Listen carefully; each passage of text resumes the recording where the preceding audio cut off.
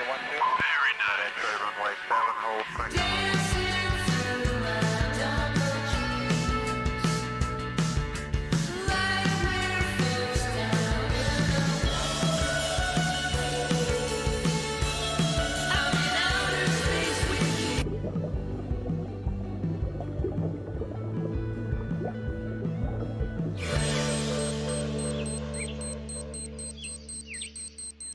Oh, crap.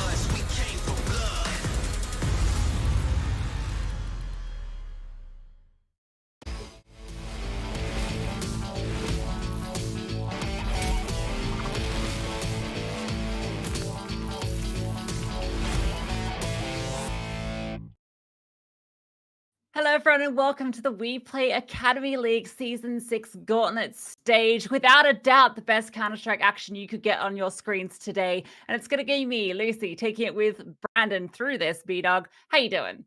Yeah, really good. Thank you. We've got some incredible best of threes today, and we find out which two teams will be joining Navi Junior and Spirit Academy in the playoffs that will take place in just a couple of weeks. There's plenty of action, and I'm excited to get this one underway. Yeah, so our first game of the day, that's going to be the Young Ninjas taking on 0-0 Prospects. That's a very exciting game coming up. And then our final game a bit later will be MOUZ NXT versus OG Academy. These four teams, only one from each of these best of threes, will progress to those playoff stages. And yeah, it's an exciting one to kick us off, Brandon. The Young Ninjas look pretty good this season. They came through from the tiebreaker, so they got to skip out that first stage of the play-ins that Australia's talent actually fell in the end. And Prospects as well, an incredible series we saw against them Fnatic yesterday. So both these teams in amazing form at the moment. Yeah, I feel like what was an interesting storyline for this is, as we take a look at the standings, is the fact that Young Ninjas, they were kind of falling off just a little bit. They were losing some games that they honestly shouldn't have been. And then they come into that game against Astralis. It's a rematch from the day before where Astralis looked very dominant on Vertigo. Young Ninjas came in with a completely different game plan, and it looked really good. But here are the highlights from yesterday, and you can kind of see these on the screen as we talk a little bit more about these two teams. And well, this team, Prospects, took down the champions, Fnatic Rising of Season 5, which means already we're going to have a new champion here at Season 6. The Prospects look so good, especially on Ancient. This was an absolute maul-in. Yeah, they took them down as an understatement. This was a complete collapse by Fnatic Rising. Prospects walked all over them on Ancient, making it their home. It was a domination. You can see it in the scoreboard there, 12-1, 15-1. T-side was unbelievable, and that's got to get you excited about this matchup today because they come through with all of that energy from that game. There's a little bit of a different story on Inferno. It didn't quite go the way that maybe they hoped, but it's still incredible stuff for Prospects, and it's got to get you excited. It does. And you look at the players on this team, you look at how good bo3 was performing as well. Spooky, constantly consistent. If you talk about him, he comes up with a multi-kill, and Prospects, they had a dominating lead on this. Fnatic Rising tried to come back. It got very close at the end, but the Prospects, they just managed to do it. They didn't see that the side of map of overpass. They do it into, and they dethrone Fnatic Rising. And that sets us up really nicely to take on the Young Ninjas, because I think, if I'm being honest, Young Ninjas is one of the best lineups just on paper here at the Academy League.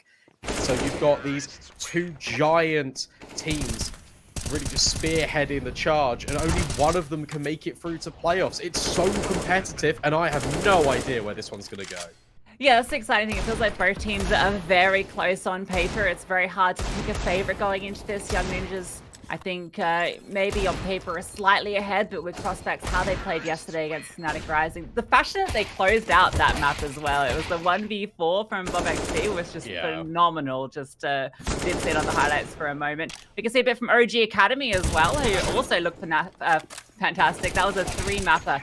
They took down Australia's talent, which again was maybe a bit of a surprising run, that one there. I think Australia's talent going into that, we looked at them as a team that were feeling pretty confident. They looked really close against Young Ninjas, but OG Academy really impressive.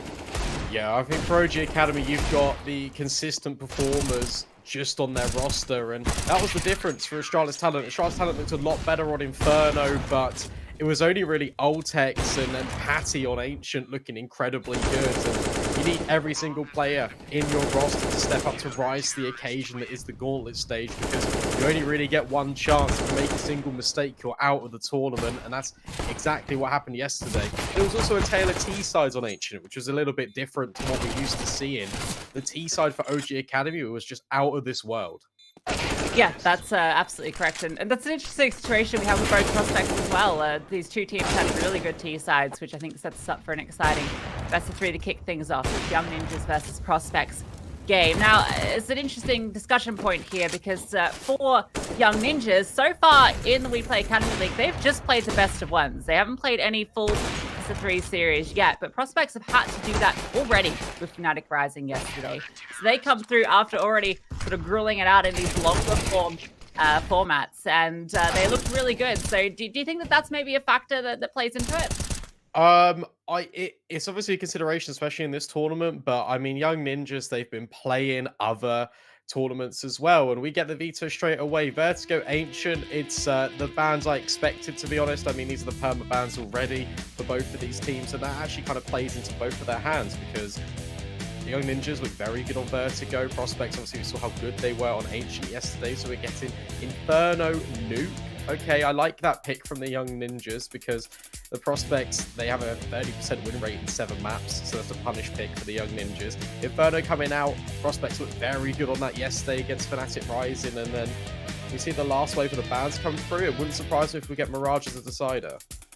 Yeah, I feel like Mirage or Overpass, these teams have played on Overpass a couple of times actually in the past, in this season, in Season 6, and both those times Young Ninjas came out ahead. They're going to be able to cast a deciding vote here as to where it goes, so I wouldn't be surprised if they want to send it there. Prospects have also been on quite a good streak on Mirage, so you might want to avoid that. I think they've won the last 5 games in a row there, so it feels to me Overpass as a likely decider, but I'm interested in that Inferno pick because Young Ninjas have actually been quite prolific on this map. They've picked it relatively consistently and do look pretty good on it. But I guess for Prospects, given that recency bias, playing really well on it just yesterday, they want to continue that momentum. And indeed, it is Overpass as the decider. I think as well for Prospects is the fact that they play Inferno quite a lot in their series outside of WePlay. And they've got a lot of maps under their belt in the last few months comparatively to the Young Ninjas. So I think it's more of a comfort pick rather than just a means to punish. They would have loved to have picked Ancient, for example, but they can't do that, obviously, because of the way the veto matches up. So Inferno, I think, is a pretty safe place. And the fact that Overpass has gone through as the decider, that's also going to favour both of these teams because they really like playing it. They've got between them over 30 maps in the last 3 months on Overpass alone. So it's a very good veto. I think we're going to have a very competitive series here, and we're going to get things straight underway as we see this little animation bursting out towards the coffins. I'm not going to wait too much longer to get straight into the series. Yeah, an exciting one to kick us off. Inferno, a map that both these teams have played plenty on, so it's going to be an explosive game to get us started. Brandon, looking at this veto, knowing what we've seen from these teams so far in the league, is there a clear favorite to you, or do you think it's just going to be a straight out brawl that goes all 3? I think it's going to be difficult. I really like the pick of Young Ninjas on Nuke. I feel like if Young Ninjas are able to win out Inferno, I think they do it in 2. I feel like it's actually very essential for Prospects to win this map pick. All right, let's see if they can do it. Starting on this T side. See, dualies from Adam B on the Young Ninjas side. He's taking those into the apartments. And it's a slow start for Prospects. They're waiting to see if any pushes come through, either towards second mid or towards Banana. At the moment, that is not taking place. But bo3 is going to start walking up. That's where these dualies can start firing off.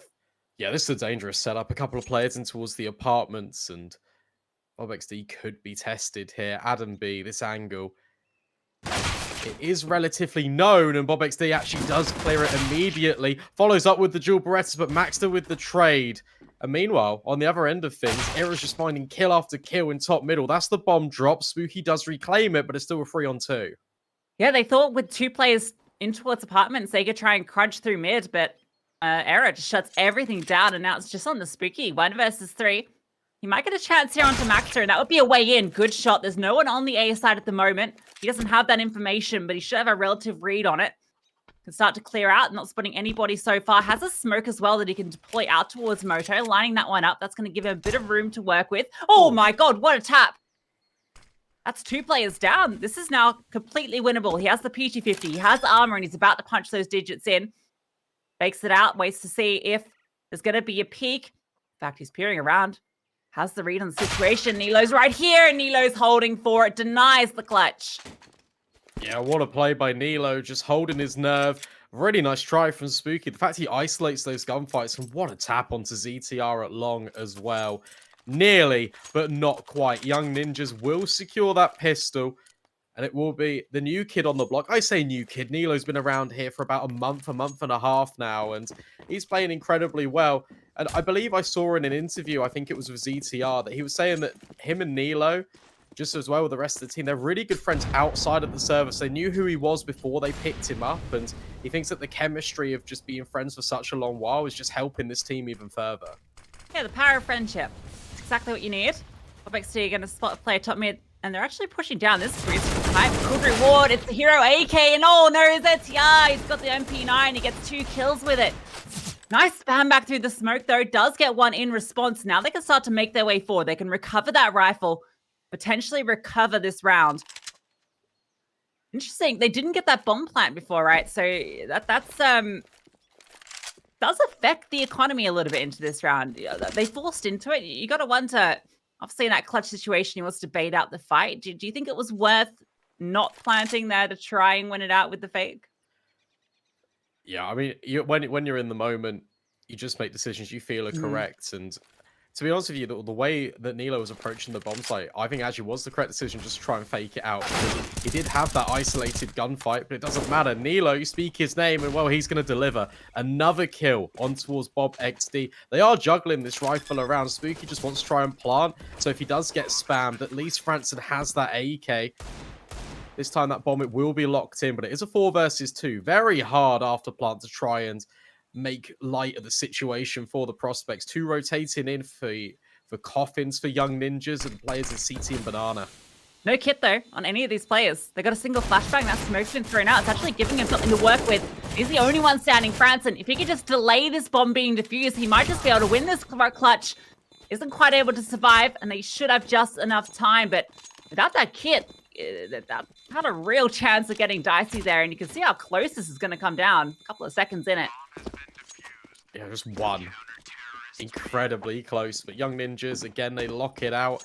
It's that one's a true retake situation. Before it was a 1 versus 1, but Nilo still retook the site, right? But the fact that prospects get the bomb down there, it's going to help them going forward. This one's just going to be a partial investment, another opportunity to try and lock in one of these bomb sites. Try and get a little bit more money in the follow-up for your full rifle. But right now, I'd argue it looks pretty comfortable for young ninjas. It is still incredibly early into the game. They're yet to be tested on these rifles, but still impressed with the defense. Strong showing early. And that's exactly what you need in a best of 3. Just kind of put your best foot forward and immediately come out the gates. Yeah, prospects with that bomb plant at least have a little bit of a buy into this. It's not really anything too exciting to write home. And while Spooky's not going to be writing anything home because he's been spammed down the bottom of Banana, the rest of the squad is grouping up for a play out through apartments.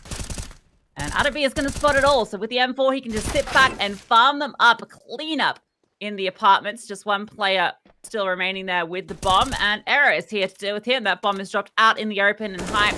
There is absolutely...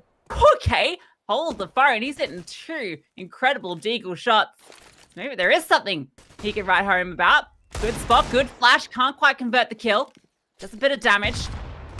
Yeah, throwing all the utility his way. Gets spotted trying to juggle it around, but good damage done at the tail end.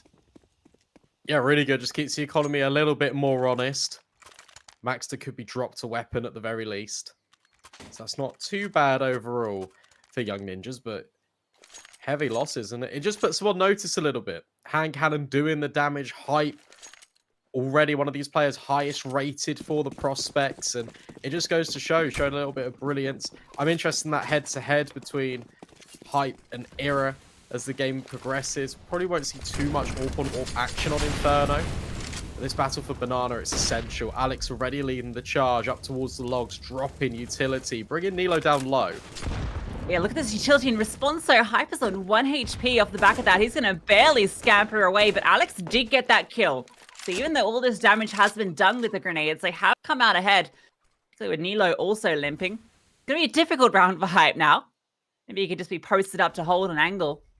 In case there's anyone leaving Banana if they do decide to commit to A. But now they've got this opening, it's all up to them. And look at this defensive setup from Young Ninjas. 2 players in towards Pit. And 1 player Banana. Era's spotting that out. There's a lot of pressure on him over here. And he's peeking through, trying to take a fight, trying to even things back out. Playing over the top of Car. Got 1 out. Good kill onto Alex. He's down to 5 HP though, and there's the trade. Spooky's comes through. And they haven't started rotating yet. They're committing to A. Look at this gap. bo3 trying to find it. And I think he'll be allowed it because Nilo's just walked all the way into the bomb site. They're going for a little bit of a gamble, and it might not pay off. However, bo3, no. it looks like he's wrapping into library here. So prospects are actually going to hit A. They're going to walk straight into this stack. They threw out the utility to fake out B, but A is the intended destination. Maxter is spotted in towards Mini Pip. Obviously trying to take this fight, but I think I'm being ready for the second player here as well. And here he goes, swings out, sprays them, both of them down. There's Maxter chiming in as well. Nilo, the only one remaining, but he's elevated and removes Spooky. They walk into the stack and they are eviscerated. That's a really nice play, because what you've got there is you've got the Mini Pip player taking first contact, then followed up with Adam B. He gets Molotov. He just stands in the fire and fights to his death. And Nilo, this entire time, has not shot a single bullet. He just waits, bides his time. And just when Young Ninjas think the site's clear, they've got enough time just to plant the bomb, no, he strikes. Really nice setup for the Young Ninjas. And that was all accommodated by the fact that Nilo originally flashed Ira back in to the fight on Banana to get the information to set him up to find that initial kill on Banana. These HEs doing so much damage early. Utility from Young Ninjas is phenomenal. Era getting this open up. It's another bait setup here. Maxter is tucked in. There's always someone hiding in the shadows on this Young Ninja squad, and I guess that's the name of the team, so you do expect it. bo3 almost going down just by the pre-fire. Now he will be removed. Era finishes the job he started. This is dominant from Young Ninjas. They're not allowing prospects in at all. Even on the gun round, they had the right read. Now this time on the follow-up, they're just making sure that there's not too much damage. Although, as I say that, Alex has just found a couple of kills. Make that a third. So it's really good work done by the IGL of prospects, but it doesn't really amount to a round conversion. Young Ninjas keep it flawless, 5 in a row. This is a great start from Young Ninjas, and I think somewhat expected on Inferno. It is a map there, as I mentioned, they are quite happy to be playing. So I think they're more than happy that Prospect picked into it and started on that T side, which can be quite tricky. Although Prospect showed us some really solid T sides yesterday. We saw it at the tail end of that round there, what they are capable of, but that was when you'd already lost 2 teammates and, you know, you're just trying to recover something. It also felt like yesterday, Alex was just really locked in on the server. Like he was almost part of his mouse and keyboard because he was just calling everything to perfection against Fnatic Rising. And sometimes when you go up against another team such as Young Ninjas and you get off to a bit of a slower start, it can be really difficult to kind of lock in and reset. But he's got the capacity to do so. We have seen recoveries before, and it's this CT side of Inferno that's the most prolific for the prospects. Here we have an AWP out for Ira. He's already spotted a couple of players down towards T ramp, and Alex might meet his demise, but I like this. The fact that they just dismantle it early, they make sure that they leave nothing to chance here, because Franson was very close to coming out to void there and just ruining all of that. Yeah, there's a timer on those sort of picks where that wrapping player there's always someone lurking in the apartment, so you gotta be ready for it. They are. This utility is fantastic. They are just dominating the control here, but Hype is getting the kills. Bomb dropped, but doesn't really matter. Nilo falls back, but he's now the only defender over towards B. Drops the preemptive smoke, and that's as the T-smoke comes through. Oh, the spam from Nilo. That is so unfortunate for prospects, but they're going to continue to accelerate off. He gets the reload in, and now he's continuing to try and fight this, and he takes another one down. Burns to a crisp afterwards, but the damage has been done. A man advantage, make it 2 as Adam B spams Franson through the smoke. Alex is the only one remaining, and they are wrapping Banana rapidly. Starts to clear it out, and they're just going to drop through. Era gets the kill. Alex got 1, but that's all. What a hold by Nilo. He literally just does everything there. The fact he gets 3 kills, started off the game so strong, and then the fadeaway kill at New Box as well. He's mollied out of position. He's under a lot of pressure, and he just stands in the fire and continues to fight. And that extra second allows Young Ninjas a little bit of temporary respite. They can rotate, allow that player to come up towards Banana, as well as just having the AWP being boosted up at CT. The timing was perfect, and it's another case of an anchor player in WePlay Academy delivering on these multi-kills. Sort of Ultex yesterday, and now Nilo is doing the damage. You can see why they brought him into the squad. He's doing everything they asked for and more. I like the decision from Prospects that round to push the advantage after they get that opening kill. The trades go back and forth, it's even. They want to try and put the pressure on, try and take the site while there's only one defender, but you can't account for Nilo for stepping up like that.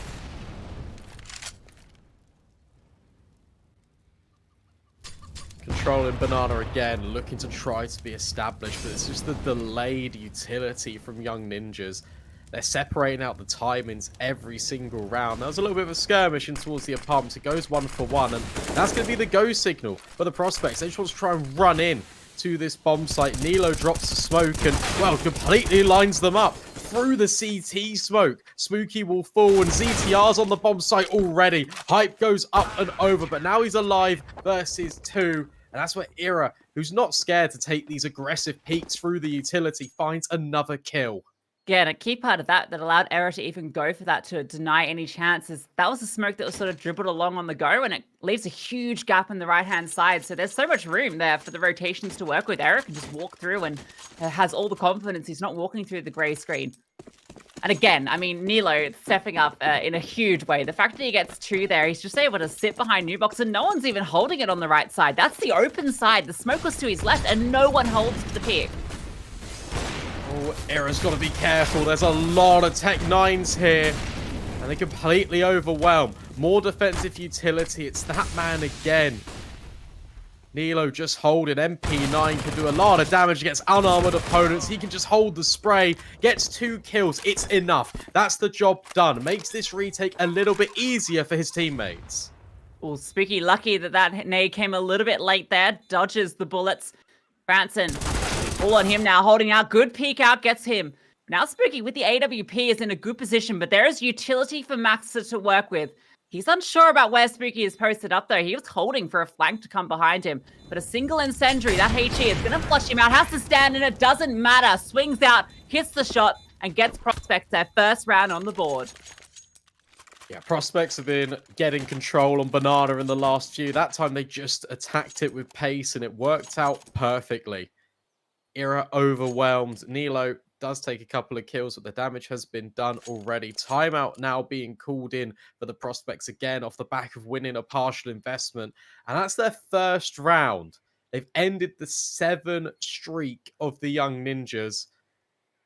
And well, for Prospects, it's still a long way back in, but there's potential to try and recover this. The money is not great on the CT side. Yeah, you don't want to give them a 0-7 start, but now you can start to claw things back. And on the T side, 5 or 6 would be respectable. And not only that, Brandon, we get to jump to our first TeamSpeak round of the day. We're going to listen to the Young Ninjas, hear how they're getting on with this phenomenal start. Jag vill bara att ni alla ska veta att ni är skitsnygga och vi kommer vinna det här gamet. Hur han bara ut nu? Jag bussar upp det eller? Nej, jag bussade i muren här alltså. Jag kommer inte fika lång, jag är när ni får kontakt. 1 second. Hoppade över till väl. Ja. Inne i hus. En backar. Alltså. Akta på att de har gått in B, alltså, helt ärligt. Vi försöker snicka en i Nej, mitt han fick flash. Nej, vi ska kvar, Ska vi vinna måste vi stå kvar. Nej, skit den tror jag. Han hoppar upp. Ja, klar. Flash. AWP nära. Är han close och söker eller? Ja, jag tror det. Han Vill har du wide out? Vi svingar hårt. Ja, jag low key. Flash. 2, 3. AWP. Boiler. Second. Ett uppe boiler. Street. Ett uppe boiler. En second mid. Bra det här med. Ja, jag fick han. Ja, de är inte bara cash på. Fokus nu buss, nu kör vi. Let's go.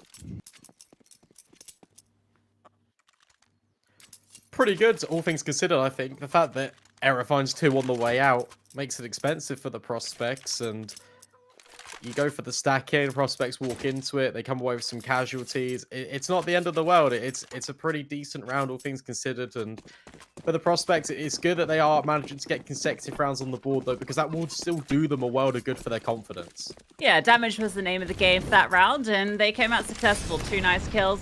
Obviously could have done with 3, would have been the magic number to hit on those sort of rounds, but they'll be okay with that.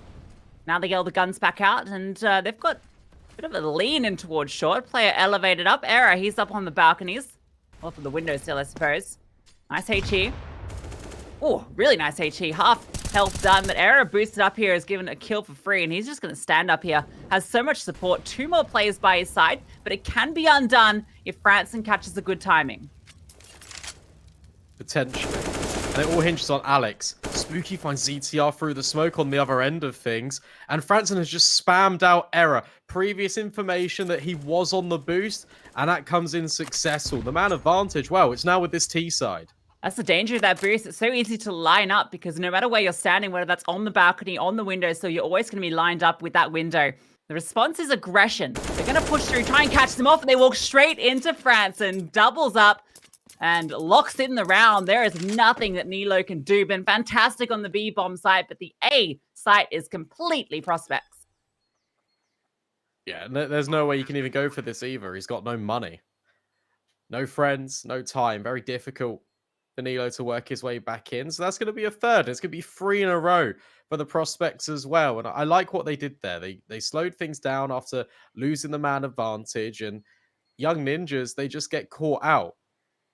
Firstly, by the peek in from Spooky just through the smoke, and then Franson just somehow finds free, spams Era, and then waits for the contact. Really good presence of mind because Young Ninjas are going for an information play to try and trade him out. It doesn't quite work. They don't clear the corner all the way around, and he just completely capitalizes upon it.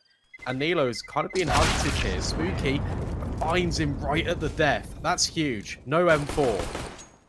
Yeah, it's a great kill to find at the tail end. Now, Young Ninjas have nothing to work with into this round, and this is the chance for Prospects to really get these rounds in a row, starting to feel that confidence on the T side. 4 should be in the bag, based on what Young Ninjas have into this. It's going to be a couple of pistols again, so a similar round to what we saw just 2 rounds prior. And this is the danger of the CT side economy. It gets into this up and down seesaw kind of pattern where it's buy, save, buy, save. And now we're in the save mode. It's full eco. Couldn't remember what it was, Brandon. Seesaw. It's okay, what's the I thought you were going to go with yo-yo. Yo-yo, yeah, that's also similar. That goes up, down. Yep. It do be. Look at this stack. Again, it's the same one. Prospects. Molly and D. Oh, it's at the worst possible time. I guess it doesn't even matter. Era finds 2 kills with the USP again. This man on the pistol doing the damage to the Prospects. However, that economy, it has been swelling because of the recent results.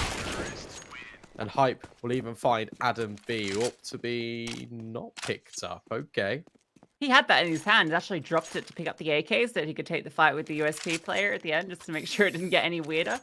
He decides, you know what, it's going well with the AKs. We don't need no AWP. And that sometimes is the case on the T side, just because it can be a little bit more tricky with the AWP. It's great in the post plants, obviously, particularly towards B, but early on, it can be often difficult to find that impact. And if you're feeling yourself with the rifle, why not continue with it?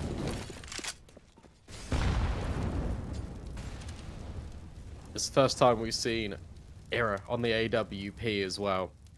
16-8. What's good about this player is not only has he got arguably the most experience in the Academy League, but he's also really prolific on those rifles, rather than just being so reliant on the AWP.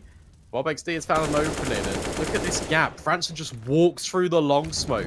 So the AWP, it's not even going to come into any effect at all, and now it's just Maxter on the bomb site. I love this from Prospects, the way they played that. We'll break down in 1 second and see what Maxter can get away with here. Nothing, it would seem. So Hype is going to find him. And yeah, BobXD found the opener, and then he just continues to put aggressive pressure on towards apartments. Drops down the lurk smoke, throws out flash after flash, just keeping them interested. And that's where it's exploited out towards long. Franson walks through the smoke, disrespecting it, and catches off the rotating player who's trying to respond to that app's aggression, because normally you'll see that they'll come over towards library here because it gives you a good, nice, long-range line of sight of apartments. And it's just perfectly played by Prospects. This is the calling that we saw from them yesterday, Brandon, that just allowed them to exploit these gaps time and time again. Era will find one on the way out. It's actually onto the counterpart of Hype. But yeah, that was just really expertly played.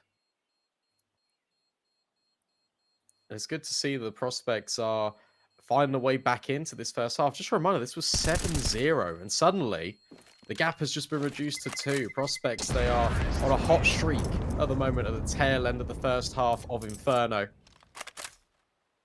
And the buy it is there for Young Ninjas. They can drop some rifles over as well. And if they do this and then they lose, it means they eco into the next and they can rebuy for the last round. So I imagine that's what they're going to do, but they are going to pause and have a little think about it.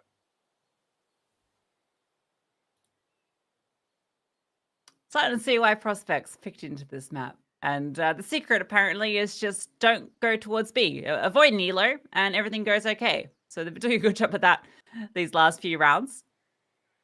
Finding the openings over towards A, exploiting these gaps where they can find them, and it's working time and time again. Here we go. Here comes the drops. This makes sense. Young Ninja's looking to reinvest. I'd like to see. I'm just looking at the spawn. Era's got one to maybe just peek top middle, but no, instead he's heading more over towards B. 3 players starting on banana for Young Ninjas, and they're looking to take this quite aggressively. Orpa lining up the flashbangs. CTR looking for any pieces of information, but it's actually uncontested by the Prospects. They're more interested in top mid, and this is the right call again because it is just slightly understaffed. There's 2 players in between towards pit for the crossfire, and bob3 does this play a lot. Looks at the floor, jumps in aggressively, and they're just completely wrapping A. Yeah, Maxter and Adam B, they did a crossfire here earlier in this half. Can they do it again? Adam B gets this opener and he's looking for the fight out long. Runs out of bullets before he can convert the kill. Nilo gets one, but trade out immediately. Actually, no, Nilo's found another. And that bomb is now stuck out towards Library. It's been delivered towards Era. It has to be recovered. They're finding kills at the very least. But Nilo is still... Sorry, no, he's traded out. Era gets killed to France and all onto hype. Spots out Era on the other side of the smoke. He's trying to reposition, but they know where he is. They can hold for this. ZTR can reposition and hold the library peak, and Era can just focus towards CT spawn. And that's where hype is. Era, bomb delivered, doesn't let it go. That's a really nice call from the Young Ninjas as well, because Prospects are looking to rinse and repeat the same strategy. And as soon as the same utility set comes in and they're feeling the pressure towards that crossfire between balcony and pit, Young Ninjas rotate proactively, and they rotate a second faster to the point where it's a head-on collision in towards long. And the fact the bombs drops just throws everything into a spiral and a spin for the Prospects, and they're not able to really capitalize upon the opening that they potentially had. Another fight in towards banana. Hype being so aggressive. Nearly catches out ZTR on the jump, but not quite. Does find Nilo, though. Alex looking for more. Maxa trades him out. So many players here for the CTs. Spooky wants to throw another body out. He's got bob3 by his side. They know where Maxter is. They can just spam him out. Don't let him escape. And they do remove him. Takes the entire clip to do it. Now the reload comes through. France and catches off Adam B as well. This round falling into disarray. Era. Got to get this one. Actually, he's been spotted. Gets dinked, but at least gets the kill. And he can try and hold on to the AWP, but Spooky has other plans for him. It is Halloween, and he is about to give him a jump scare. There it is, straight into the side of the noggin. Yeah, nice space being taken there by the Prospects again, and immediately it's a round back, 8-6. What a recovery for the first half for the Prospects. Young Ninjas will win out the half, or will it be 9? Or will it be 7 for the Prospects? It looks to be 7. Take a look at the buy. It's really just not ideal for this CT side. A couple of SMGs, a Deagle even thrown into the mix. And yeah, the Prospects, I quite like their chances here in the last round of the half. Quite like their Prospects. Yeah. Nice. It's just sitting there, Brandon. It was, yeah. Just sitting there like Spooky and Banana. He's tucked in towards tree. The TR is jumping it, not spotting him yet. Franson has been finding success against Adam B in towards the apartments time and time again. He's just got the Desert Eagle. The smoke is dropped at his toes. Flash through to peek. Banana doesn't spot anyone, and so Maxter is going to bail. Oh, ZTR is just walking away. This peek from hype is fantastic. Era responds in towards top mid and evens things back out. Now the smoke's come through. This is a commitment. 3 players here with the bomb on their back. They're trying to walk through. Being spammed through the smoke. Nilo is caught in the smoke of his own. Spooky deals with him. Now this boost looks like it's about to be assembled, but everyone is crumbled and they are just getting spammed through it. Just Max the remaining, and he is dealt with by Alex. Prospects end with 7 rounds at the half. God, the difference there with that B site defense where it has looked so strong before as Nilo does not find any kills on the way in. The Prospects immediately dispatch of him and they focus him as well. Molotov out towards quad, 2 players staring at his escape, spamming the smoke. There's no way out for Nilo. So the Prospects have learned from their mistakes, and that B bomb site take is a complete success, and it is as close as can be as we head into the second half. Talk about a resurgence, right? 7 rounds, that's incredible. But yeah, it's been a bit of a tough run for the young ninjas these last few rounds. So let's hop into the team speak, hear how it's going in the camp. Full dubbelvinner, hoppar ut och smäll 2 här alltså. Det gör så.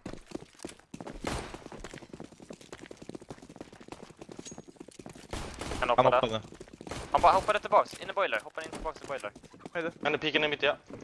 Han piken i mitt. Boiler. Jag hoppar kort. 2 kommer vara mot mitten boys. Kort Jag är en. pit i Boiler. Kort. Jag har hus. Jag har hus. Ja. Jag är pit. En i hus. Hus. Kort en. Lätt winnable. Pushar husen. Kort. Det borde 2. Många kort. Jävligt många En i kort. hus. Och en i hus. Flash. Fast En är kort. det. Inside. Nice. En i hus och 2 kort. Nice. Hus. Nice. Nice. Kort. Oh my god! Alltså. Bra Max! Riktigt jävla bra! Well, Camp sounds pretty happy. Maxter, what a 4K. That's outrageous. They're just laughing about it. And they're taking a pause, probably just to calm down. That is unbelievable. What a round from that man. Yeah, Prospects decide to play retake, and it looks perfect for them. They have 5 players, it's just 2. Look, this is a 2 versus 5, but it doesn't matter. Maxter kills every single one of them. These block headshots, it's a shame he couldn't make it the ace, but it didn't matter. Adam B was there with the crossfire, only needed at the very tail end to close it out. Oh my goodness me. And that's the impact. Look, 4 kills. It's just put him up to 9. It's been the Era and Nilo show this entire first half for Young Ninjas. They've been doing everything. So the fact that they needed a hero in that moment and it was Maxter to rise to the occasion, that's so good for the Young Ninjas. And what a recovery. The fact that that's a 2 versus 4. Prospects reinvest in. Hype looking at the scout. That's a chicken, my friend. That is not Era, but he will re-peek out and remove it. It tags each way, and here's the Mag 7. Gets a headshot, make it 2. That's what we love to see. The shotgun is out and ready to play. 2 kills in Banana. It is all Alex, baby. Snaps down. Lots of money in the bank as well. Nearly $2,000. Adam B's got to be careful he doesn't fall victim to the same fate as his teammates. Brought down by 30 HP. Another flash allows Alex to go for another jump. And Adam B's just holding for it. See if that head presents itself, because that's the only opportunity he's really got to find an opening back in. 1 minute left, 5 versus 2.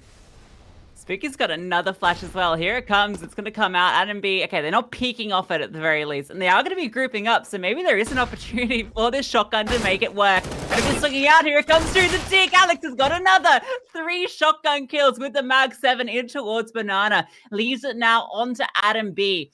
1 versus 4. Bomb on his back. AK in hand. Smoke deployed towards CT. Going to block off the vision of one of these players, but they have him held every which way he wants to go. There are CTs penning him in. Bob XC is tucked in towards underpass. And the most Adam B can really hope for is maybe just to get away with this AK. Yeah. He might be allowed it. Oh, I think he's just hit the timing. Franson jiggled out and Adam B just walks down. He made a footstep. Banana's being cleared as well. They are hunting him. I don't think they're going to find him. It doesn't look like it with the time. Just hearing them all chasing him down as well, all these footsteps. But no, they're not going to be able to spot him. A bit of a spam through the wall, not going to connect. And Prospects in a explosive fashion get their first CT round. And I mean, it started with this great scout duel that Hype came out ahead with, but Alex with the Mag 7. Domination. I just don't know how that second kill even works. Because on the follow-up, he dinked, I think it was Adam B. At a much closer range, it did 30 damage. So I don't know how the Mag 7 works. The Mag 7 has a mind of its own, it seems. But that's fine. You take those if you're Alex. Leading from the front as well. 17 kills. One of the highest rated performers on the prospects so far. And they have invested young ninjas around this AK-47 with the pistols. They're on the first stage loss bonus, so it makes sense just to force in because they can't buy into the next anyway. Good opportunity for the prospects to establish a lead. After trailing this entire game, Adam B is going to fire off a few AK bullets, keeps them on notice, and lets them know that there's this rifle in play. Hype now about to be tested out towards long. He's tucked in, ready to swing out the right opportunity. Flashbangs there, gets the first, converts it as well. Oh, the Galil gets all three. Domination out towards long. They all fall. bo3 XT makes his Galil sing too with 2 more kills of his own. Yeah, full house on the Galil. Really nice play from the 2 site players. The fact that bo3 XT flashes to allow that peek to come in, and then he's so aware that his extremity could potentially be under risk, and he holds the apartments and doubles up. These first 2 kills, it's just the flashbang that does all the work, but the follow-up onto ZTR is everything. Really nice round from the prospects.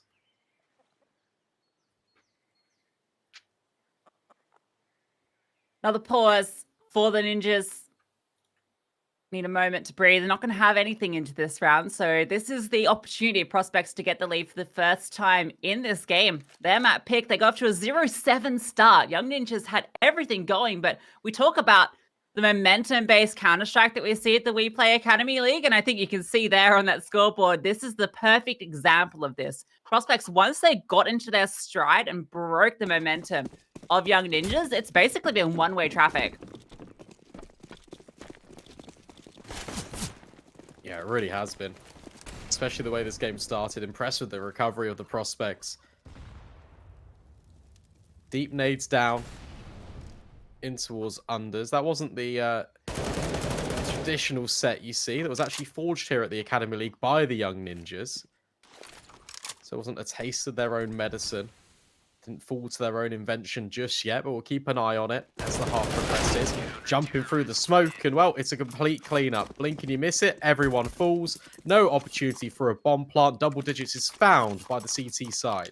I don't think I even heard a Glock bullet get fired then. It was just over before you could even finish landing from their jump through the smoke. So perfectly handled against the Glocks. So now the Young Ninjas get another chance. They fill out all the rifles across the board. There is one CT rifle on the server. There's one A1S. Everything else is Galils and AKs. That's a typical CT buy. That's perfect. That's just what you want. Deep nade. Okay, Maxter. See you later, Alex. That's a great scalp to take if you're the Young Ninjas as well, because as previously mentioned, he was performing quite well, and I like this from Ira. He's just forcing the issue. Another opener found, and that's going to allow the Young Ninjas to accelerate onto this A bomb site. bo3 XT has walked his way through the smoke. Well, he's been caught out and even spammed down by ZTR. What a take, and prospects, well, they got to save now. Yeah, and you got to really highlight Error as well, getting that big kill that really allowed them to continue to accelerate. And he's been having a fantastic game from the Ninjas. Obviously, it's been a little bit quiet these last few because it's been the prospects sort of leading the charge, but he's out there on 22 kills. By and far the highest fragger on the server at the moment. 4 kills actually in front of the next player, but it is a very top-heavy scoreline on the Young Ninjas. I think that's kind of the disclaimer there. It's Error up the top, Nilo a little bit behind him, and then there's another big gap before the rest of them. Whereas for prospects, it's a bit more even across the board. You've got 2 players on 18 kills, 1 on 17, and that, as we get into the tail end of this series, of this first map, might be a big difference maker. Potentially, and what's a little bit interesting is normally you got the triple threat. It's spooky hype bo3 XT, but in fact it's Alex stepping up, rising to the occasion. So if bo3 XT can get a little bit warm, because he's notoriously really consistent for this prospect side. So if he can find some openings, get a few multi-kills here or there, and that's when it gets dangerous for the Young Ninjas. That's where it's the realms of prospects taking the map, and it was that quick play that caught CT's off guard. Interested to see if the Young Ninjas are going to throw more pace at their T side. Hype with the AWP, peeking down in towards ramp, and nearly gets error, but not quite. bob3 now over towards apartments, goes unchecked, but Adam B still wins out the fight anyway. Oh, okay. Hype's removed. Branson with a trade, but Nilo steps in. What a take again on this A bomb site by the Young Ninjas. How has that happened? I love the initiative from Adam B. He's dinked down, knows that his impact as a T-side rifler is going to be low for the rest of the round, so he just goes to take space, jumps to the apartments, gets in a mini peek, causing chaos. His intention there is to help his teammates, you know, able to exploit and get a trade off him, but it doesn't matter. He just gets the kill himself. Absolutely outrageous way to lock in this round for the Young Ninjas. Coming just off that pure aggression, dropping down, and, well, they now take back the lead, 11 rounds. Gonna have to be the save for these 2 rifles so that they have another chance into the next, which they will. They've got plenty of money still. Unbelievable, but that's now 2 rounds in a row that basically Young Ninjas walk onto the A bomb site without too much contention. And Adam B just finds the openers. Really nice shot, an adjustment onto bob3 as well, because he was just dinked by the M4. Reflex headshot. And yeah, the follow-up, as you mentioned, was just really instrumental in Young Ninjas having the space to work with to get onto that bomb site. The headshot always helps, and Hype, probably a bit dazed by that one, wasn't expecting to get completely laid out by that. But I tell you what, let's listen into the prospects. We've had a lot from the Young Ninjas. What are the prospects cooking up? Jag måste lägga... På min Jag lägga hink. smoken eller ut. Det ligger smoke jag kommer tillbaks. Mollo HE ligger spawn. En street. Håller bil. Mollo hus. Ja. Han bara midnight. Akta att de vill gå B på det sen. Jag är HR. Bussa. Flash. Flashade mur. De har inte lagt någon flash. Vad smonkar då? Eller spänn man smak. I guess. Nej. Flash om lägga smoke så får du springa in sen. Precis. Jag kommer lägga en flash De bakom. failar långt smoke. Rota B fram tror jag. Ett tag. Close mid, akta hus. Jag målade hus. Målar ut snart alltså. Och lång. En mid. Målar falen nu. Inte ute. Det är bara en Nej, som lägger ner till mid tror jag. Hoppa ner. Jag lägger molly. Jag gör det. Eller H nu. Boiler. Nice. Jag går runt En långt. topp B här annars. sen. Jag har inga steps. Jag Kom kommer igen, in måla. smoke gap och aima. De låg B-split. Jag vill smaka lång. Jag stannar inte. Jag vet. Jag flashade. Ner om du. Nice. Jag sitter i grave. Fuck. Han är med på Jag kontroll. håller kort. Jag är dålig på oss. Det är flash från långt. Jag kommer måla. Jag kan hålla måla. Mm. Kommer vi smoka snart. Jag är i hörnet. Jag ser till om du vill ha flash. Smoke Jag fade. har 8 skott. Jag lägger... Målar ut. Nej, Målar ut. jag går inte coffins. Jag Jag har har en inga flash ute. steps. Okej, kan du flasha? Jag vill resmoka här alltså. Flasha där. Det är du ut. Kan du lägga till sen? Jag pikar inte. Ja, jag flashar där. Resmoka nu. Actor more close. Eller hus. Men på Kommer taket. flasha poolen och kör. AWP. Jag pikar. Hus, lägga hus. Ett uppe. Backar den, jag är där. Det är alla 3. En mitt i mid. Hus, Mitt i mid. uppe på kort. Insight Insight. om någon. Lägger en flashhack bakom dig. Nice, Nice. nice. Ja, vi. Vi må...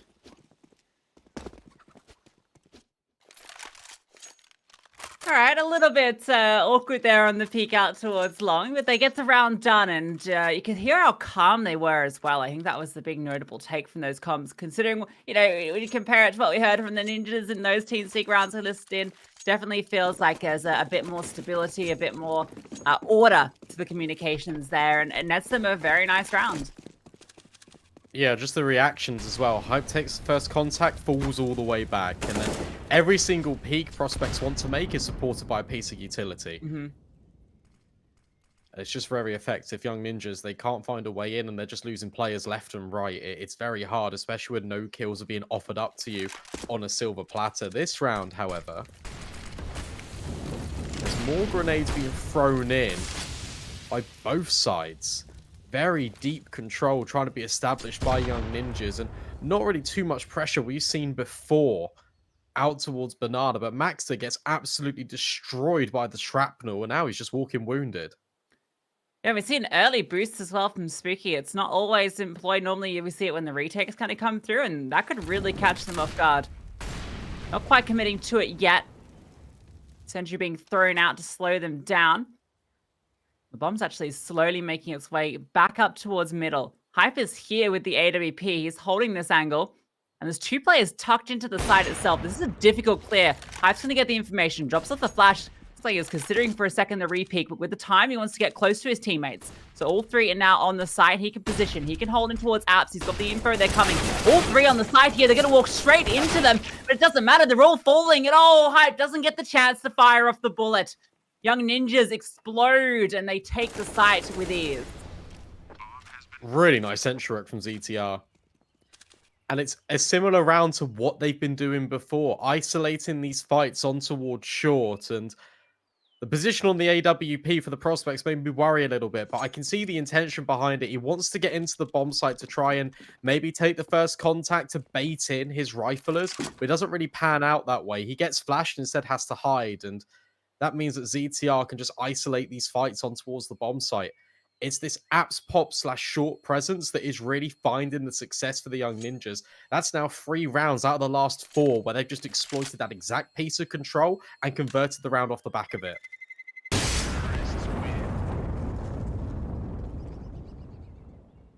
Tell you what, these rounds are now very close. We're talking about the momentum of how this game was playing out earlier, how it was all sort of one and then the other, but now it's just back and forth. Each team fighting with everything they've got to take this opening map. This is a progression game and an elimination game. The winner of this will be going through to the playoffs, and that's a huge experience. The big LAN with Na'Vi and Spirit already there. Only one of these Swedish teams will make it through. Hype aggressive with the AWP pushing forward. Sentry dropped deep to fake out that he's not this close. He's going to peek into it, but he misses the shot. Dinked. Now he's to be careful. 10 HP. They're going to flash through. He's trying to fall back, and he's talked by Nilo, but the trade is there. Oh, bo3 dinked from the spam, but gets away with the AWP. Unreal. What a dig. Oh, What? error. Okay. Yeah, so you see when I said earlier that he likes to do that? Yeah, I didn't expect it to be that dramatic. Oh my goodness me. That's an opening. I look at Alex. He's so scared about this potential wrap. It's all onto bo3, who's literally got 6 points of health, and now he's holding. Drops a deep smoke. Era does find that arch player. bo3 is not an AWPer by nature, so misses the mark. Adam B takes full capitalization upon it. And now Spooky is just in a 1 versus 3. Moto re-smoked. And this is very difficult to try and recover. No utility. Era's even holding the long extremity. And if you're Spooky, I mean, you're just being peppered down by all angles. That Molotov's gone deep. Not allowed in towards Moto. We'll find the AWP, but that's pretty much it. Yeah, Era getting a little eager there after that audacious couple of kills. I can't believe that. He had no support, no one by him, no utility over to support the peak. He just walks through the smoke and shoots him in the head with the AWP. That is unbelievable confidence and unbelievable impact. Yeah, that's a man going 24 and 16, just swinging, thinking he's going to win every single fight he takes. And that's dangerous in itself, especially towards the tail end of a game, right? 13 to 11, and now prospects have to be aware that even the snipers are more than happy to get aggressive through the utility. So that's just an extra thing to consider, and it doesn't feel great, especially when the money is so low. You've got 1 rifle, that's it, which means that Young Ninjas, it's a golden chance for them to just get onto 14, drive another wedge between themselves and prospects, and get ever so close to taking this map pick of Inferno away. Spooky's got the hero rifle here. That's that saved one over. So he's looking to try and find some impact. And there it is. Gets himself a kill. And he just wants to fall back. So they can recover that AK and they can have 2 over into the next. But all of Young Ninjas is in towards Banana. They're going to throw their execute utility. And instead of being dropped by Alex, that was the one piece of utility they have. And that actually slows things down. It's going to allow everybody to make their way over. And there's still a chance that damage can be done here. But good tackle through the smoke. 1 kill does come through. Adam B falls. bo3 gets him through the smoke. But that's it. Spooky, the only one remaining now. But has a hit. Gets the first kill. Looking for the second. Can't quite convert it. Era up on the high ground does deal with him. And there's no nonsense being conducted here as Young Ninjas get up to 14. Nearly, though. There was only a chance there. Spooky could see his name up in lights. A couple of kills would have made that one even more dangerous, but timeout being cool. This is crunch time now for the prospects because this is potentially their last buy of the entire game. And I say that because although the loss bonus is building, they got 2,900. So they fully invest in. They're not going to have all the M4s if they lose. It's do or die, especially on their map pick.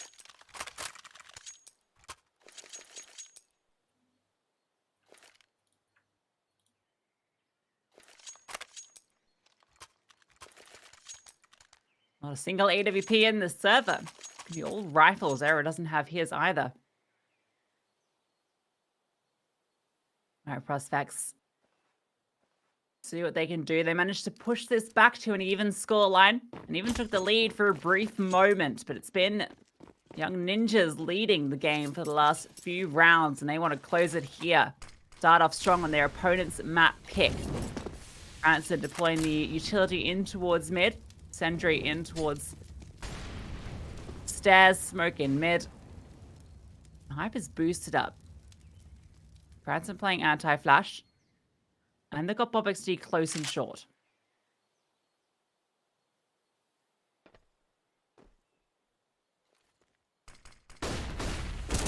Utility comes out, Hype steps up. Oh, it's a spray's perfect. Branson's on the other end at long.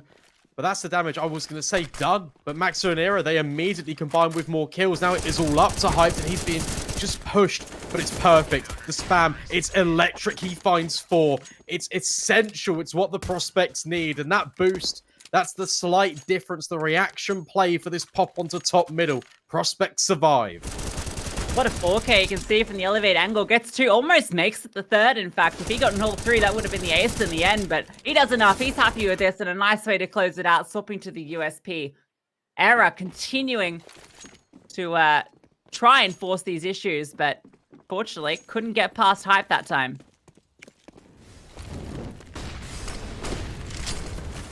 Another fight for Banana.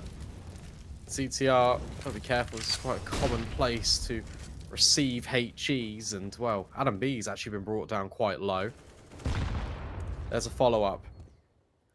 The map control has been established in the meantime in both apartments and Banana by the Ninjas. You just want to take this control early. A typical site on the T side, deploying the lurk smoke as well. Spooky's not going to respect it. He's actually standing in front of it. Flash coming through for him to clear it out as well, so they are not letting Young Ninjas feel comfortable to take this control. They've retaken top Banana. That means they can focus their efforts back towards A. Hype gets a kill for free. Nilo goes down, and there's no trade. The rest of the team are too far back. I like the fact that prospects haven't rotated either.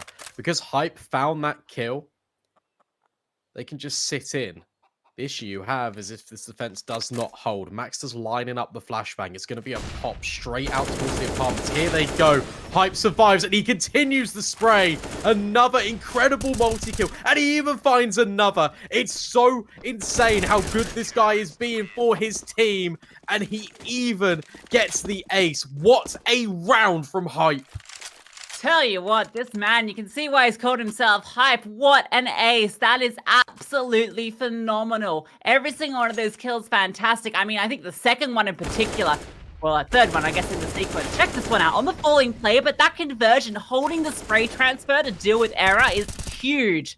And then he's just able to continue fighting, just peeking out. They're not able to deal with him, and he finds all 5. That's with the 4K just the round prior. This man is playing on a whole nother level, and he's now overtaken Error on the scoreboard. Yeah, leapfrogged him. What a hold. Young Ninjas, what do you do now? Because you've tried to go into A. That's been the loophole, if you like. That's been the one thing they've been able to find consistently. But now Hype doing this, coming up absolutely nuclear, is huge. Loss bonus. 2 stages. Which is why you've got the partial investment now coming in. This game's going to get tied up. Feels inevitable. Only a couple of HEs here, really, for them to work with, and they want to make it quick. Slow down. Good. Oh, nice stack. Alex removed, and Spooky's down to half. They're going to continue to move forward here. There's armor on Maxter. He can get himself this rifle, and suddenly there's damage that can be done. Spooky, though, he wants to deny everything. The only player here, the rotations come through. Oh, what a shot from Era. It's now starting to get scary. They've got 5 players alive, and the site is theirs. It's smoked off. Rotations coming through. bo3 making his way up towards Banana. They have to take these fights, and they have to take them soon. Yeah, this is difficult.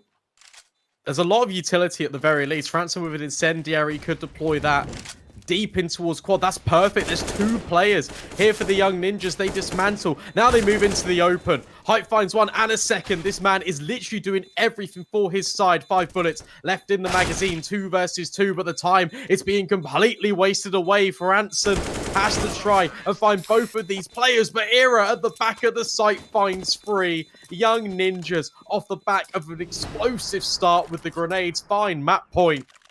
What a perfectly orchestrated round from the Young Ninjas. That is phenomenal. They came in with a clear game plan. We don't have a lot into this round, guys. We're playing for the next one. We want to do as much damage as we can. Maybe get that bomb plant down. They pull out the 3 HEs, throw it in for this stack, explode a player and a half in towards top Banana, and then they just continue to commit. They've got the smoke to cover off the cross. Era with 3 hugely impactful kills gets himself up to 30. And it's just nothing. I mean, Hype tries his best on the retake, but at that stage, everything had already crumbled. Oh, what a nade. Thrown in now by Spooky. Banana control reclaimed under Prospects' lock and key. And there's 3 players here in Banana. You got this setup over towards A that is just a bait and switch for the remaining defenders. And now Alex, who only has a deagle, by the way, has to try and fight. Hype's found Era. 2 Titans on the server go head-to-head, and the CT comes out on top, retaking the score lead again. The Young Ninjas looking to exploit the gap, and if they work their way up long, they're only going to be met with a deagle. Well, you've just spotted Hype out towards Banana. He's been the player that's been doing all the damage in short, and that's a good kill from Adam B. What a peek. Spooky gets another in Banana, and the bomb is wrapping. Franson, though, tucked in towards Graveyard, and bo3 is in the pit. He's huge in this position. Franson, though, he's not clearing. He's sitting down, tucked in, and he's removed. bo3, the only one remaining, trying to play around the smokes here, trying to exploit a gap here, trying to find anything, but he can't. Spooky has found 1 in towards apartments, so it puts the advantage back towards the Prospects, but Maxter, he evens it out immediately. Repositioning, they know 1 is in towards app. And they know that Hype is coming from Banana. He's going to be walking around. Maxter swings out, catches his head, and tries to transfer onto Spooky. Can't quite do it. Adam B, the only one remaining, he is looped around, and Spooky is low. A good timing from Adam B. Triple in the round, and Young Ninjas take Inferno. That's a really nice play from Adam B, because he just walks completely behind the Prospects just as they've cleared out all of that area, short on apartments. It was where they were retaken from. The last thing they expect is that quick flank. And Young Ninjas, off the back of an insane comeback by the Prospects, managed to just close it out right at the tail end. But man alive, that was so close. Oh, what a game to kick us off. This Swedish derby is absolutely delivering. But Young Ninjas, they're the ones that take it all across the line to begin with. I mean, it was a 7-0 start. They had a huge lead. And Prospects fought so hard to make their way back into it. So many hero moments as well. We saw the pistol. We saw the Mag 7 coming out doing huge amounts of work. But Hype, man on your screen, did everything he could for Prospects. But Era could not be denied. That's one of those games for Hype where you sit there, you reflect on it, you go, I literally could not have done any more. 9 kills in 2 rounds. Even on the retake, I think he found a multi-kill. Just incredible work from that player. And he's the AWPer. He's not even a rifler for this side, yet he's finding so much significant impact. That's why this derby is so exciting. Both AWP players prolific on the rifles. And what a game of Counter-Strike. And that's only the first map. Only the first map. We get to see the scoreboard. Hype actually edged out Era in the end with 31 kills, 105 ADR, a fantastic performance. And I mean, you look at this scoreboard, it is so even between the 2 teams. That's just how close this matchup was. Spooky's there on 24, Nilo on 20, but really, Hype and Era, they were the 2 that were dominating the server. Definitely, but it's also a tale of 2 halves. You have Era and Nilo on CT, Maxter, Adam B, really effective for the Ninjas on that T side. Maxter especially, some of those openings out towards short, constantly exploiting that weakness from the prospects until Hype stepped in, obviously. It was just instrumental, and it gave them the rounds that they needed just to edge out this game. And not to mention, we had that incredible pistol round on the T side. There was a 4 versus 2 that went the way of the Ninjas. It's just these little small things that are adding up, these hero moments that just create the little bit of division between these two sides. And that was Prospect's map pick. Now you've got Young Ninjas on Nuke, and that's scary if you're Prospects. Yeah, there's another pivotal round I wanted to mention, and that was that round. It was, I think they were on 14, and they just had a couple of grenades, a smoke, and they just absolutely overwhelmed B and get that round. And that was the big shift. That got them to map point, and then from there they felt comfortable closing it out. So an explosive start to this Swedish derby. We've got Nuke coming up next. We're going to go to a very short break, but when we come back, we'll be jumping into map 2.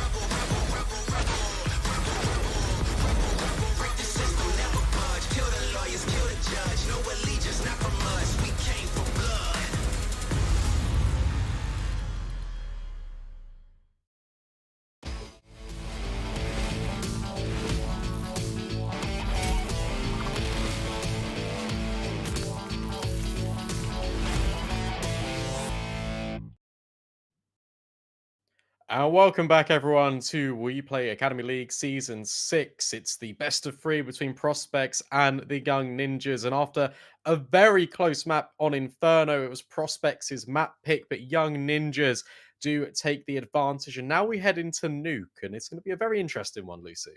Yeah, Nuke, I think we were just discussing that we're a little surprised to see this one come out as a pick for these two teams and for Young Ninjas to pick into it. I mean, both of these teams have been having sort of hit and miss results on it lately. Here at the Academy League, Young Ninjas, who picked them up, recently lost to Spirit Academy just last week. They had a win against Big Academy earlier in the season, but it's a similar story on the other side for Prospects as well, right? They also had a loss to Spirit Academy and they had an OT loss to Big Academy. So it feels like they're kind of evenly matched here in a way. Yeah, I feel like you look at this and you have to really reflect on what's happened in the series so far, and you take a look at the impacts that the AWPers were having with the rifles, and that's going to be a similar story coming over towards Nuke, especially on the T side, because the AWP can't really be as impactful on Nuke for the T side, and that's going to be where Young Ninjas are going to start. So the fact that you've got your two AWPers at the top of the board, really just doing the best work with the rifles, that sets this up to be an incredibly explosive game. And for the Prospects and the Young Ninjas, I'd say they're quite evenly matched on this map, but results have favored the Young Ninjas in the past, historically. So I feel like for me, obviously the pressure is on for the Prospects, but they get the slight leniency in starting on the defense. Yeah, it's an interesting point to mention because both these teams have 7 recent maps in the last 3 months. Young Ninjas have an extra win on them, but Young Ninjas actually struggle a bit more on the T side compared to Prospects. So that's going to be an important factor to be considering.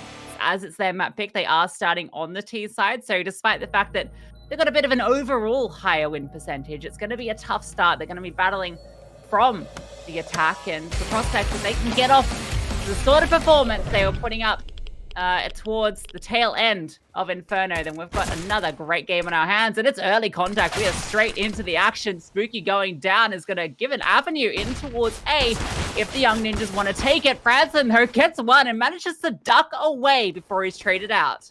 But look at this, event dive immediately from the Young Ninjas off the back of it. They want to try and overwhelm B. bo3 trying to step in, but can't actually find a shot. Hype does, though, on towards Ira, and bo3 burns alive. That's a huge Molotov.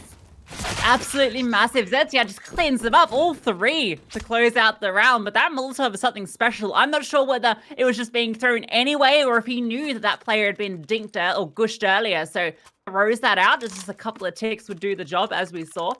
Regardless, a great round from Young Ninjas. Off that initial contact, they continue to press the advantage in towards the vents, dealing with Franson on top with the dualies. He could have unraveled everything, but he only gets 1. That's pressure. Really fast out the gate, and the fact that they're being quite speedy, that's going to be something the Prospects got to watch out for. I mean, look at this. Spooky caught completely off guard already. And Max has even found Alex. bo3, that's a nice shot on towards Nilo, and he's aware that there's a second player in Garage, but Ira doesn't care at all. Look at those headshots. Immediately raining out for Ranson. Last line of defense, but gets put in the ground by the MAC-10. Yeah, AK recovered as well, but Era, what a way to start things. Continuing as he left them off on Inferno. Some blistering headshots from out towards Garage. bo3, he got a really nice one initially across yard. It was a really long range one through the glass. Got the headshot, but was not able to convert that into a kill onto Era. Not when he's hitting shots like that. So now, force investment dealt with. Prospects have nothing into this. It's just the pistols. Young Ninjas can get off to a fantastic T-side start. Yeah, they know the money's low as well. They don't want to walk into any stack, and they don't want to fall at the hands of these Deagles. Adam B. He's going to be tested here. It's a lot of players. Hype gets spotted out. They're going to swing. But Maxter doesn't mind at all. We'll clean up a couple. Ira steps in with the MAC-10. Alex, last player alive. No armor, no chance. Clean up. And it's only the SMGs and the Galil that gets dropped. So Young Ninjas, they don't mind that at all. Yeah, that one goes by the book. I like at the end there, Alex is actually holding higher than average. He's holding like a good half a head or half a body higher. It's because he's expecting the jump peak to come around the corner with the MAC-10. Doesn't anyway, it's a wide swing, so it doesn't matter, but it's just a small little interesting tidbit to keep an eye on. But anyway, now all the guns do come out, and there's an AWP for Hype. All right, let's see it. Uncontested. Full AKs on the board. Look at this pace. It's blistering from Nilo. He actually makes his way in, gets spotted. Franson dispatches of him. Hype from the heavens is now holding. Potentially Error, no. Doesn't matter. Error just finds a kill. He just keeps on going. 7-1 right now. This man cannot be stopped. Look at this angle. Ooh. Oh, he's fallen off. Fun angle, that one. It's very difficult to clear because you're not expecting. And you kind of blend in a little bit to the edge of the railing. But not going to be working out. Drops down. Now, Young Ninjas, they have the player disadvantage. They're looking in towards Ramp. There's 2 players here at the moment. bob3 and Hype are holding it.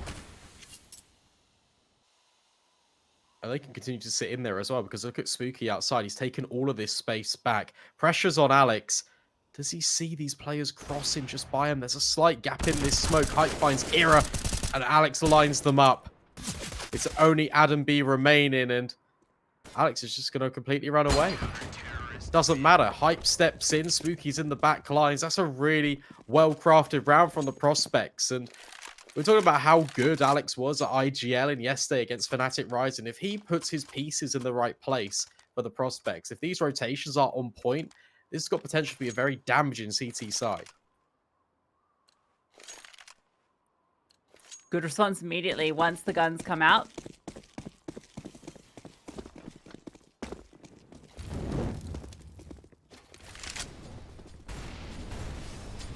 And be holding out towards Ramp. And we're just feeling a little bit more timid this time around. None of this crazy pace they put on the round prior. They were punished for it. This time around, they're playing a bit more passive, just waiting to see what the prospect's game plan is. Nilo's outside this time. He's on top of the silo, or next to the silo, sorry, just having a peek around. All the outside smoke's now going down. It's only Spooky at the moment that's actually outside, but it's a bit of a fake. No one is behind these smokes. Look at the reactions as well. Hype's down in towards Secret, locking that one in. And Young Ninjas, they want to head towards Ramp here. This contact, this battle between the Sniper and the AK is absolutely massive here. And wow, Nilo completely clears him. Hype's removed. That's going to force bob3 away from the Ramp. Nilo's found another. That was the fake outside. There wasn't even meant to be kills coming away, and he gets both. bob3 trying to recover something on Ramp. He's got one, but Eric gets the kill immediately. This had no right to play out this way. That was not the intention, but it doesn't matter. Everybody falls outside. But hold up, they're wrapping back. Alex, on this angle here, might be able to get one. No, Maxa shoots him. Toes first. Now, Franson's the only one remaining. They are going to walk straight into him, but it doesn't matter. Not with headshots like that. What a round from Nilo. In fact, he's the sole outside presence, and not only does he find that sniper, he also finds the follow-up onto the player dropping down the vents in complete reaction. What a round from the Ninjas, and they immediately answer back, and that keeps the pressure on the prospects. They can force back in. Alex, his hero Mag 7, could give this one a go. We saw what he could do on Inferno, where they got a triple kill. I mean, where's he going to go? Top hut? Yeah, and that's the standard position for the shotguns on this map. No, he's going into hut. He's going to take the fight to them. Maybe not. The TR's taking the fight elsewhere outside. Gets the kill on Spooky. Era's holding this. And I favor him generally in these duels. And when there's a Mag 7, probably favors him slightly more. And now... Oh, Alex still hits it. Unbelievable. What? And hold up. Nilo's gone down as well. bob3 can recover a rifle. And to be trying to accelerate out. And, well, here's Hype, though. Holding strong. But it's an even trade. Rotation has come down. bob3 is sitting on the other side of here. Holding both angles. Gets the first on the ZTR. Spots out Maxter. Now it's all on to Alex. He got that Mag 7 kill. Now he's going to work out where Max is coming. Oh. Spots him. Maxter hears it. Silence. Now he has to go. Decides he wants to plant the bomb. Puts it out open. Alex is going to come down immediately and be in a good position. Tries to do it silently. Maxter's going to tuck in towards Dark. There's a Molotov on Alex. That could ruin everything. He's going to throw out the smoke towards double. The fact that that was open, he's making it think that that's where it is. But no, Maxter, he's in towards dark. He's going to swing out. Alex holding for it, deals with him. An unbelievable clutch goes the way of prospects. I can't believe he's missed that. Alex, what a round. The fact that he's used his utility perfectly and he just isolates the other angle. Cash money. Prospects get another round on the board. What a clutch. And what a shot. How's he done that? bo3 does really good work, by the way. He gets that AK and then finds another. But Maxter, this should have been his kill all day long. Alex is half HP.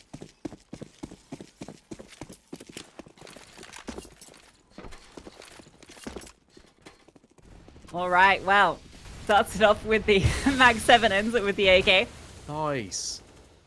Look at that Molotov thrown onto top main. It's completely extinguished 2 of these smokes. That is cool little detail.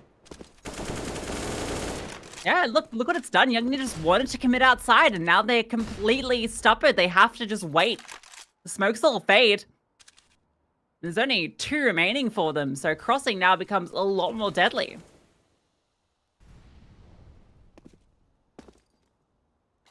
It's clever.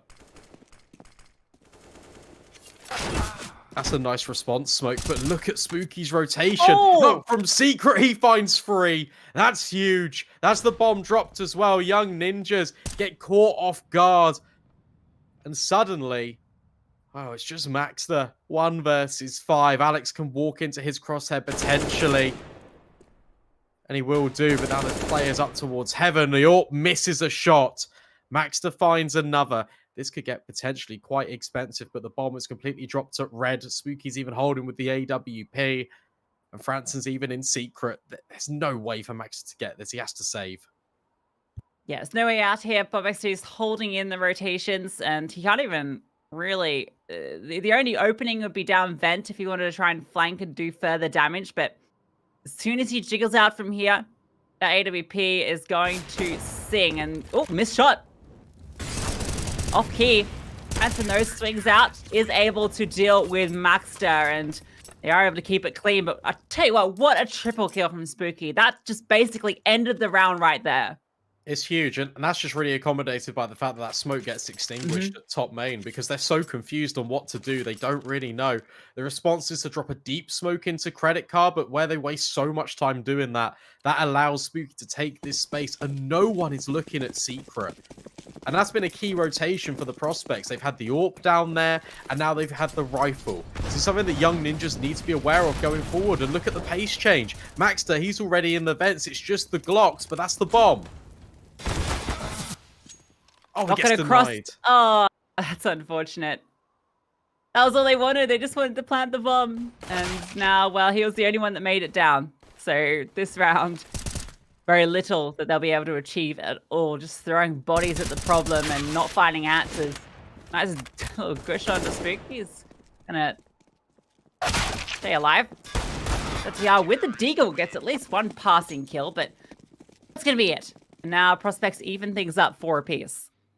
Yeah, Franson thought ZTR dropped from silo to main roof. Instead, he dropped from main roof down to the floor. So caught looking the wrong way. Tie game. 4-4. Reinvestment now comes out for the young Ninjas. They can have all the AKs. Plenty of utility to try and make this one work. But again, it's a good recovery from the prospects. It's now 3 in a row.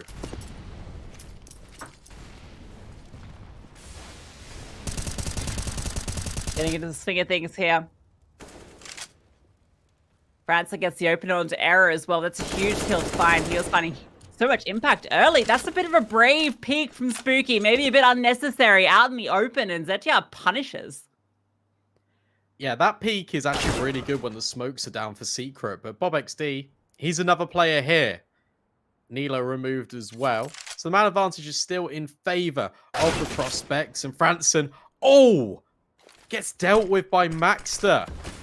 Now this smoke is dribbled out to allow young Ninjas to go down the vents. All of them are off on an adventure. And Hype, he's just holding lobby because the information isn't there about how many T's just went down the vent. If they're going to have 2 players coming in from ramp, that bomb is going to get planted. This HE could do a chunk of damage, and in fact it does, but it doesn't matter. Maxa domes bob3. Hype's now going to try and take his place. Now they've all fallen back into more passive positions. One in towards single, one in the vents itself, and one over double. It's a difficult retake, especially with the AWP. They've got smokes, they've got kits, so they've got a bit to work with. Control is smoked off. Another smoke in towards double. So that's where 2 of these players are. They are blocked off. And it's not planted for them either. It's all for single, but there's just no time. They're looking for any sort of kill that would enable a way into that retake, but they are not gifted it. Yeah, time has just ticked so low there. And that was really nice. The utility used by the young ninjas there, it's really simple, but it's just incredibly effective. The fact that they drop a smoke in front of vent and everyone just jumps down, and then as they open single door, they smoke again to make sure that the cross and the bomb can go down. They're even going to call a pause. They want to make sure that going forward, they can get consecutive rounds in a row, and it's not just a flash in the pan. Because if they can do this, they can whittle down the economy further for the prospects. Look at the money. Everyone would be reset apart from Hype.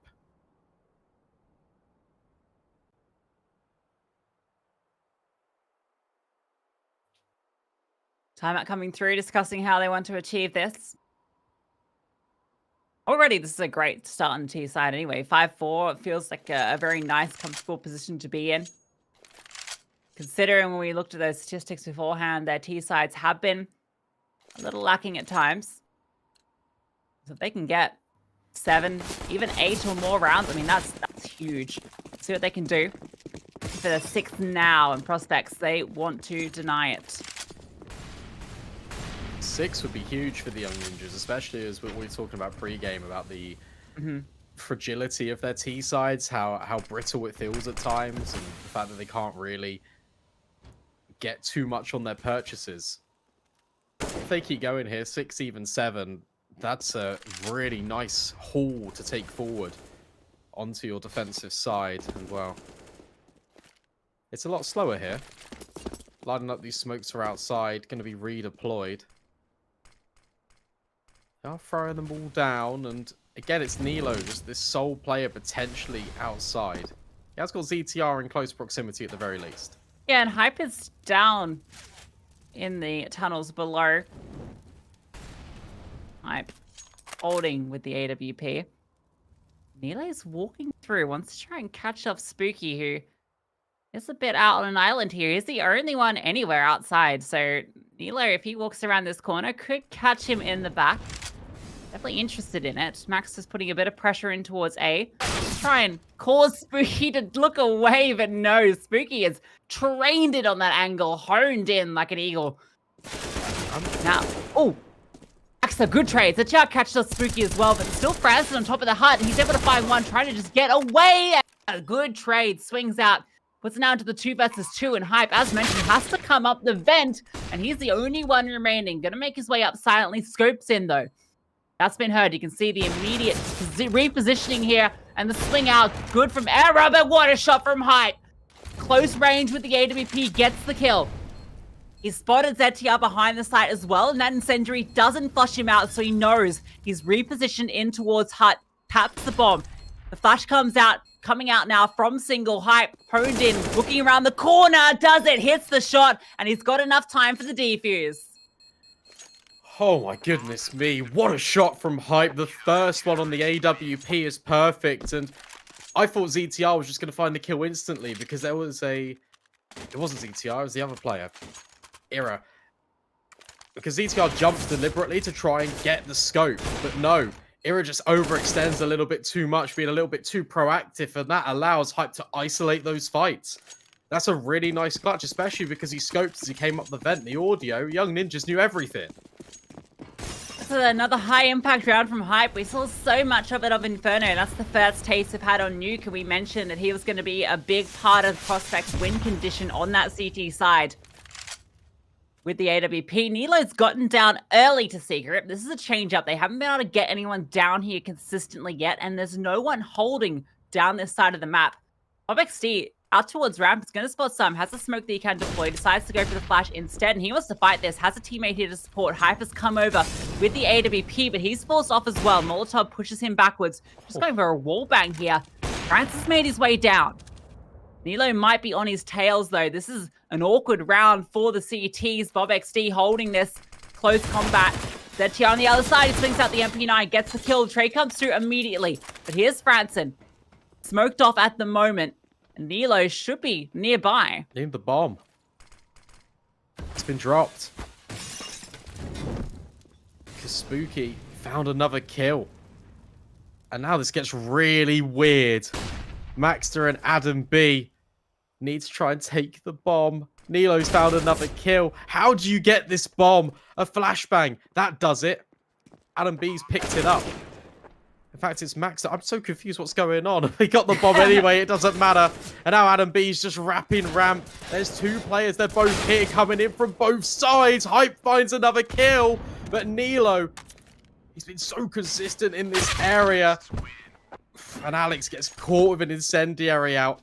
It looks so problematic to get the bomb, but they somehow do it in amongst all the chaos. Yeah, they used that smoke initially. Had two players there swapping in and out, trying to find something. But Nilo, that whole time, mentioned he got down to secret early on, and he was just down there in the back lines waiting for his moment to strike. And when Franson announced his presence in towards control, I had a few shots through the smoke trying to catch these players on the cross when they went back for that bomb. Nilo came in the back lines and got that kill. Then he posted up for another kill towards the ramp players. So despite Prospects having the advantage there, Nilo unravels it all. And this time around, ZTR's leading in towards secret. Yeah, he's just here. So's Nilo, but this time, oh, he's actually been spotted. So that's information that there could be players down secret now for Young Ninjas. How far does ZTR want to push the issue?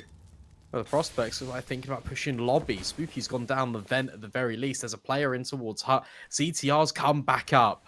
It's all a little bit of a fake, and they're looking for deep control outside to wrap heaven.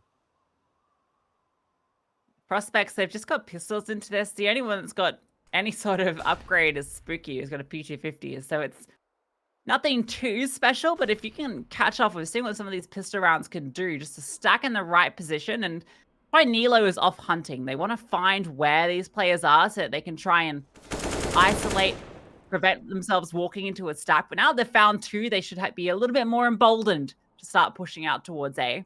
That is where the remaining CTs are. That's one dealt with. Nice transfer from ZTR, and Era finishes the job. They keep it perfect and flawless against the Pistols. 7 rounds. Perfect.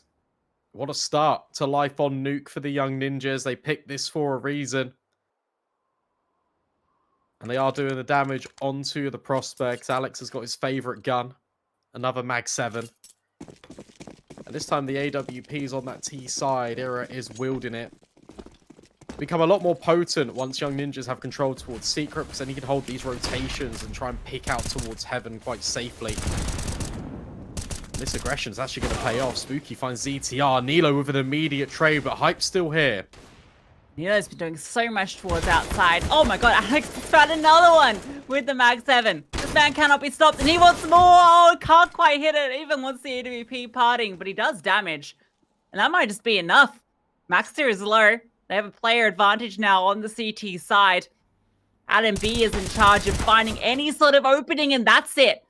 He is able to take down Bob XD, but it costs him his health, and I'm not sure about that. Maxter just walks through a smoke, and, well, it's being watched. Yeah, that's brave. That's on his own as well. I mean, it isn't a 2v2, and they can't be watching too many angles, and you assume, well, if they're going to be watching something, it's not where the smoke is. So I understand the reasoning there. Doesn't look great when we see it transpire, but Adam B might be able to maybe catch a timing here. Oh. Rotation from Franson. He's dropped down. At the very least, a bomb plant should be guaranteed here. He's got utility to work this post plant.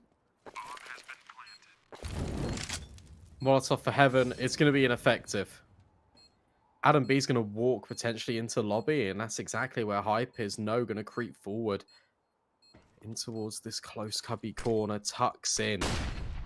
Now needs to try and isolate these gunfights, but it feels like he's in a one and done spot. Goes aggressive. Branson catches him on the jump. And that's another round back in for the prospects. Branson looks at it, considers it, doesn't want the shotgun. And, oh, that AWP, it was thrown away originally. But where Hype flanked outside, that's the information gathered. And now that can be thrown back over to him. He didn't have long enough arms to throw it over the fence. That was what was needed there to get that one out of the equation.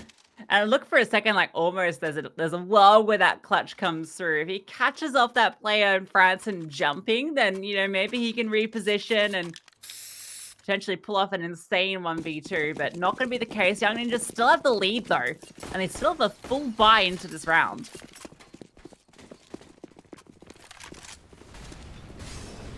Hero, this is aggressive. He's going to go all the way around the corner here. That's why he scoped up early. He's going to peek in and search, potentially. Hype's found Adam B. He looks low, but Franson's up high. 2-player advantage now for the prospects. This one looks a little bit better. Nilo creeping forward, though.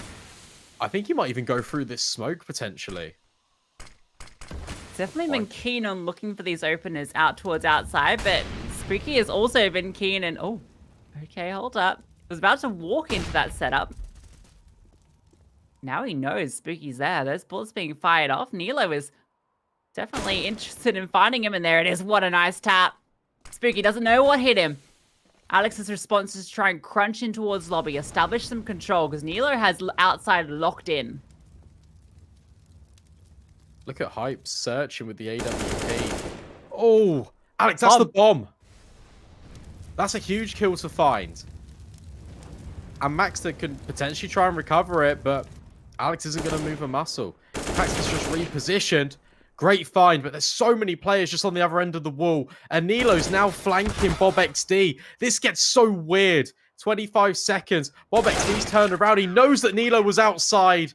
Really nice job, and prospects tie up the game.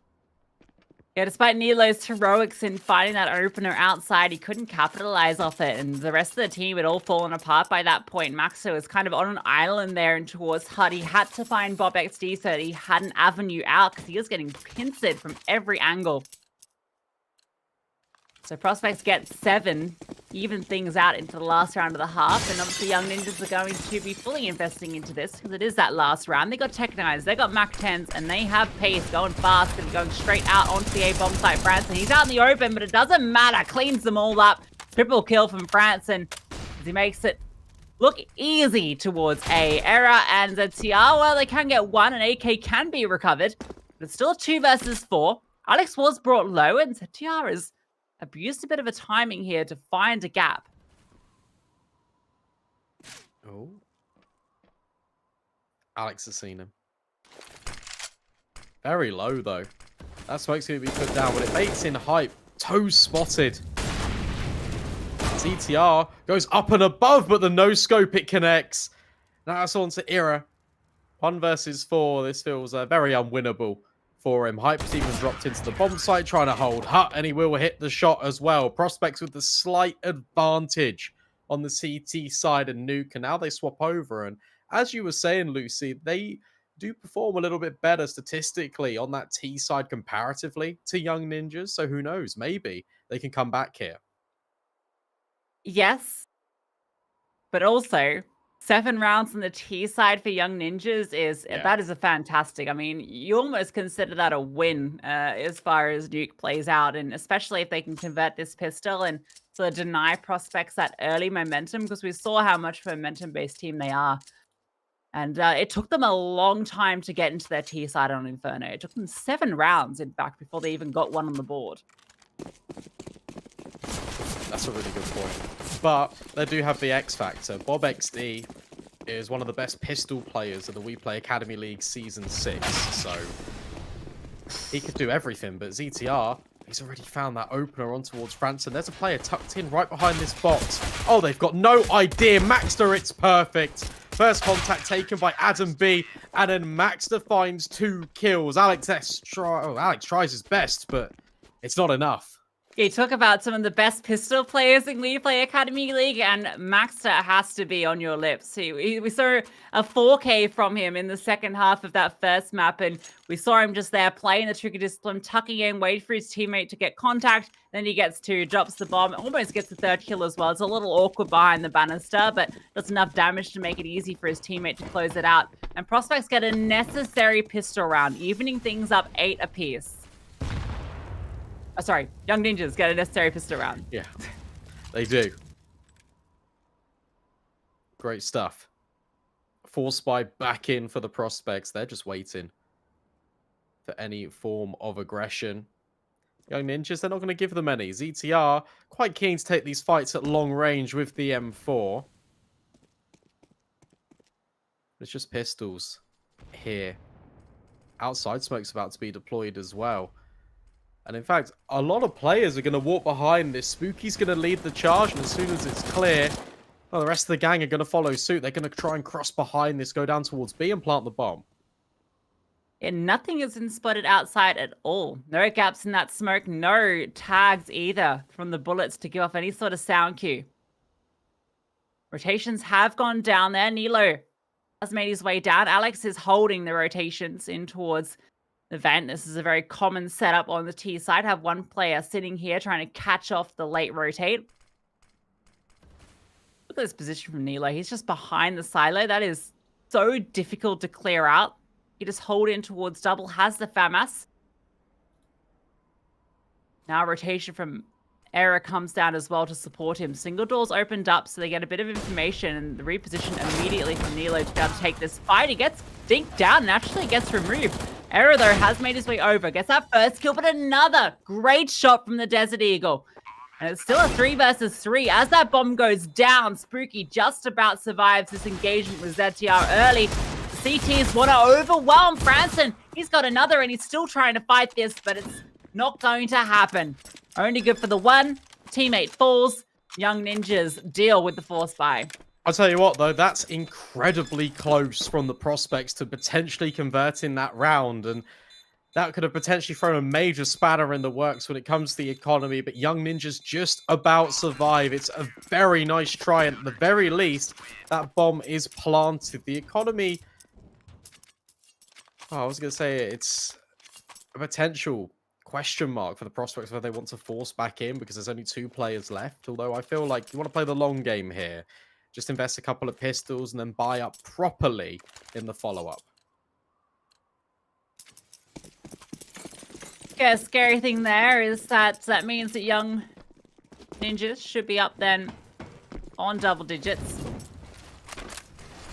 Unless these pistols can make magic happen. Ransom's coming out early and fully blinded. Max that couldn't convert that spray, but Adam B was here to save the day. Era up on high is able to get 1. A lot of damage done by these pistols. They dropped 2.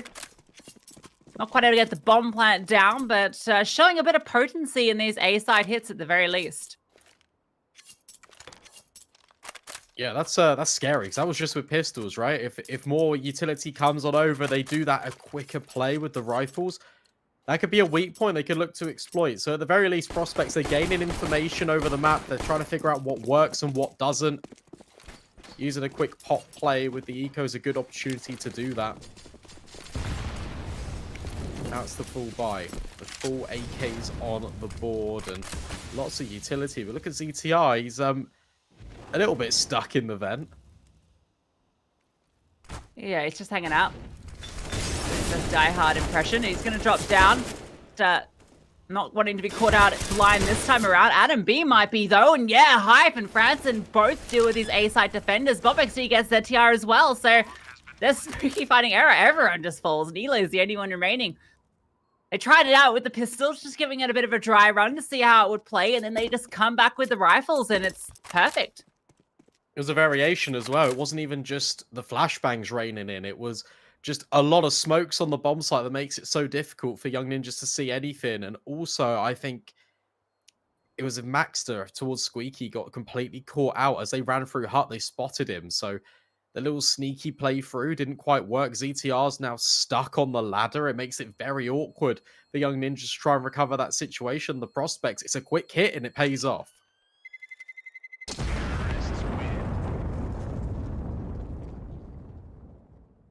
Now you got to look at what's done for Young Ninjas. They can drop over this rifle. There's a full investment available for Era. He could even get out the AWP if he wants it, which I wouldn't be surprised to see if he does, considering the rest of his team, you know, might be a couple of players that have maybe MP9s or even Desert Eagles. So if he can have a bit more impact with the big green, yeah, there it is. It is going to come out. So going to be prioritizing that. 2 rifles, an MP9 and AWP to get it done on the CT side.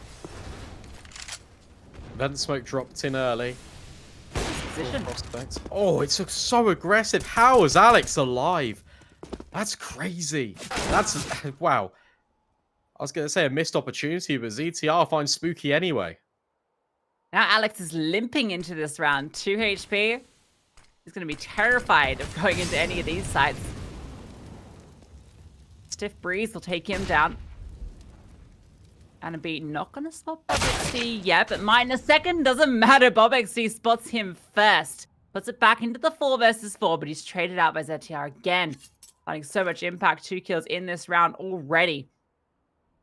Now walking down secret, but ZTR's here. Can't get away from this man, but Hype is holding for this aggressive push. Punishes it and removes him.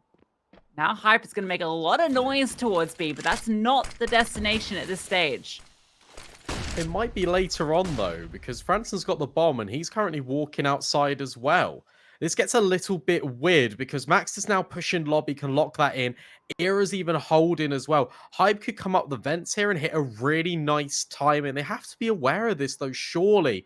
If you're the prospects, Alex has cleared out all under heaven. That bomb, I think it's going to come through main. This setup can actually work out really well, and Hype has just made noise. That's unfortunate. But maybe it's intentional? No, not going to be. Maxa punishes it. That's part of this pincer remove, but Franson getting the trade. It is still doable. Era walking out with the AWP, not revealing the kill, but a nice shot onto Alex. Finishes the job he started earlier. Now Franson has to pull off the 1 versus 2 to stay in. It brought down to 10 HP. Hits the head of Era. Nilo creeping around. Franson, a single bullet to the dome would do it. And he's holding the headshot angle, walks into Nilo, and Nilo comes out ahead.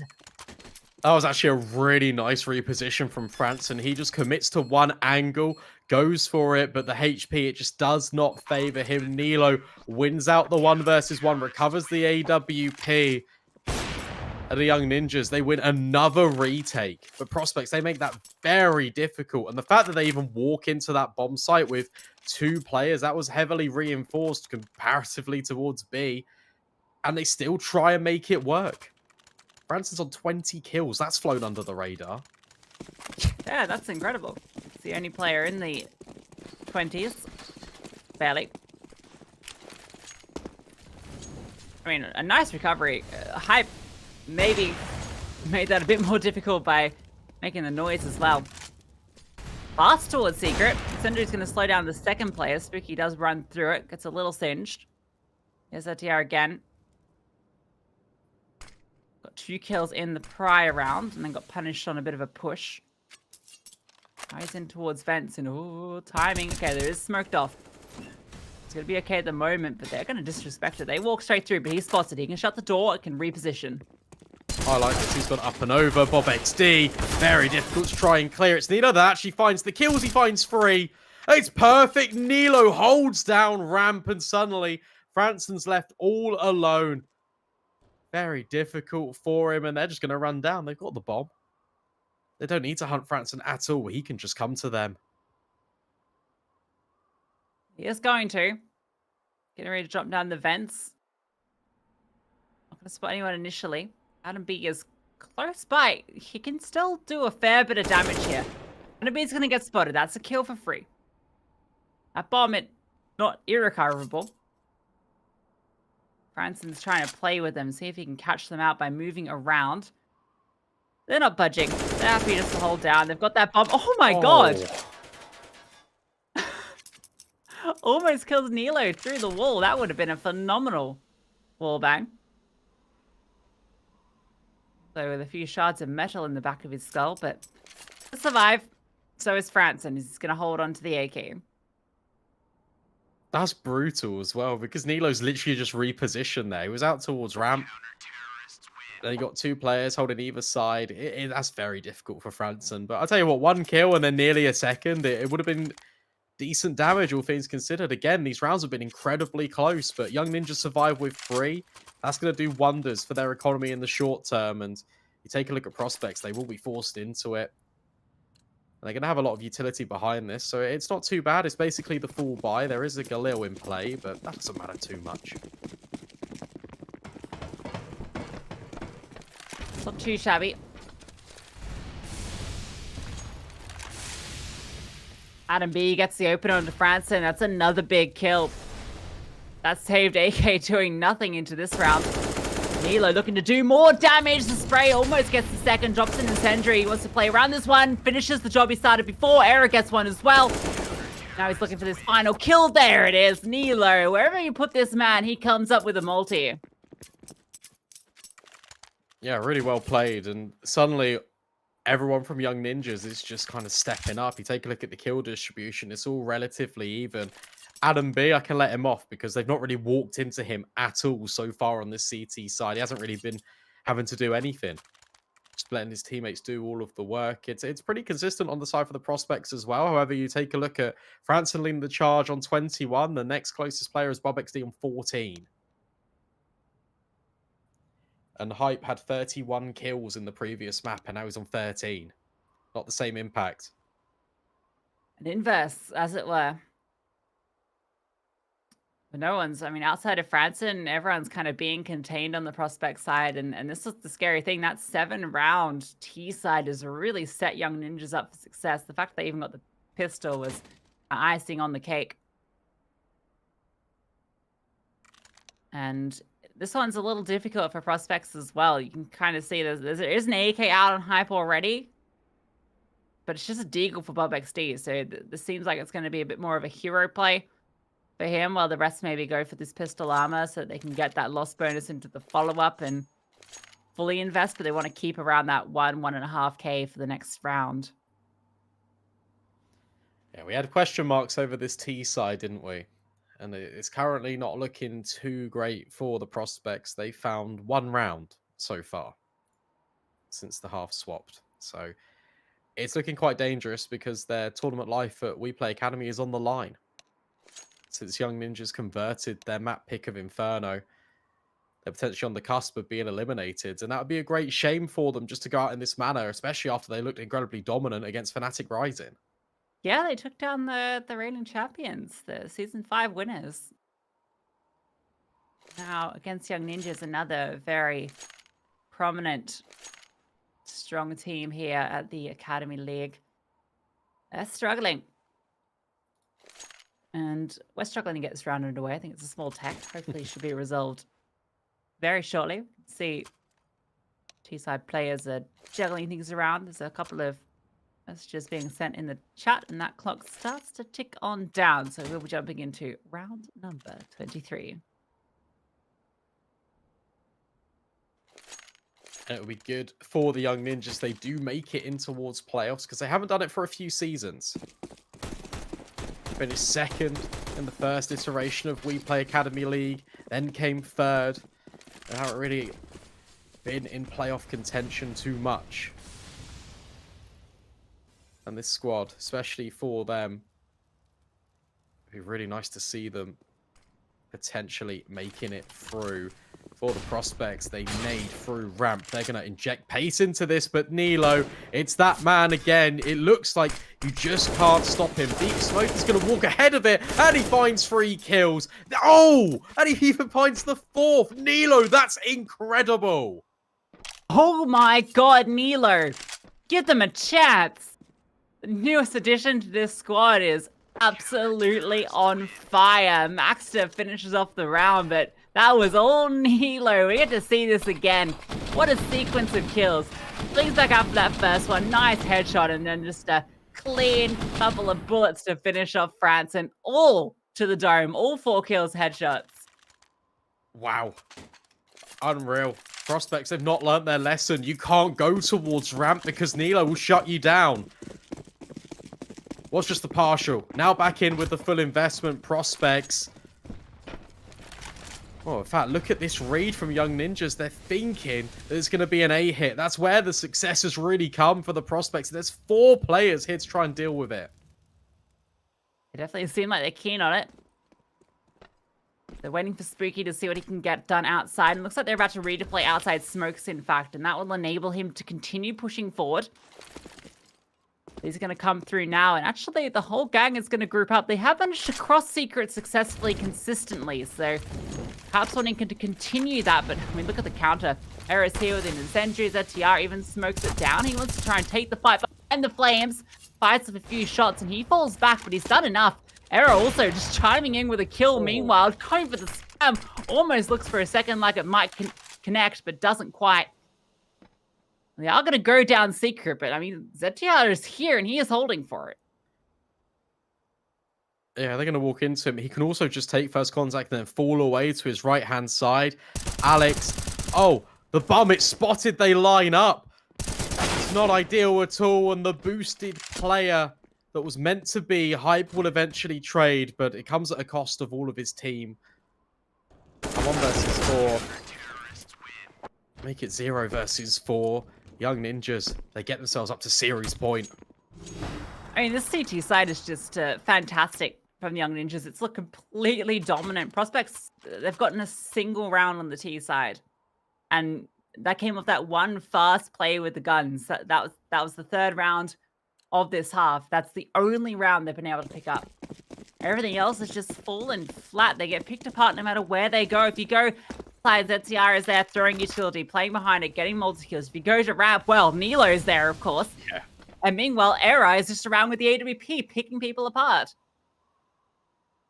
And that's the difference. You've just named 3 players out of the Young Ninja side that are being consistently a menace.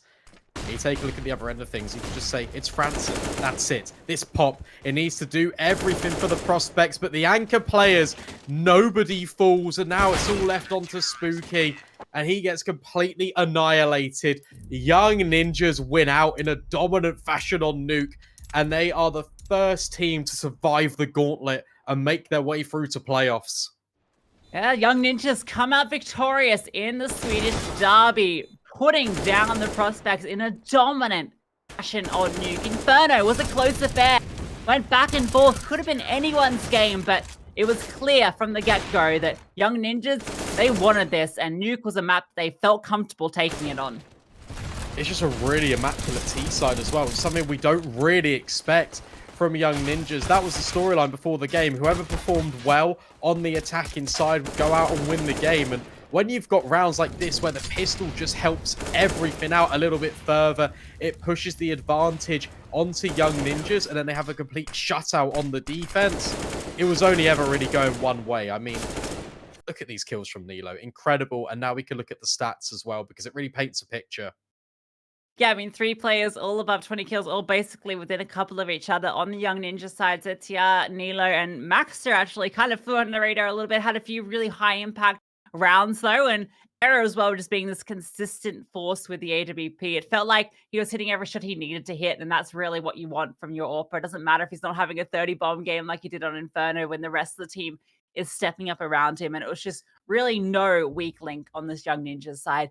For the prospects, Franson, I mean, he put up a great performance. We saw on the CT side, he was finding a lot of impact. He was that first player to even reach the 20s. We mentioned it during the cast, but wasn't really too much alongside him.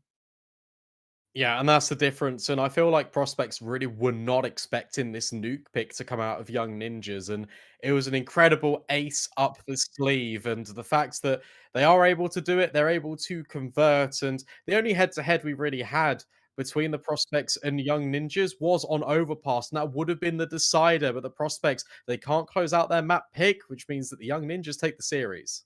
Yeah, and Overpass as the decider, that had gone the way of Young Ninjas both times at the WePlay Academy League. So really, all things did point towards them, but prospects gave it a good showing. Unfortunately, won't be progressing. Young Ninjas will make it towards playoffs, and we have one more game of the day to decide who else will be joining them alongside Na'Vi Jr. and Spirit Academy. It's between MOUZ NXT versus OG Academy. That'll be coming up next, but for now, a short break, and we'll be back for that final series.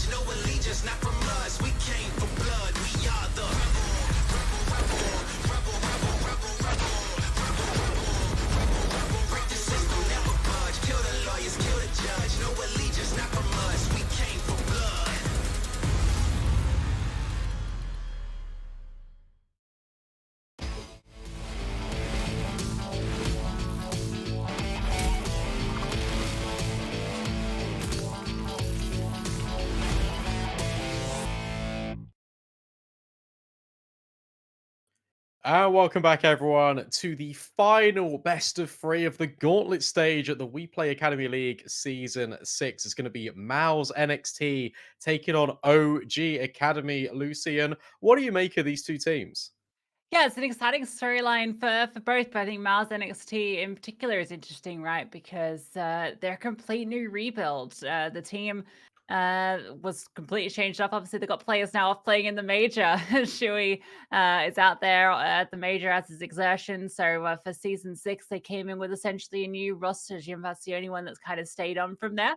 Not only that, but we've got a new update as there's another new addition to the roster. Shield comes in as their 5th, which is super exciting. This is a player that Yakindar actually previously had pointed to as his player to watch for the future. So I'm really excited to see what they can show in the server. And we already had the veto, Brandon. All right, OG pick Inferno straight away. And this is a punish pick because MOUZ NXT don't really play the map at all.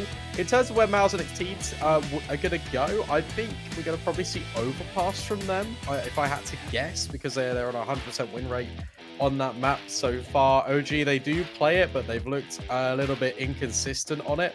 So if I'm MOUZ NXT, I go there rather than Vertigo, because last time around on Vertigo it was 25-22, and for MOUZ, I feel like you either want to play that as a decider, and that could potentially go that way, and because both of these teams do play the map. So yeah, Overpass will come out, and this float, it will either be it will probably be Vertigo or Mirage. I think it will be Vertigo, and yeah, OG immediately ban out that one.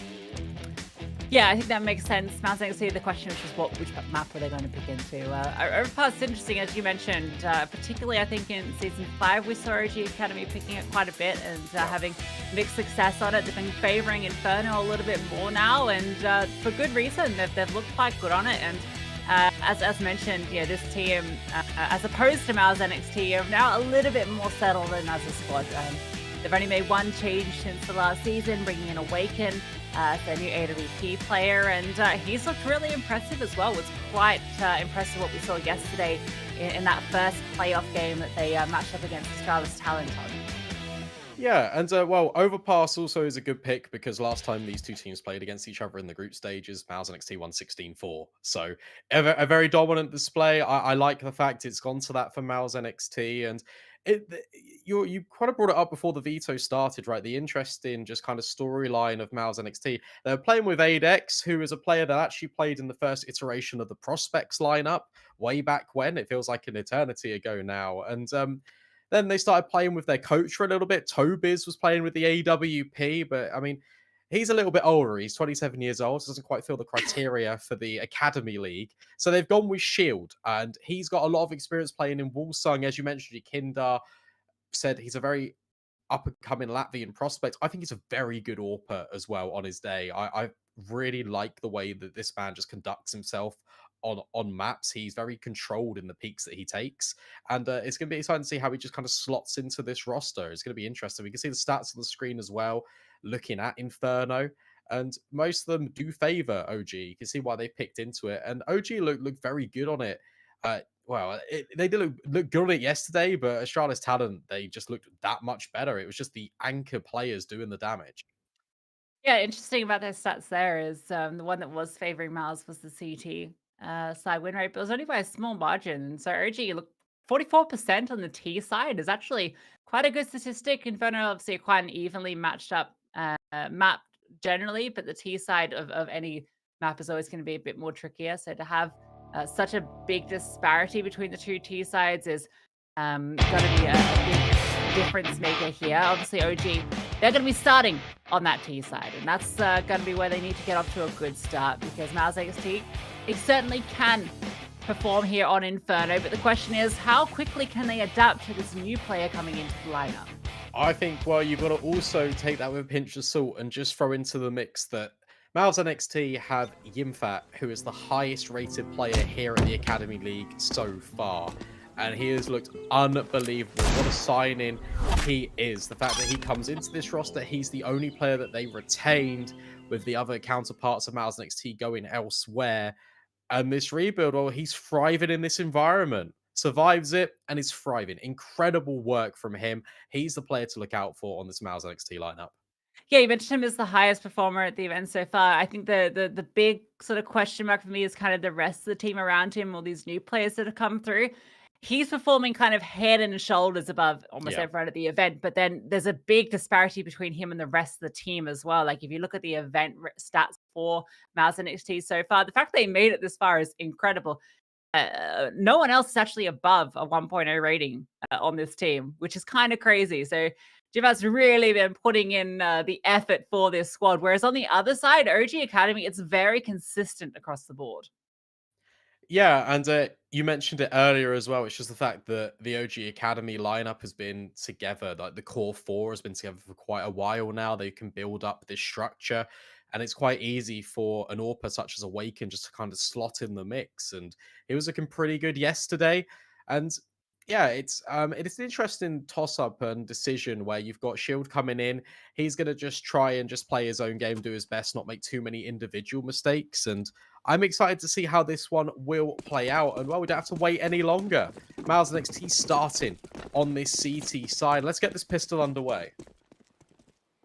All right, let's see what MOUZ have got to show us. Going to be pumping up. Jim about to swing out, but that flashbang is good. Shield looking to take the first contact. Sound is up here trying to fight with him, but no, Shield's going to open up his account here with a kill at the Academy League. Is traded out by Awaken, and it is a brawl in top mid. Every single player here looking to fight. Jimfat with 3 HP, in fact, trying to swing out and deal with them, but Oxygen is the only one remaining, and he falls. Yeah, good stuff from Nexius at the back end. Another multi-kill swinging in with Yimfat over towards short. And that got a little bit scary for a second because OG was still isolating these gunfights. They were making them 1 versus 1 up close and personal with the Glocks. It's a favorable fight to take over the USPs, but MOUZ NXT, they just battle back. They win out the fights and they take the slight edge.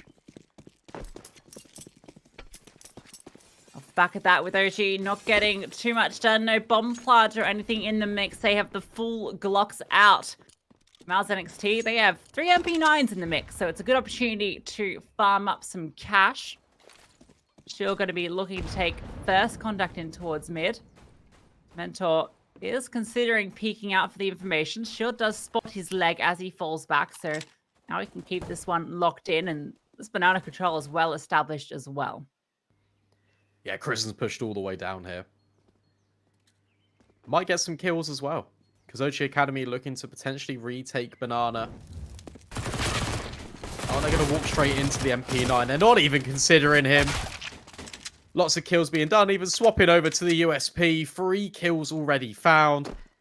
Oh, well, it's just the Mentor left. He's residing underpass and he gets completely cleared. That's a lot of money for Kristen. That's huge. 4 kills with the MP9. He is loaded. You can see 5.5k in the bank.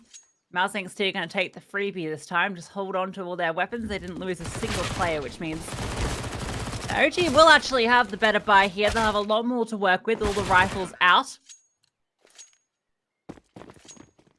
Now's their chance to fight back. We'll see how they're going to play out this rifle round.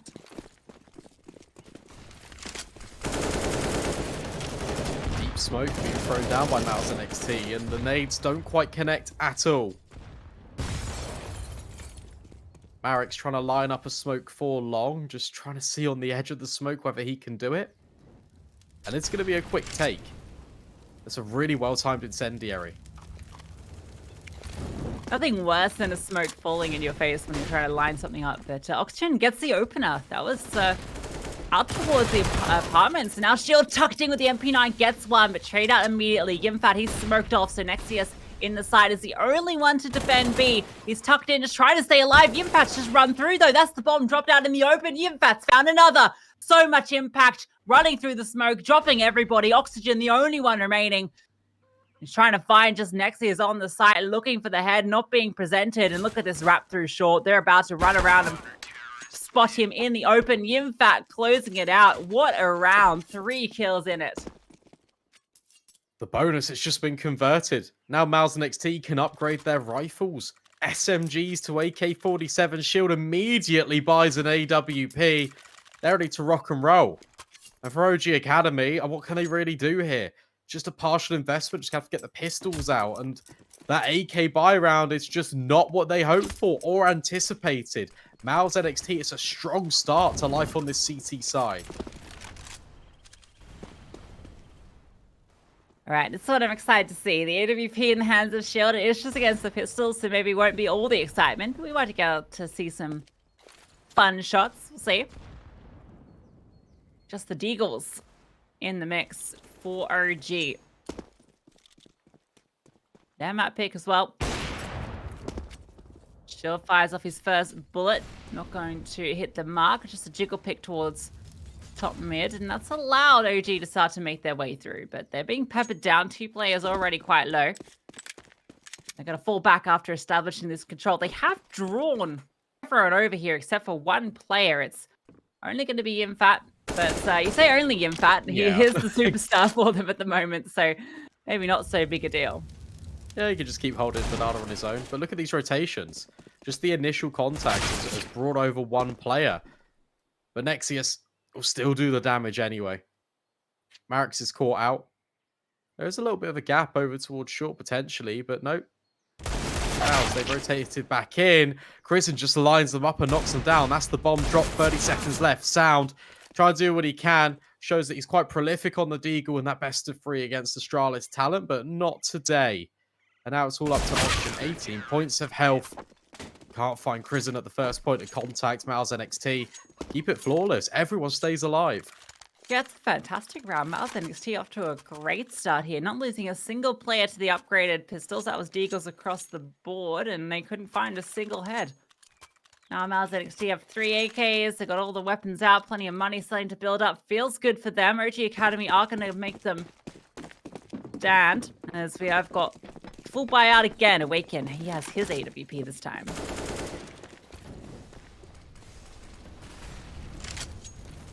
Can he see anything? Not at the moment. Lots of utility being deployed down in. Sound brought down low to under half.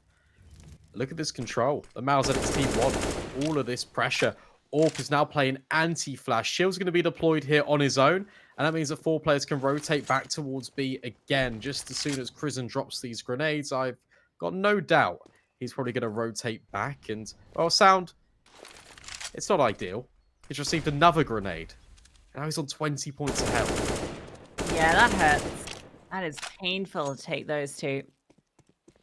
There's no contest in towards Banana at all. It's just being given for free. And now they can just leave Shield here. He's got an AWP. Doesn't have a smoke, so that's one small thing. They used all their utility early to take this control, and now OG want to try and fight it back. It looks like they're potentially getting ready. The flashbang going to come over. Shield takes the timing shot, does not connect, throws the flashbang as he falls back. That's going to give enough time for his teammates to come over, but OG have really worn the clock down here in this take. 35 seconds, and they're not even top Banana yet. And look at the rotations from MOUZ. Yeah, this is great as well because Shield, his positioning, can take 1 shot, fall back into the site, baits them into this stacked position. Oh, does miss the shot, but it doesn't matter. As we're talking about it, Shield finds another. Nexius full blind, but up on the boost, finds another, but Marix gets a kill through the smoke. Okay, OG, you've cracked open the bomb site. This spam doesn't actually come through at all. MOUZ NXT now need to retake. Yeah, this is a tough retake as well. The AWP sitting back from Awaken is blocking off the way out through Puffins. And, oh, peek out from Kristen. Almost has an opportunity to hit the shot, but can't quite do it.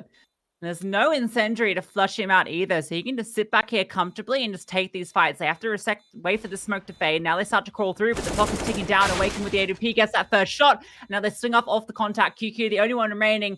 Well, he just wants to hold on to his life at the moment. Maybe catch some of these OG players on the retreat. That's a dink that comes through, but doesn't finish the job. And the bomb go down? Yeah, okay. He's going to go down. So, okay. Damage at least. Marix is getting animated. Look at him. Look at him go. Good round 1, and that was nice. The flashbangs in towards CT were absolutely everything because it just fully blinds Nexius on the boost. He can't shoot, he can't reveal his position, and that means that the AWP is isolated. Shield can only find 1.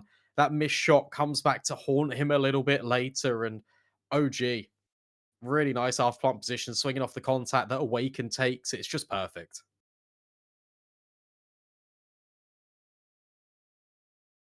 It did look like MOUZ had a great response, right?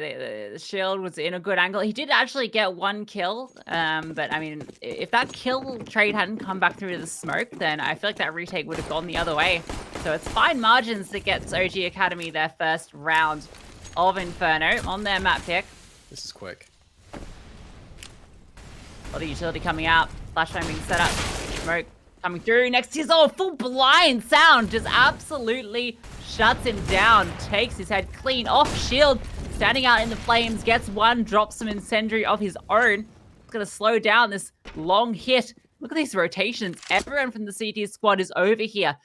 Try and deal with this. QQ in towards the pit. Oh, Awaken gets the kill to Crimson. Trades out immediately. Oh, and a follow-up as well. The adjustment.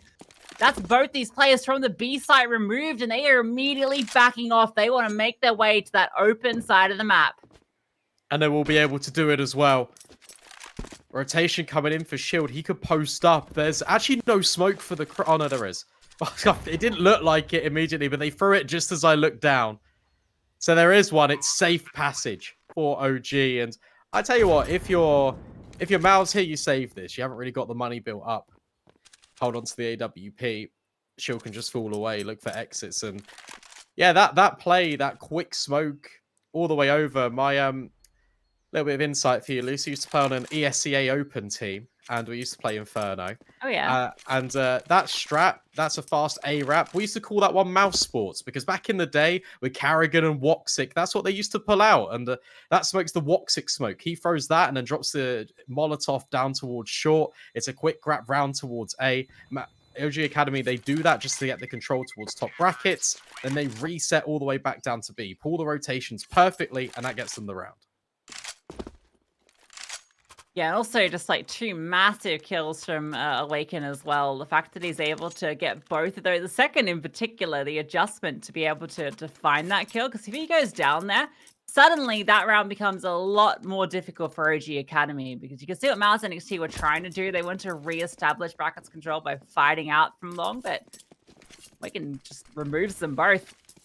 MOUZ NXT do get another chance. They saved into the two rifles over, the AWP included, and they've got enough money amongst them to get the full fight out, although it is lacking in some utility. Which means OG can now, if they win this one, start to close that distance. Control being taken on Banana by MOUZ NXT. And off the back of it, they're going to rotate 4 players over towards A again. What I like from OG, and this has been an adjustment in the last couple of rounds, is they're very just happy to sit back in. They will wait. MOUZ NXT, without any contact, they are just dropping wave after wave of utility. And look, just over a minute left on the clock. 1 smoke, 1 incendiary, 1 flash. That's it for the defense. All comes down to whether OG can avoid the stack as well. Shield is able to rotate, and no contact coming through. 45 seconds left. Yimfat's just jiggling the angle. He hears it. Sound cue, I think. He's now falling back. The rotations aren't coming. Utility starts to get thrown out. MOUZ NXT are not budging. Okay, now they start to come over. Shield is on his way. He has a smoke and an incendiary, but he's going to arrive after all of the T-side utility comes down. A well-timed incendiary does come through at the right moment to slow it down. Smoke is deployed as well. Christian gets one through the smoke. Now Yimfat can use this to his advantage, supported by his teammates, and the bomb is running away. Yimfat finds another. Oxygen has found the A bomb site, but it's not empty. There's 2 players still tucked in towards short. Awaken. Round is, well, it's out of his hands. 5 seconds left. He's holding the AWP, but even that might be an impossibility. Nexius is hunting him down and catches him after time. Oh, dear. $2,000 just remaining in Awaken's pockets. That is less than ideal. What a perfect reaction from MOUZ NXT. Not only the rotations, but the response on A. They push forward to get information on top middle and to hold for this balcony pop. It works out perfectly. QQ's in the most ideal position to shut down Oxygen as he walks out the apartments. It's just a really nice reaction across all of the map. rather than just one area. MOUZ NXT are locking another round. That's 5-2. And they're even going to call a pause off the back of it. The other way around, and OG Academy would have reset MOUZ NXT. They would have been in prime position to even things up 4 apiece, but instead now MOUZ NXT can start to really broaden the distance between the two teams because there's nothing really OG have into this. Mac 10, 3 Tech 9s. Waken, because he died after time, has literally nothing. He's just got a Glock to his name. So maybe a bit of pace from OG Academy. They are grouping up towards apartments, and there's a flashbang being set up.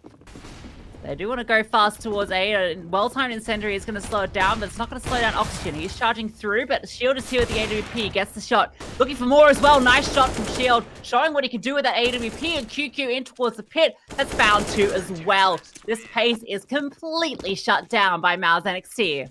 What a perfect hold. It is just against pistols, but the fact it's just completely flawless and it looks dominant. It doesn't look like OG can break a single chain in that link across A. Shield just dancing around the site boxes, taking peek after peek. It allows QQ to feel comfortable and just maintaining the 1 point of contact over towards apartments, and he does incredibly well to find that triple kill. Reinvestment back out. No AWP for Awaken, which has been instrumental in finding OG Academy some of these rounds. Instead, it's just the AKs, and Shield, you can have it uncontested. And, oh, hello. M4A4 for Yimfat. Yeah, I feel like he has used that fairly consistently. He's one of these rare players that still sticks to the A4, and it certainly has its virtue, particularly if you're a bit more of an anchor player. You get a few extra bullets in the chamber. Quite a few, actually, 10 to be exact, which if you're getting hit by, 3 or 4 players at once, they're all running at you, it's good to have some extra bullets to work with, even if they don't do quite as much damage as the A1S.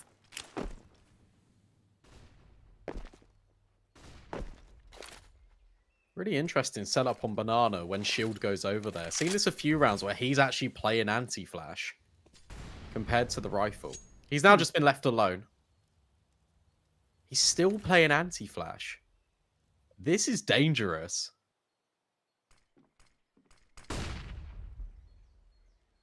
Well, I guess it's not going to matter.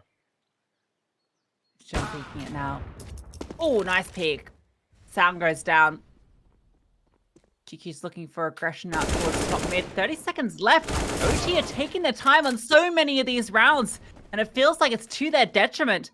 Dementor at least gets this trade out, and they are committing here. It is just Nexius. The rotations have to come through. That smoke towards Moto is going to block them off, though. So it's now all onto Nexius, and he's found one. Yimfat, even through the smoke, the A4 gets the kill. Nexius doubles up. He was the sole defender, but he does everything he needs to. Yeah, he does. And OG Academy, they're reading the game quite well, because MOUZ NXT, where they are this new lineup, they are over-rotating quite a bit. Like, they sent 2 players over towards B when Shield saw 1 player and removed him. But Shield goes, okay, I've got contact at Banana. Immediate rotates come over, so OG try and exploit the gap, but it's QQ again to find this opening kill.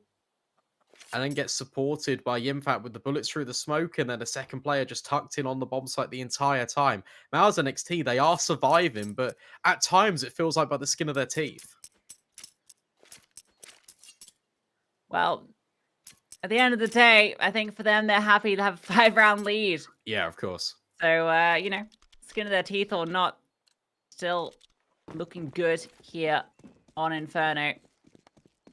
And this is a tough round for OG Academy. They've got Hero AK out for Marix. That's all he's working with. Everyone else got Deagles, so a very tough situation. I wonder, we've already seen a couple of pacey rounds from them, and that's been with the lesser buys.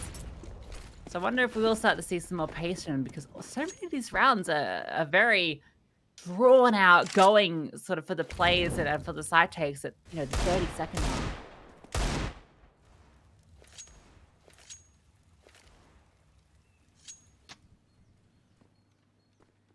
This time, OG, it looks like they are listening. They are going a little bit quicker, but the counter utility is perfect from QQ. It forces them all back. They're now funneled into Banana, and they're going to go into this 2-player setup. Shield to take the first contacts, and then Yimfat on this boosted angle, it could just be everything because there's no utility to flush him out.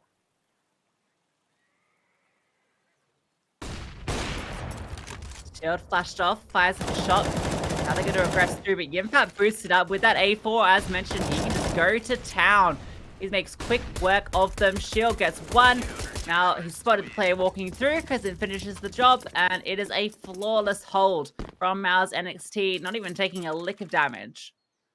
Yeah, again, it's just exactly by design. Shield takes the first contact. He even goes up and over for the second shot, and then they're all focused on him. And Yimfat just on the elevated angle, it's completely caught OG off guard.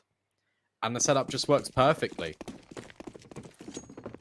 Awaken will have an AWP coming into this, but now has to stand tall against Shield. And that in that AWP head-to-head, Shield actually has double the kills.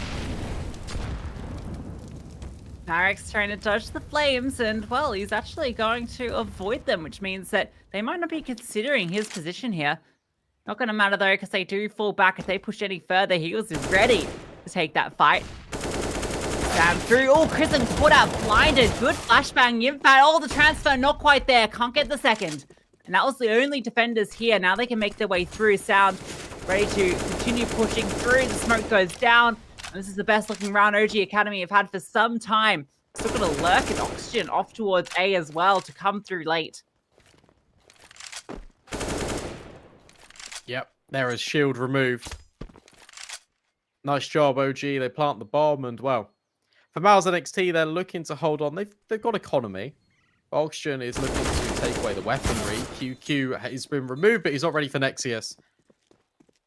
B-bomb site holds strong yet again. OG, it feels like this is the only avenue they've really had success in. And it's just getting aggressive and taking the fights proactively against MOUZ NXT. Nexius will pick up the AWP at the very least, and I mean, Shield's going to have 10k once the bomb explodes, so it's not going to matter too much, but they just want to hold on to everything, and Dementa says no. Yeah, good final kill, but as you mentioned, the economy is fantastic for MOUZ NXT. They've already run out the half with an 8-3 scoreline, so OG getting one back here, but need a few more. Their CT side is quite strong, so, you know, we just need to get to that point is the the big thing, because at the moment, only 3 rounds. Not feeling fantastic on their map pick.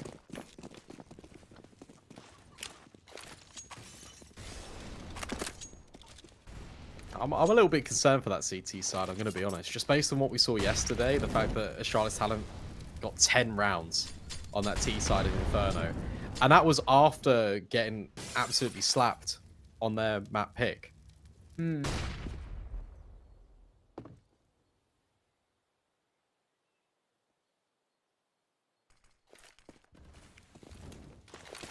One bad map does not a team make. Still plenty of time for OG Academy to recover this. Good rotations from MOUZ NXT. Bit of information towards top mid. OG love to put this pressure on and then immediately rotate elsewhere and then actually go for the hit. That looks to be the decision here. So they've done well. They've got 3 players deep on the B bomb site, which means those rotations are going to be so late if OG Academy commit to this attack now.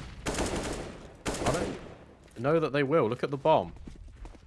It's still here. And look at this proactive flashbang coming in. MOUZ NXT, they clear Banana, but they don't go all the way. So Shield is going to be left on his own again. Another smoke drop down in towards the arch. This is perfect. It's all on this young gun.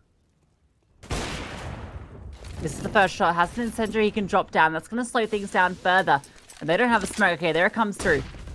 Smoke comes through towards coffins as well. So every avenue is now blocked off. Rotations have come over. They have to respect this utility shield. Need to maybe try and deny the bomb plant. Can't quite hit the wall bang. So they are going to be able to set up for this post plant. Everyone is 4 players tucked into the site and then 1 in Banana. Just looking at this utility for MOUZ NXT. It's 1 flash. Look at this setup. This is so difficult. There is no way MOUZ NXT work their way through. And no, immediately kills come through. Player on Banana is about to be activated. Marix finds 1. Can't quite get the follow-up. Doesn't matter. OG Academy win the round again. And it's this B bomb site. MOUZ NXT, they are just rotating so heavily. They are biting on every single fake. Oh, Shield shield even goes falls. down. That's rough. That's the AWP. Felt like he was well clear, but that's that change to the bomb radius coming into effect. That's a good round from OG Academy. It looked for a second like it was all going to fall apart. It's a game of inches. That pushing towards top banana. They spot nobody, immediately rotate, but OG have been playing these so slow. They're not going to have anyone that close. They're waiting. And they hit with 30 seconds left. Shield misses that one opportunity to get a kill. And then in the 5v5 retake, couldn't find a way in. Pause coming out for MOUZ NXT. There's been a lot of pauses this half for them. I think they used 3 of them. You only get 4 a map. So at least they're taking the time to work this one through. Conversation about the economy. The reinvestment comes back in. QQ just working with an MP9. Everyone is got a pretty good arsenal on them. Look at this change of pace, though, from OG Academy. This is aggressive, and they're going to get punished. That grenade is huge. Good damage done. And again, 3 players from MOUZ NXT over towards B early. They need to go for this re-aggression. In fact, setting up the retake utility. Oh, nice kill from Shield on the jump peak. Sound gets one in response, and even the second fully blinded. The timing just starts firing as the peak comes through. Gets 2 openers to Banana, and that causes another rotation to come through. And now OG exploiting this by going back towards A. It's looking much better from OG. And they're wrapping. They're wrapping. Nexius. He could unlock everything. Comes down to the timing. No, Dementor's holding for it. Now, well, Yimfat, the star of this squad, has to deal with 4 players running in on his position. That's that first one dealt with. HE drop does a good amount of damage, almost brings down Sound, is able to finish the job. The Dementor trades immediately. That might be enough. GQ is on his way up, and there is a kit he can pick up. That's a deep smoke in towards CT. They have to be thinking about Banana now. You can see OG. They just reset back into their positions. This angle is so difficult for QQ to clear, but he will. The Dementor on the follow-up. OG get another round. Great 3K from Dementor. And that was just great calling as well. Just really well handled that initial. Obviously, it works out well that Sound gets a double there, but even if it had got even, just the response to be pushing up towards long and to exploiting the rotations that MOUZ NXT have shown time and time again. They will respond quickly with these rotations. They don't leave it waiting, and so that's a gap that can be abused, and that's what OG Academy have done these last few rounds. Look at this change-up. MOUZ NXT, they're stacking in towards B. That's where the success has been for OG Academy. Yimfat might be baited in at the sandbags here with the 5-7. I don't think it's going to do the most amount of damage. It's supported by the flashbang. Who knows? Yimfat finds one. Oh, and a second. I'm completely wrong, but Marek swings in with the AK. Makes the tides turn a little bit more favorably for OG Academy. The bomb can be recovered. It's a crisis averted for now, but there are still low HP players for OG. Yeah, and they're all rotating back now. Oxygen, when he swings out here, the dink comes through. Can't quite convert it. If he gets the kill there, that might have been it, but it doesn't matter. They're swinging out. Puts it now into the 2 versus 2. Rex is holding out in the open. A missed shot here will be his demise, and indeed it is. Somehow, we're into a 1 versus 1. QQ is close as well. Dementor plants the bomb. Has the read. Knows that this player was pushing here. He's actually going to push through his own smoke. Checking out long to see if anyone is coming this way. And it is planted for him. So now he has all of the power in his hands. But there is a smoke in QQ's back pocket. Clear things out. Drops it out towards Moto. Waiting to see if Dementor swings. Taps the bomb.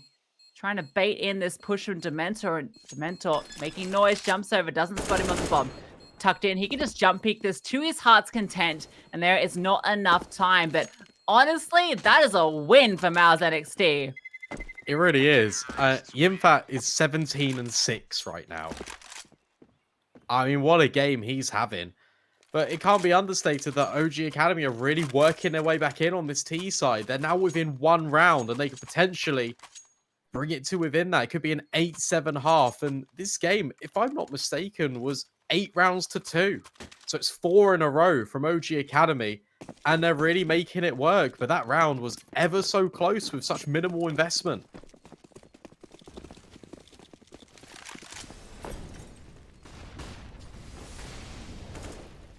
Considering where this was, OG Academy in a position to get 7 is absolutely fantastic.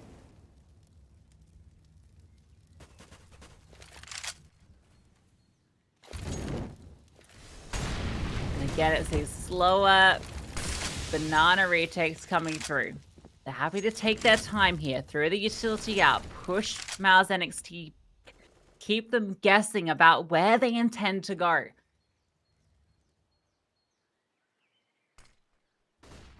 The reaction this time, though, is to have Nexius push, hold on. And they're aware that Oxygen is always this lurk player out. That's why QQ is just tunnel visioned on this. He can do so because Shield is holding the boiler. And Nexius actually rotated over towards B. And this could not be potentially the right idea. Because top brackets has been established as a gap up long on OG Academy. They're exploiting it. Shield is about to be put under pressure, though. Awaken is holding this. If Shield decides to swing any further, no, he's going to fall back. 30 seconds left. OG Academy yet to commit. QQ tries to swing off the flash, but doesn't quite blind Demento despite him being in the right position. And now Shield is the only defender here. Nexius trying to swing out, does get one in response. Marix immediately trades it out. 15 seconds left, though. They have to get the bomb down, but what a blistering headshot from Marix. Absolutely domes him. That bomb gets punched in, just 5 seconds remaining, but that might be enough. What a shot. And now this throws MOUZ NXT in a very difficult position. They have to try and retake this. They're both coming in from short, but look at this positioning. The Infant's just going to go loud. And well, yeah, unsurprisingly, OG Academy just hear it. Awaken just finds both up on towards Cold Zero. OG Academy win 5 rounds in a row and bring us to within touching distance of a tied game. An 8-2 half, and this is where we find, sorry, an 8-2 start for MOUZ NXT, and this is where we find ourselves at the half. OG Academy bringing it back. I mean, look at the kill distribution. It does not look like it's as close as it is. Only 1 round between them, and there's only 1 player with double digits even on the T side. Everyone has double digits on MOUZ NXT. Unbelievable. This is where we've found ourselves. And our OG Academy is swapping to the CT side. They have a chance to really run away with this game. Look at all this utility as well. Awaken has got a bucket load. The Mentor's got a kit and HE. So unarmored players, it doesn't matter too much. Everyone aims for the head anyway. And MOUZ NXT, oh, they're going quick. Oh, they're sprinting. Look at this fast CT smoke. Dementa and Sound. The bullets not quite converting. That HG's a really good follow-up. That's good damage on towards Prison, but Awaken has somehow found a kill through the smoke. That spam with the USP is not going to do anything. Yeah, that's a bit ambitious. Now with a play disadvantage, Kristen feels like he has to get up close and personal. Has support behind him, and oh, it doesn't matter. Shield has doubled up with the Glock, getting 2 headshots. Awaken is able to trade it out. Oxygen does get 1 as well. So now it's a 3 versus 2. There's a kit that's been recovered as well. They're trying to swing through. QQ gets another. Yinfa has been tucked in this entire time, has not needed to reveal himself, and they've done it. Marix, nothing he can do here. At the most, he's just going to try and ninja it away, and that's going to be denied any second now. It takes a few bullets to the back. It is going to be MOUZ NXT taking the pistol. Yeah, nice round. It was just route 1 CS. Fast CT smoke in, running in towards B, takes every fight as it comes, and the fact that they get aggressive there in towards Ruins allows Shield a little bit of a gap where he can just hold wider in towards CT and completely punishes OG Academy rotating. Really nice round. And that's both pistols won out by MOUZ NXT.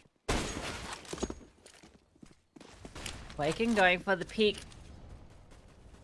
with the scout. Doesn't quite connect. Sound is pushing down very aggressively. This is an unarmored MP9. Right. That's typical. I mean, it might not matter if he just goes through and backstabs them. I have to keep our eye on it. He's being held currently by Crizzen. Awaken, he hasn't got any armor either, but he's just trying to bait in Marek as best as he can with this 5-7. Slower approach. All the utility being deployed immediately from OG Academy. And Crizzen, you're going to have to check your corners if you go up banana. They're trying to jump peek fade out. No one is here. And oh, gets the dink even without the armor, but he is traded out. Well, it does go down. Now, the rotations from OG Academy. We talk about the rotations of MOUZ NXT on the CT side. The response here, 3 players now reinforcing the B bomb site. Oh. Make that 4. And, well, the same amount of MOUZ NXT players is going to A, which is empty. Cool little detail as well is the fact that Crizzen, who's got really low HP, is the player that's applying the pressure with the utility. So even if he falls, it doesn't matter too much because it's not a high HP player. He's even locking in these rotations as they come down. He could catch them off guard. Well, they are going to clear him. It doesn't matter. He just sprays out of bullets now, though, so he needs to get out of there. He needs to get that reloaded. But yeah, these remaining OG Academy players can save over this armor. The scout is at least something to take into the follow-up, and, you know, they can still try and keep fighting. But MOUZ NXT are going to get double digits. A good start to their T side. And you mentioned it earlier, Brandon, some of the struggles that OG Academy had on that CT side, despite the fact that statistically, in terms of their total performance on Inferno, they normally look pretty good. But as of late, yesterday in particular, and maybe today, not looking as strong. It'd be interesting to see how the gun rounds develop. That's where we're going to get a true indication of where OG Academy really lies on Inferno. They've picked it, so they feel confident about it. This is the last timeout being called now by MOUZ NXT. Off the back of winning the round, they want to take 30 seconds. Obviously, quite keen to talk about something here. It's just going to be the save weaponry from OG Academy, the Scout and the Deagle. That's going to be the only investment carried forward because they need to save to ensure that they get a gun round into the follow-up. So it's a very good chance for MOUZ NXT to get 11, but if the going gets tough later on, if we get to a very close scoreline down the line, there's no opportunity for them to call a pause and talk about anything.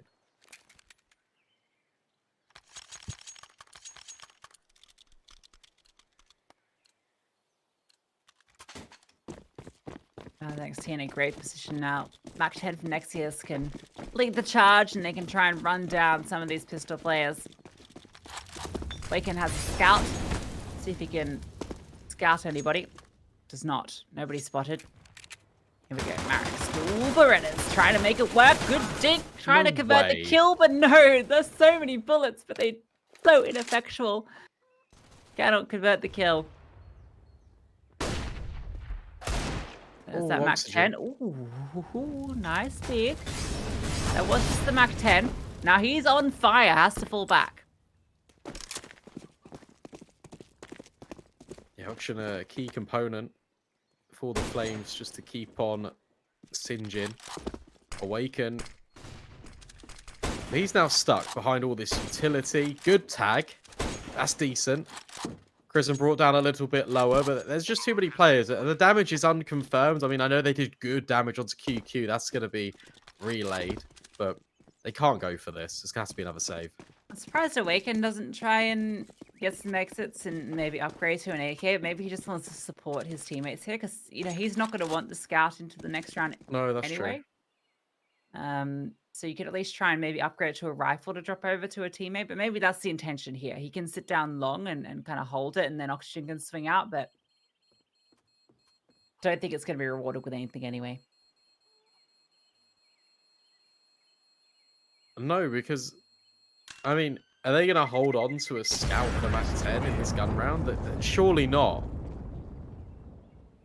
Surely they're going to want to prioritize the M4s, and Awaken could even buy an AWP. Yeah, it throws it away. You can't throw it out of the map there, mate. Doesn't work. There's a barrier. Yeah, so they drop. See, I agree with what you're saying. You might as well just go for the hunt. At the same time, they are saving armor. They're saving a couple of pieces of utility here and there, but you're dropping a lot of money on the floor. It's about 1,000 for a Mac 10. It's 1,700 for a Scout. It's expensive. Well, either way, going to be going into this round with everything they want. They've got 4 M4 A1Ss, they've got an AWP, and now they have to make it count. Yet to post around on this CT side, but this is their best opportunity to do so. Small detail, 37 armor for QQ. That's rebuy stage, but it's opted not to.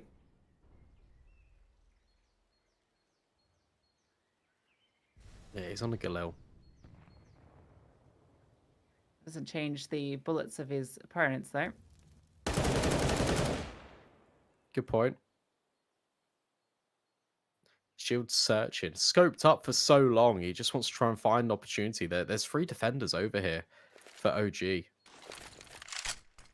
Gimfat deploys a smoke out towards long. That would have been spotted by Awaken that he was in towards Boiler.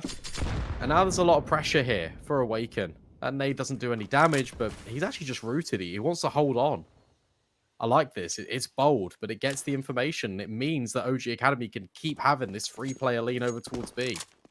Yeah, MOUZ NXT with 30 seconds left, they're just going to throw out the utility, make it seem like they're still committing, and they are going back towards A. It's the right read. Awaken, though, can shut it down, gets that first kill, drops the bomb, but now they can start to hound in on him. How many more can he find? There's another. Awaken doing everything, and Oxygen rotates over the distraction, allowing him to swing out and get a double. Now, not even this AWP can be saved over. Demento is there. It is a flawless round from OG. Exactly what they needed with the guns. That's all on Awaken. The fact he gets the first kill, falls back. He takes all of the attention there. And by him just turning on a dime and running away, they're not expecting Oxygen to be so close on that rotate. And he just swings top middle and just shoots him in the side of the head. Really nice reaction from OG, because that had potential for it to completely spiral out of control.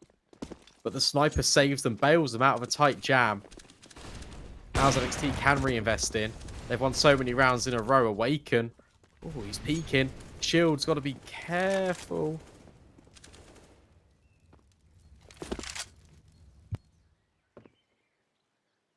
Okay, no early contact yet. Look for a moment like there's potential for it, but gonna be making back to the position where he found the impact in the prior, and Nexus is trying to take aggressive contact. Oh, nice kill onto Sound. That is huge. There's still 2 players here from OG Academy, though. They've been putting so much emphasis on the B bomb site.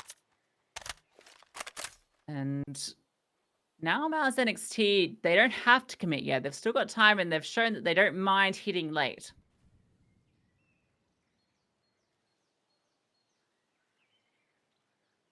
There's lots of utility as well. And the same cannot be said for OG. Only flashbangs. No smokes. MOUZ NXT can now put pressure on towards top middle. But it's that man here again. Awaken. In fact, contacts felt. Nexius goes forward, goes searching. And now these rotations, they're going to come back over towards A. Fully blind. Awaken is dealt with. And this apps pop, it's worked out perfectly. The bomb can now make its way over. And this could be a very difficult retake. They are here. They have rotated in time. But can they find anything? Half HP on Marix as well. They deploy their one piece of utility. Molotov thrown into short. Dementor's going to try to come out through apartments, but you can see already Gimfat is ready for it. Holding the angle. Repositions down. Dementor is activated. Found that kill, but Gimfat immediately trades it. So now it's back onto Marix. 1 versus 2, and he has to get past Shield, holding with his AWP first. Up elevator, might have the opportunity, looking for it, just wants to get close and personal, but it doesn't matter. Shield hits the shot and gets MOUZ their 12th. Yeah, Shield's very consistent. He will hit those. Doesn't miss too many. Very nice pickup for MOUZ NXT, if he is a permanent mainstay and not just filling in. And yeah, in fact, that was his first kill of the half. Very important one as well. Locks in a round for MOUZ NXT. There is a rebuy for the CT side. Again, it comes at a cost of not too much utility. Sound on an MP9, Awaken, deep peeking towards Banana, but can't find a thing. We re-boosting up into the half wall. So Sound did a lot and Awaken. Well, he's going to get that opener. The timing works out for him. Nexius removed. He was the man that found that opener on Sound in the prior round. No impact this time around. And look at Marix up on high on the balcony. Difficult position to clear. QQ looks like he's clearing it, and in fact he does. And even gets the second onto Oxygen. Charging into the site. QQ. Kill. And now, look, I have to say, if they're falling back already, this round is done. QQ is the pit player for MOUZ NXT on the CT side, so he knows every single angle that OG Academy potentially could be in. Incredible stuff. The elevation adjustment on towards boost, and then just bops the player in pit. Oxygen stood no chance, and that's just it. MOUZ NXT, that's going to be 13 rounds. That's unbelievable. Talk about Yimfat kind of being the big superstar for this squad, making up for the big changes to this lineup since the last season. QQ is up alongside him this game. He's going to go down after time. Can't quite escape. Tries to. He gets all the way towards bottom mid and still goes down. That's well, that's Inferno. True. And now, MOUZ NXT are only 3 rounds away from taking the map pick of OG Academy. You've found a single round on the CT side. Yeah. It's what I was worried about. The map pick came in, and it's an interesting decision, because just looking at how they played yesterday against Astralis Talon. But I mean, you take a look at the map vetoes for OG Academy. Where do you really take it? Awaken, at least he has found Nexius. That's a good opener.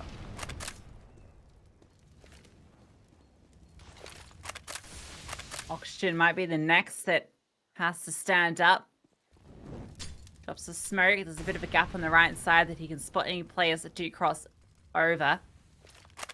In fact, QQ are waiting. They're going to wait for this one to fade before they start to peek in. And Oxygen falls back just as they go to peek. The timing does work out for them. And now you, in fact, continue to push forward. Oxygen is holding this, and Awaken has this shallow angle in towards short. It's a good defensive setup. It's a good need as well. MOUZ NXT not being given anything to find a way in. This is a much better response. Much better setup. But look at MOUZ NXT. They're just going to reset, reconvene down towards the bottom of Banana, retake the space back up here, put pressure on it, and that might force a rotation. See what Yimfat can do up towards apartments. As the rest of his team goes searching, 30 seconds left. Shifting his commitment. Kristen goes ahead of the smoke, but Sound, that's such an important kill to find. He's only got 5, but that might be the most impactful one of the lot. 20 seconds left, and they're saving. They're saving, yeah. Yeah, calling it off. That was the one opener. If Sound goes down, then that's the way in. And I think Kristen made the right play. It's just couldn't quite connect the bullets, and Sound is able to re-swing and get the job done with the MP9. So OG Academy, they get their second round on the CT side. And once again, it's actually a perfect round. Each of these rounds they've won, they've not lost a single player. Yeah, Sound just completely demoralizes MOUZ NXT with that play. But by keeping 3 rifles alive, especially the AWP, they can reinvest pretty decisively. They can apply more pressure onto this defense. And OG, they need to stand tall here. They need to keep things going. They need to do it on a consistent basis. Shield goes for a timing shot. Doesn't quite connect. Even the follow-up, not enough. Anexius, he catches the HE, tries to dribble it. Can't quite work out.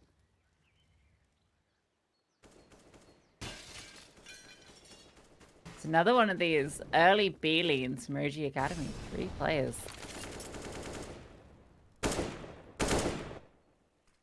Very passive setup over towards A. It's the mini pit special.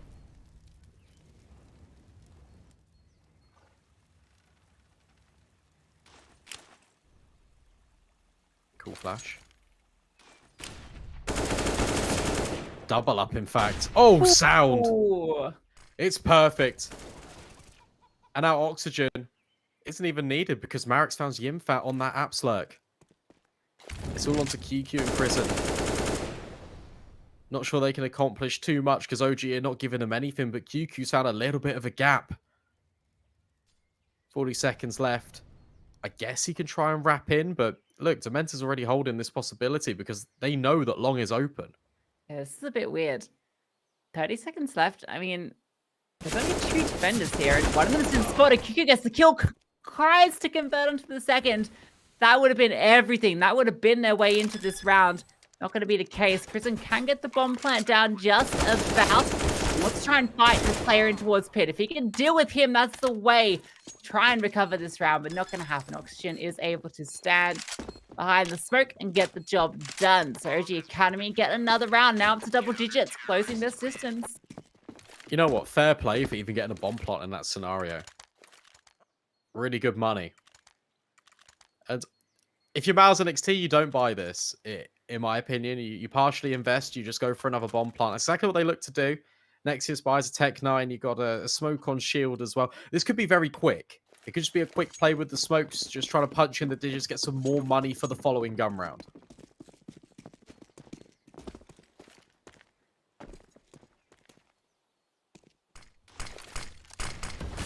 Quick has not been the name of the game for these T rounds for either of these teams.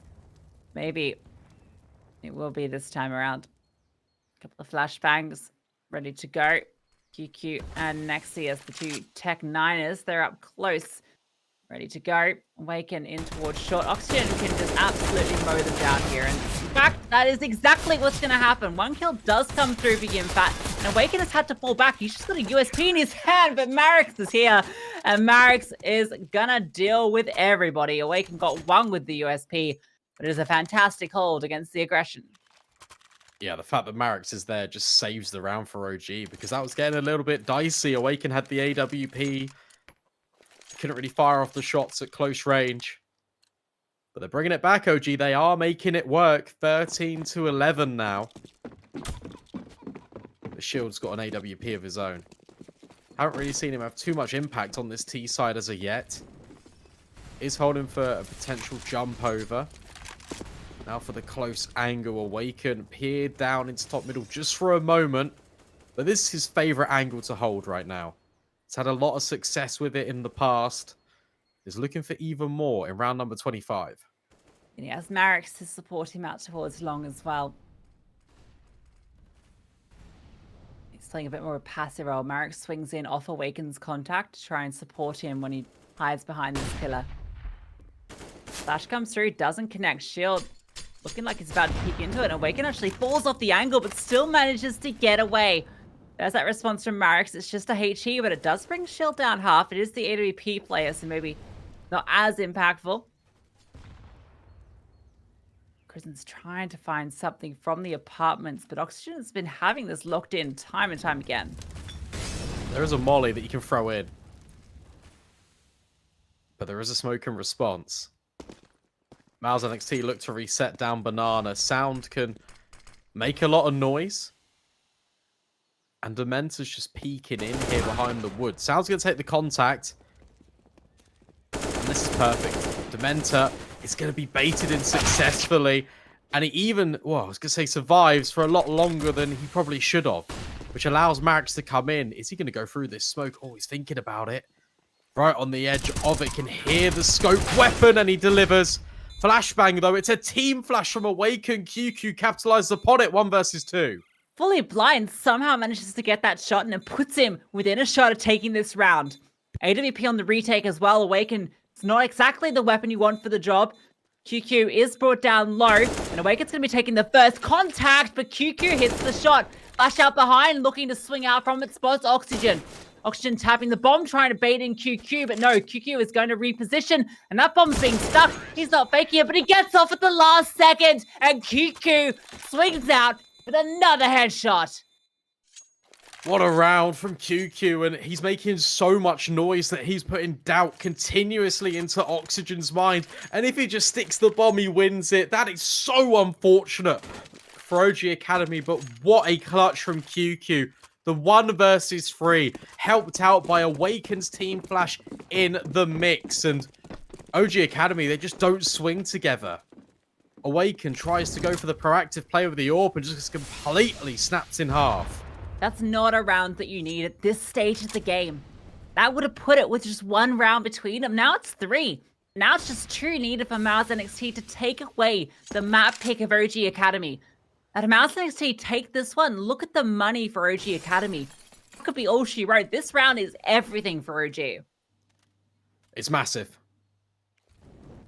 It's their map pick as well. Let's not forget that. Overpass waiting.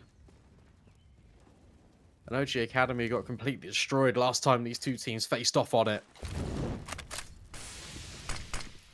A bit more direct in towards top middle this time for OG. Sound peering down in. Marix is here just under the porch.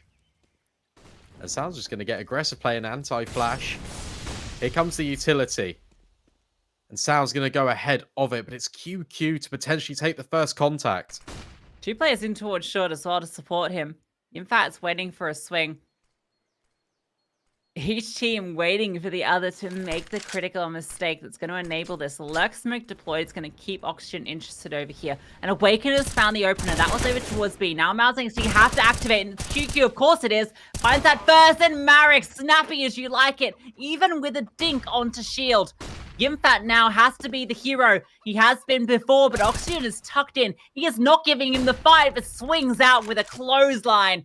And Shield is the only one remaining. 10 seconds left. Might not even be able to save. He is being hounded, trying just to escape, and it's going to be denied. God, it's the AWP counterpart as well. Awaken was flanking top middle. And Shield just can't save that AWP. Look at the work done by Marix. Really good. And the fact that Oxygen is just tucked in that entire time. MOUZ NXT consider it, but they're still not prepared for that wide swing. OG bounce back. And now it's going to have to be an eco. Golden opportunity to get 13 on the board for OG. Get some semblance of economy back in as well. Yeah, talked about it being a critical round because it would have gone the other way had MOUZ NXT won it. Tell you what, close as you like it between these two teams. Exactly what we want to see at the tournament stage. They fought long and hard to get here. They want to progress to playoffs. This is the series to do it.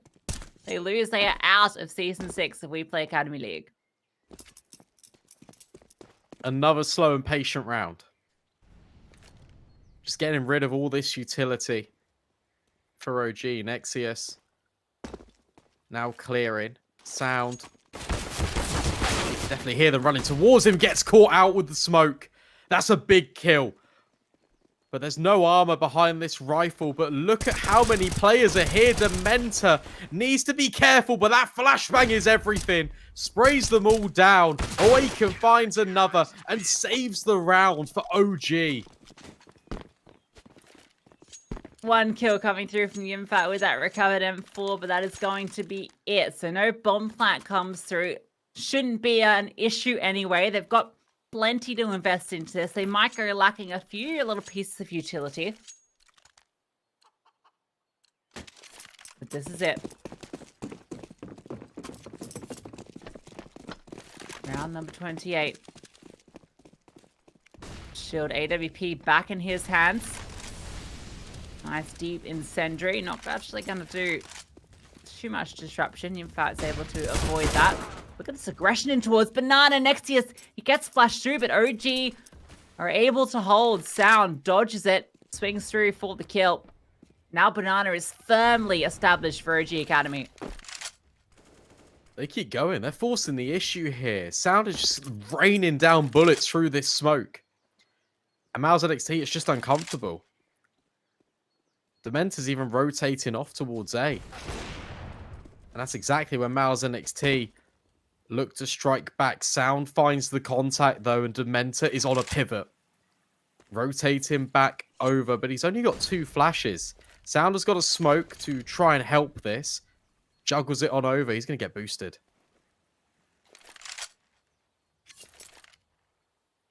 Big boost. Look at this rotation. Marek's here as well. 3 players ready to reinforce that smoke. It's the perfect time, and they're going to commit through it. Sound boosted up, drops the bomb.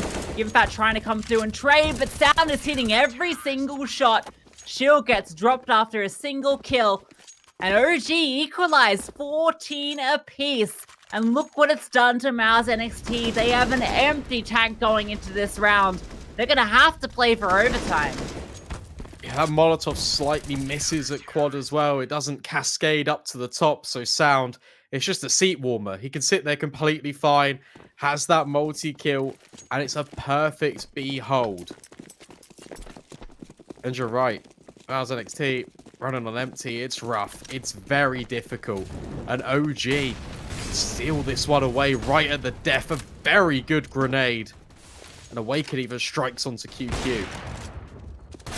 Trying to overwhelm, but, well, he's not missing too many. That close shot was a little uncomfortable. Nexius, okay, gets a kill with the AWP.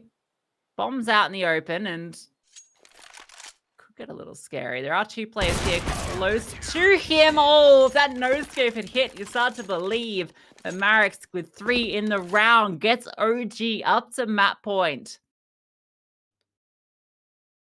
Oh, it's close. It's OG's map pick, and they're looking to steal it away right at the death. 1 more buy. And 5 kills potentially is what separates OG from taking the advantage in this best of 3. 3 players are going to start over at Banana. Flashbangs being lined up, and it's the rifles. This is going to be quick. Dementor, he jumps probably at the worst time. Nexius, full blind, gets the opener. I think Dementor was also a bit blinded there, got a bit lost in all of the chaos, and he gives up the opener. Sound was also brought down half. That's unconfirmed damage, of course, but it does mean they're a little bit weaker. It doesn't matter. He's still taking these fights, and he finishes off Nexius, who'd been brought down low from that utility that was distributed.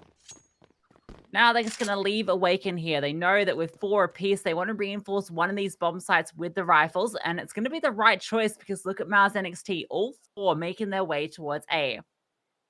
QQ has found these openers on A before, has to do it again. Sound is basically out in the open, doesn't matter. Crizzen is removed, and now we can reposition. Now we can make MOUZ NXT start to sweat. Marix has rotated over as well. And Oxygen, he's always in the pit, isn't he? Marix coming back over to support Yimfat. This is a very difficult angle to clear. MOUZ NXT, they're going to pop onto short. Look at how much space QQ has found.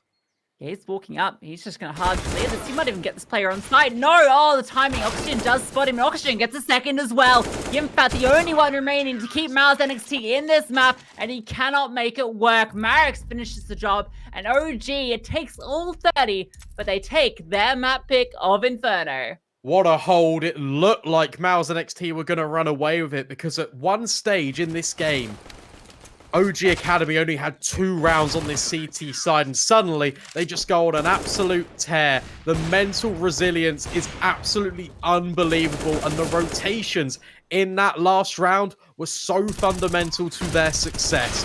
What a game, and what a massive statement from OG to bounce back.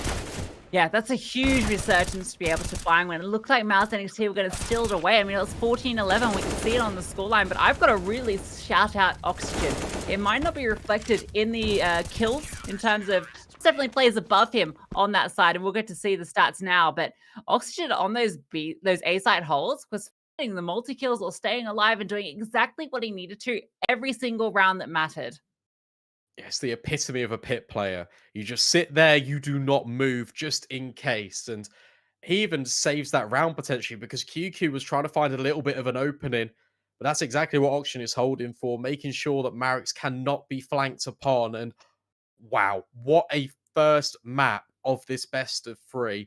The stakes are set. MOUZ NXT, if they lose Overpass, they are eliminated from WePlay Academy League Season 6, and OG, they'll make it through to playoffs. Yeah, and it's looking good for OG. It was a hard-fought affair, but now they've brought that one back, they're going to be feeling good about it. And with Overpass coming up next, there's a chance they could take this 2-0. We're going to find out after a very short break. Don't go anywhere.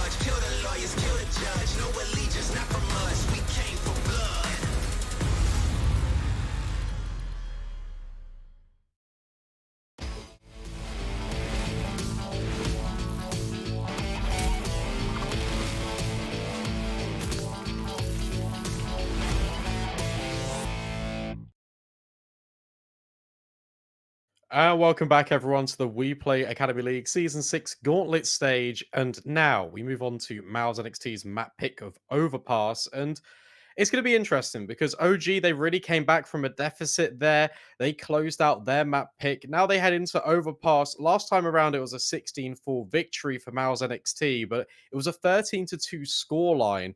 But that was on the CT side. MOUZ NXT, they're now going to start on that T side. And we saw the resurgence from OG on the defense. I am actually quite scared for MOUZ NXT's chances. Yeah, the numbers tell some interesting stories here, right? Because MOUZ NXT have a 100% win rate on this map at the Academy League. They've won it 4 times against Fnatic Rising, against Apex Rebels, Flames Ascent, and as well as OG Academy, as you mentioned. OG Academy haven't been playing it as much this season, but I found it interesting because it was like their go-to map in Season 5, and that change-up is obviously an intentional move. They want to maybe focus a bit more on Inferno, and rightly so, but for MOUZ NXT, despite that 100% win rate, they only have a 12.5% pistol rounds win, which means they've won a single pistol round out of all 4 games they've played. And that could be a big difference here, considering how close these 2 teams are matched on Inferno. Yeah, and MOUZ NXT won both pistols in that game. So to win both pistols and then to lose 16-14 really hurts, to be honest with you. You're then going to head into Overpass. It's going to be very interesting. I feel like you talk about momentum being such a big factor here at the WePlay Academy League, and I feel like that's just going to carry on over. And if Yimfat is going to keep putting up this performance, it was very one-sided. The CT side looked amazing from him. He was 17-6, and then he ended the game. He was still performing very highly, but it wasn't the same impact as he once had. It was QQ really stepping up, rising to that occasion. Just gonna say, QQ really impressed with some of those openers he was able to find, particularly over towards that A side. It felt like there's a few times where he just found a double kill, and that was just their way into it, and the round basically done and dusted. But you can't be relying on that. You do need to have this sort of team effort coming in, and that was a conversation around MOUZ NXT that we had in the pre-game, right? The pre-show where, you know, Yimfat is doing fantastically this season. He is top of the entire Academy League, but the rest of the team isn't featured on that top list. And that is a bit of an issue when you're going up against a team like OG, which does sort of have this much more balanced spread across their team. And you got to look at Overpass, just it being such a CT-sided map at the moment. The fact that OG start on the defense is only going to help them out more. And as you mentioned it, they are a very, well-versed team on this map. They really did prioritize it last season. It was their go-to pick more often than not. So the fact that they've got it here in this veto and MOUZ NXT pick it because they are doing incredibly well on it. I actually think this is a very sleeper map for OG Academy. I feel like they can beat MOUZ NXT on it. Yeah, and just it comes from the fact they have that experience on it, even if they haven't been playing it so much lately. They're going to know quite comfortably how to play. There is that sort of change up. Obviously, they got the new Orphan and Awaken coming through, but he looked quite good on Inferno, I'll be honest with you. So if he can do that sort of same level of impact on the A side of Overpass on this CT side, then there's a chance that OG could come through and maybe scare away MOUZ and lock in that second playoff position. All right, well, let's see it. We're going to get straight into the pistol. As mentioned, OG Academy starting on this CT side in QQ. Well, he could do the damage with the Glock, but it's actually sound to find that opener. Oh, he's run over. Gone undetected. Okay, QQ does get dealt with by Dementor. UTK comes into effect, and he now has to fall back because MOUZ NXT are committing out towards long. His jump was a little too shallow. Okay, now he's going to spot it. He can fall back and wait for the team to come over. So they do have the player advantage. They've got a smoke. They've got a kit. Have all the pieces to work with on this retake. Yeah, where did these off plants go for MOUZ NXT? You'd assume more towards the toilets. That's where the bomb is planted. But at longer range, the Glock can't always do the damage. But there is a P250. Shield does have that. So this could work out, especially if the contact is taken close flowers. That bomb is already half ticked. OG, they've got a smoke and a kit. Marix can just jump straight on that, and they can try and body block. Oxygen with the first. That bomb, it's being defused. There it is. The smoking kit on the A side of Overpass in particular is one of the most potent post-plant positions you can have from the CTs on a pistol round, and we saw it there. The smoke goes down, the defuse can be stuck, and there's just so many players still alive for OG Academy. They just throw themselves in front, and it's just like, it's a 1 in 500 chance you hit that Glock headshot through the smoke there onto the diffuser in all of that chaos while 3 players are shooting at you. So yeah, great retake from OG Academy. And there's that pistol round statistic coming back. MOUZ NXT not winning the pistol on the T side. No, but they did plant the bombs. That means that they can invest out these Galils and the AK. Shield holding with the scout. Marix is very close. He's also completely isolated. So he's going to fall back now. Doesn't give up that early opener. And there's a gap in the doorway. But I tell you what, Oxygen nearly completely exploited. Nexius walking wounded. 2 HP. It just about gets away. Dink through the door. That's difficult on the T side. Now going to be trying to focus back towards A. Marix is out here long. Gets flashed through, going for this opening pick, but no, Yimfat is able to get him. Tries to adjust and isn't quite able to in time. The flashbang was a little ineffectual. Didn't blind really either of those players. So the opener actually goes the way of MOUZ NXT despite that early damage. Look at Awaken. Quite aggressive over here towards toilets. What's going to be the response from MOUZ NXT? It's just going to be a flash play up towards the sign. I like this from Awaken. He's tucked in towards long. That's a really nice headshot. Nexius was brought low from earlier exchanges. And now this crossfire is established. Awaken will strike. And he even follows up with a second. He's still alive here, buying so much time for Oxygen just to come in with the MP9. A perfect response from Awaken. And OG Academy survived the A hit. That was just textbook exactly how you should play those A-side holes when you've got 2 players. Just the crossfire being set up, you bait each other in. As soon as they get the contact out towards long, Oxygen gets that first kill. The second player's there to swing out and then find the kill. And they just keep trading. Awaken just doing all this work. Exactly what you want. Taking their turns, picking them apart.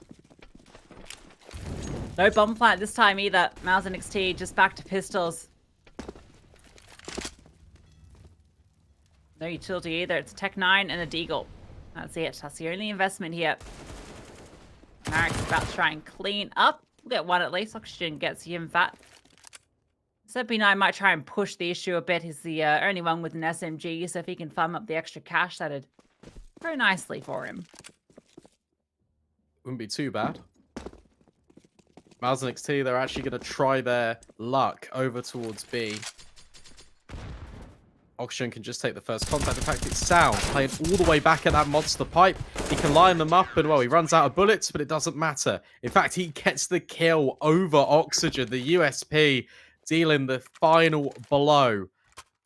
And that's a flawless start. 3-0. Here comes the guns for MOUZ NXT. They looked pretty good with that force investment. They were able to get onto the bomb site. Well, that's it. They didn't get the bomb plant. But it still looked quite contestable. Shields also got out the AWP early. That's an interesting bit to be keeping an eye on. It felt like he was finding some success with that on Inferno. His first map, in fact, first series with this team. This is a bit of a cheeky angle from Oxygen. Can't quite get spammed through the door. Although, actually, I say that his butt's a little exposed, so he takes a little tap. It's a cheeky off angle, hard to clear. It doesn't matter, he walks out into Nexius. Dies anyway. That MP9 is still alive and kicking, and it is in connector as well. So Marix doesn't get forced away by this Molotov. In fact, he's just going to go through. Nexius finds another kill. Really good impact in connector. You can see there was a flashbang on the screen. It was set up by Demento, but didn't quite hit the mark. Nexius able to get both kills in con. Now he can hold this. Now, the issue is, Moji Academy have a good read on this. They've got 3 players over here. Sound on this angle. He was not elevated last time and he was able to find the kill. So now he's up on the grate. Show their feet so he can spam away. Gets that first kill. Drops down. Can't adjust onto the second. But there's 2 players here. Demento has dealt with Nexius. Drops the incendiary as well to slow down the attack. But look at the minimap. They found A completely open. Demento can still unravel this. If he drops this bomb, the fight alone might be enough. 20 seconds left. They're running out of time. Shield gets him. Now that bomb is going to make its way up. Is it going to make it? Yeah, Just it's fine. about. It's okay. Oh There we my go. god, that is literally on. That could not have been closer. That's half a second. Takes Yeah. 3.5 to plant it. Yeah, Awaken can't go for this. Nice reaction. That all just comes off the lurk from Yimfat.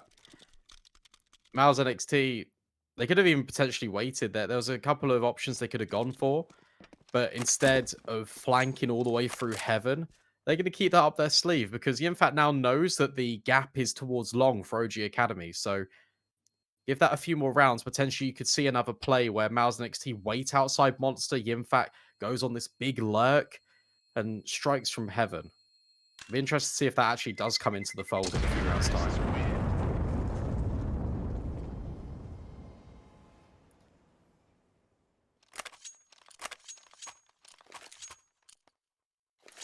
Well, virtue of that 3-0 start, OG Academy still have plenty to work with. Awaken's got the AWP, so that's not something...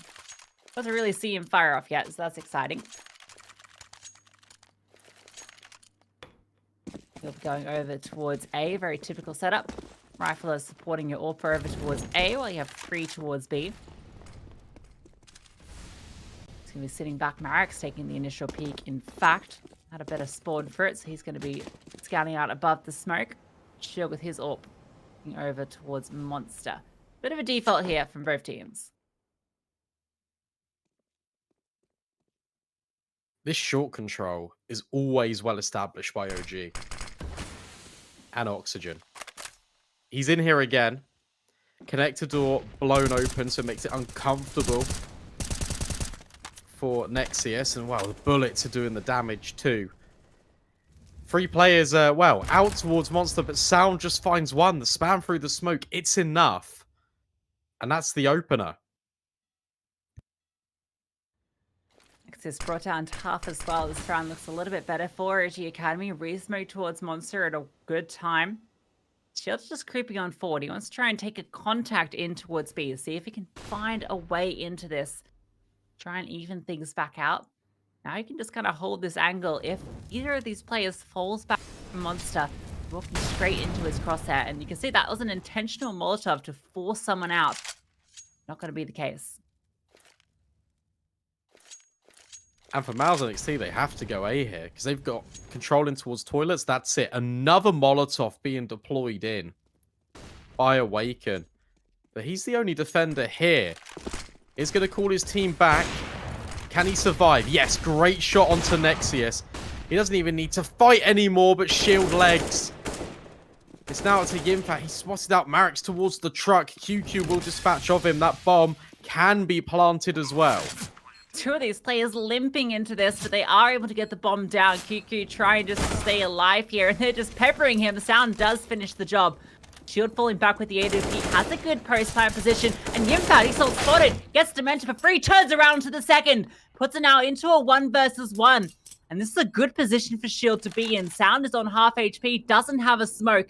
Shield, that bomb, it's not planted quite for him. It's tucked in next to the truck, and he tries to swing out and clear. But Sound was actually not near the bomb. He was clearing out long, and he cleans up the round. 4 kills in it.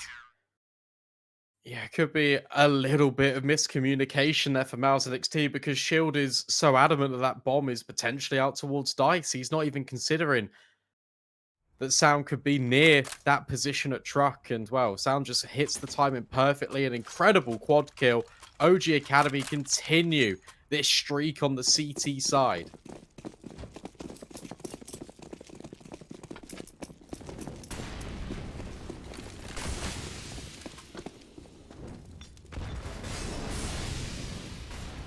At least MOUZ NXT with the bomb plant do have enough in the tank.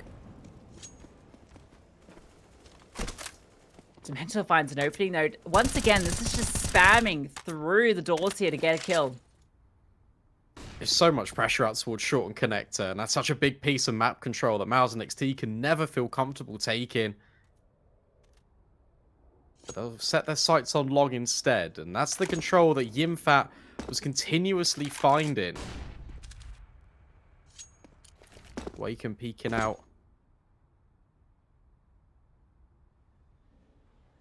MOUZ NXT, they are slowly crawling their way up here. A lot of control, but that's a very well-timed smoke. Yeah, OG have been throwing out these really great smokes just at the perfect time that force MOUZ NXT to slow down even further. And here's another one. Marek just right-clicks it now. The issue with right-clicking it is Kristen now knows he's in here. To drop the utility to try and flush him out, and it forces him forward. In fact, he's going to burn alive, a couple of bullets helping him along.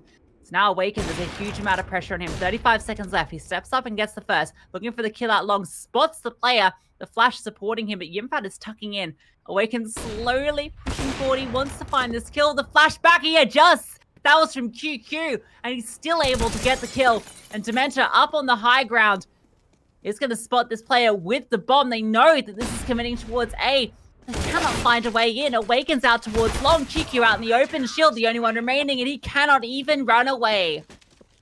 What a hold from Awaken, and what a play by OG. The fact that they double swing as well.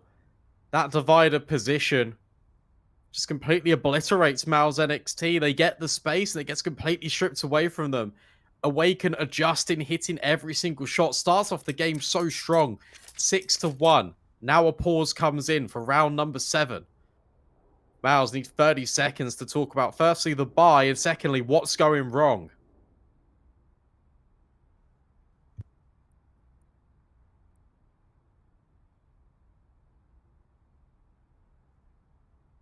Yeah, that buy is definitely a conversation point because there's going to be nothing.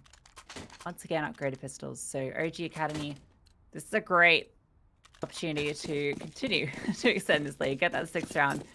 MOUZ bomb plant here would be nice. See Shield's the only one. Actually, you know what? They've actually put armor behind this with that loss bonus, so there is a chance, you know, you can overwhelm, you get a player down, you pick yourself up a rifle, and suddenly there's a way to make this round work. They are heading to Connector, and they've avoided all the spam from Dementor. So that's a good start. However, look at Marek's up long again. He has been caught out in this position before, so MOUZ NXT could potentially capitalize upon it. But I like this. OG, they're just falling back. They have to be aware that the money is not in the best state of affairs for MOUZ NXT. And Awaken could take first contact here. Or could just play off Marek's. Marek's gets caught with smoke in his hand. Awaken's fully blind, still hits the shot. Bomb out in the open though, and Yimfat's found a kill. Demental though arrives to save the day. 2 kills. Yimfat does trade him out again though. These pistols are making it work. And look, they're trying to push the issue, getting a little over eager. Oxygen just runs through. Right into the arms of Yimfat. Puts it now all onto Sound. Got 4 in the prior round, but has to come up with 2 here on the retake. And that's another smoke picked up from Yimfat. He's not even going to deploy it yet. Sentry comes out. Next, he's ready to take first contact. Yimfat, well, either way, whoever takes first contact can trade off the other. Sound doesn't even know how to approach this. Gets that first kill, but there's Nexia. Swings out and gets the kill. And that round looked like it was going to be perfect for OG. I even enjoyed, there was a small detail where they throw the flash out long to bait out deep presence from the rifler when, in fact, he was sitting all the way back on site, but they just got overwhelmed. Yeah, the pistols just completely shred, especially the AWP. He still manages to find a kill fully blind, but that's it. There's too many players. They swarm the bomb site. And MOUZ NXT and Yimfat again get this opportunity. Another round on the board. And off the back of that, OG, they want to reflect as well. They want to take a moment and only partially invest. These rounds have been quite close.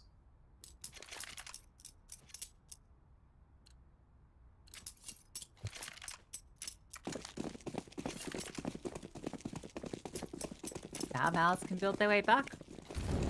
Incredible how just a single round completely resets the economy, but so it goes. I wouldn't count OG Academy out of this though, with these Desert Eagles. There's only armor on one player, that's Sound. And MOUZ NXT even actually starting to find this presence to A successful. They have not planted the bomb B once. In fact, I don't even think they've even walked onto the site at all, which is kind of incredible because it's often the way that you see T sides go. B is a very frequent destination, particularly on those rounds where it's like a half buy, you know, you can put a bit of pressure on. It's not so far. This round, it might be the case, but As you can see, they're just sort of looking for kills, and they've found 2 already. This is a little bit of an off angle, though. The Dementor's holding. Shield is so patient. Who's going to blink first? That's the conversation piece. Oh, it's going to be OG. They're going to try and take that fight. Shield's holding. Awaken. Marix, they're going to swing. And Shield, he just doesn't miss. Nexius is here just to trade out, but not even needed. A flawless round from MOUZ NXT. Gets their 3rd. Awaken back out on the AWP investment. The guns. They can now come in for OG Academy. It's a little bit scary. Because again, potentially if MOUZ NXT win this round, then they reset OG once more. Yeah, it still feels really difficult. It doesn't feel like it's only a 2-round lead, which is the way the OG Academy have been winning the rounds they've won. You're right. This could be the opportunity to start to get close to equalizing. 2 FAMAS. EWP at least for Awaken. That's going to maybe get the opener. No, Shield was there. Peeks in. Awaken a little bit too high. Oxygen tries to go for the trade, tries to get up close, but Shield hits another. That's the difference. Shield finding consistent shots. It was Awaken on A, but now it's Shield on B. MOUZ NXT have a distinct 2-player advantage now. Boost coming in for Marix. That descent is going to be heard by QQ. And now this is a good moment. MOUZ NXT can potentially work this B bomb site because look at the rotations. No one is there.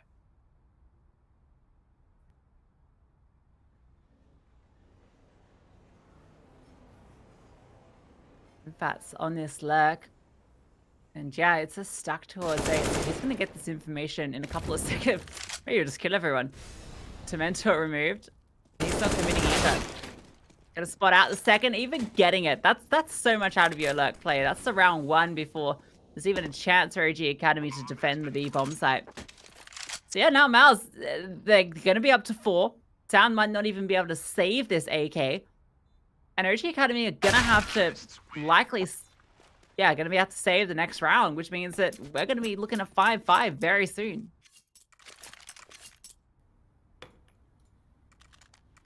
Yeah, Yimfat's insane. Absolutely unreal. Sergey's little brother doing the damage for MOUZ NXT. And there we go. Talking about the fact that MOUZ NXT have now got 3 in a row. They've got a great opportunity here to tie up the game. Just to count of P250s for OG. They're gonna get aggressive out monster. QQ spots them out. Oh no! Well, that's one rifle, but that's a lot of information. You can see that MOUZ NXT are racing up towards A. It's actually one of those maps where if you get one of these aggressive kills on one side, you can rotate back on the CT side quick enough just because it is quite a large map, particularly over towards the A side. That smoke is going to slow them down. They can't push through that one. And, well... Oh, the spam. Spam comes They were trying to boost. Oh, yep. Spotted through. Great. Nothing to be done. Throw these bodies at it. Keep the AK. Okay, maybe not. I guess don't boost their kills on the scoreboard. It's a moral victory. I guess they can protect sound. Yeah. Maybe catch off any players that are trying to get far away. I'm just looking at a long shot here, but okay, they are going to start to commit to trying to hunt. It's likely not going to reward anything. Shield is holding. Now they're going to be wary of the other 2 close by, and they're not even going to swing. Oh. No. Not going to amount to anything. Alright, 1 AK. Surrounded by M4s. Awaken can get an AWP, but it means it's going to be a glass cannon. No armor behind it at all. He's got a smoke and a flash. So that'll be interesting. Let's see how that investment pays off.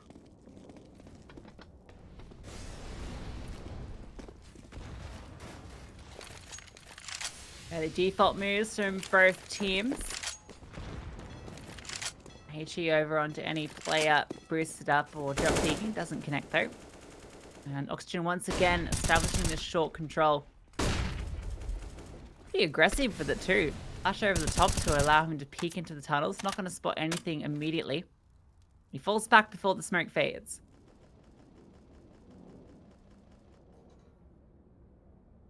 It's a good setup in towards toilets. Marek's peering on down. In case they walk his direction, Awaken is holding up long, which allows Marek's to be in this aggressive stance. 1 minute left. Yimfat and Shield could potentially combine over towards long. Run boost out. Oh, Shield hits the shot. What is that? Catches Awaken on the fallback. What an opener. Not the way Awaken wanted this round to pan out. Now Marek's, he is stuck between a Yimfat and a hard place. But well, he deals with the Yimfat. Gives off an AK, smoke it off, and get away. So it is going to even things up, while the rest of MOUZ NXT, they are going to group up to go towards B. Now, despite the fact that they haven't hit this at all on these gun rounds, it is reinforced by 3 players. Oh, this incendiary. The timing is good. Actually goes a little bit deep. And there's so many players here, but it doesn't matter. Nexius gets 2. Krizia gets another. Marek's arrives to at least drop 1, but the bomb gets planted. And now he can't do anything. What a flash. That one flashbang undoes the entire round. Nexius on his entry pathway just finds both. And just when you think MOUZ NXT are going to walk into the trap that OG Academy laid down in front of them, it gets completely undone by just $200. What a round from MOUZ NXT. And Marek's isn't even going to hold on to that AK-47. MOUZ NXT, well, they take the lead. That's unbelievable. That incendiary, it looked like it was just going to unravel everything as well. That would have slowed it down significantly, but the timing, it's a little bit too late or a little bit too deep, depending on which way you want to look at it. And either way doesn't slow them down at all. They're ahead of it. And as you mentioned, that flashbang was just fantastic. Somehow Nexius, the fact that he gets that second is phenomenal. And then also Kristen coming in and getting that 3rd player that still could have denied the bomb going down, which would have ended the round because there was less than 10 seconds left at that stage. Oh, aggression, sound, rewarded with a kill. This is another one of these half buys, and off the back of this contact, they're just going to run out towards B, trying to replicate their success, and Nexius does it. Dementa removed. This round looking done and dusted. Great response from MOUZ NXT. They know that that push potentially could mean that B-bomb site is less equipped. So just run in and they trade perfectly. Not even that they need to trade. But the spacing is still effective.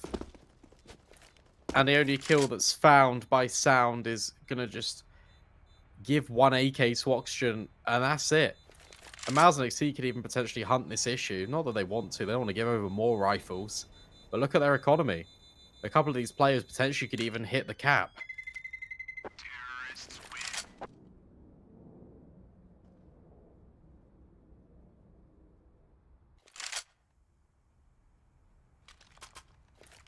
Well, it started so strong from OG Academy, but as soon as MOUZ NXT have hit their stride, they have not slowed down.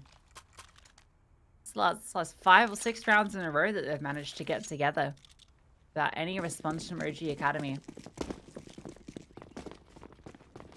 Another chance presents itself here. They've got all the rifles out, AWP in the hands of Awaken as well, and he wants to go for something a bit more aggressive. Going to poke up, holding in towards Playground, and there's a lot of support here. 3 players over towards the party. Look at this molly. Oh, it's not going to spread. Don't look at the molly. It doesn't matter.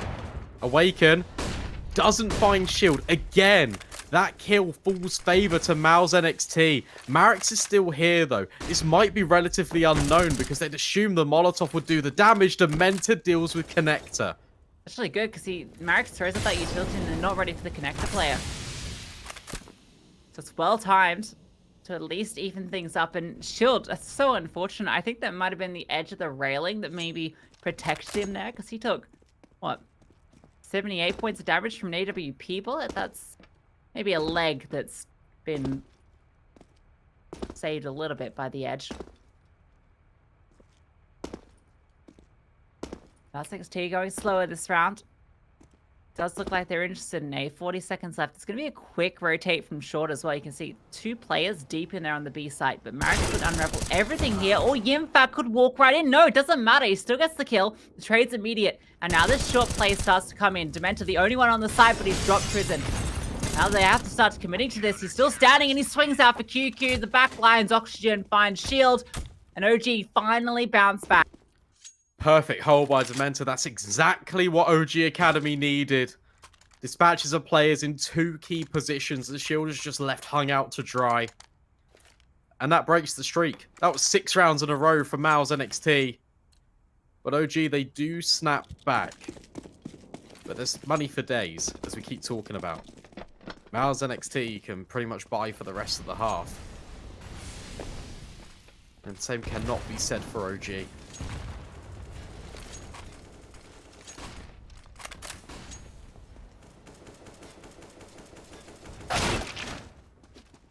Okay, good opener. Awaken, QQ removed. That's a big play to take. Marix's immediate response is to push up deep long. Knowing that the AWP isn't here, they might not be ready for this rifle to be so close. Rotation does come over. Awaken has actually made his way here. The flash comes through. Doesn't spot anything. And oh, up on the elevated angle, Yimfat, it's awkward. Marix tries to transfer onto both. And while he goes down, Shield is doubled up, even finding Awaken deep out towards the truck. He's doing everything with the AWP. Now they can accelerate onto the side. Dementor is doing his best to hold onto it, but he is getting forced off.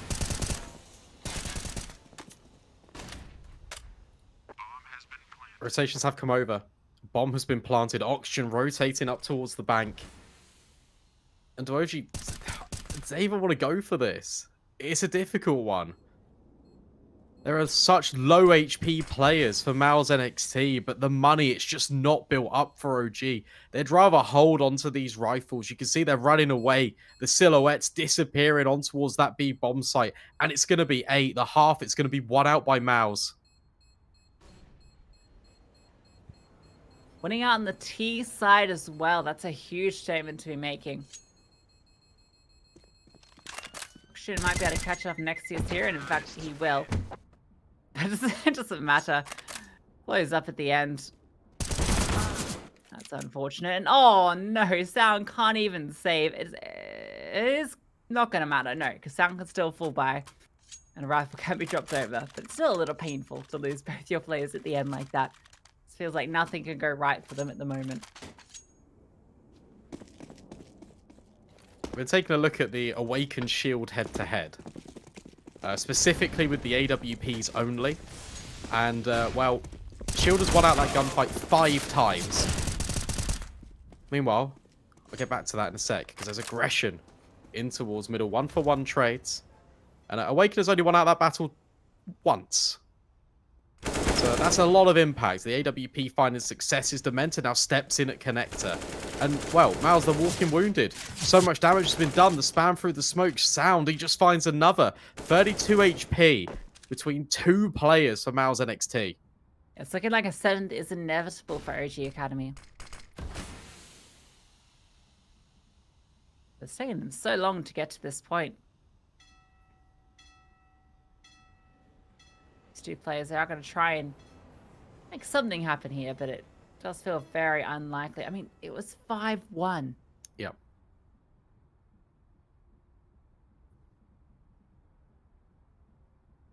And we talked before Overpass about how CT-sided this map is. So the fact that you are staring down the barrel of 8 rounds on the T side for MOUZ NXT, with a potential for a miracle for them to potentially get 9, it's still incredibly good. Sometimes you look at this map and you think 5 rounds, that's plenty. That's great.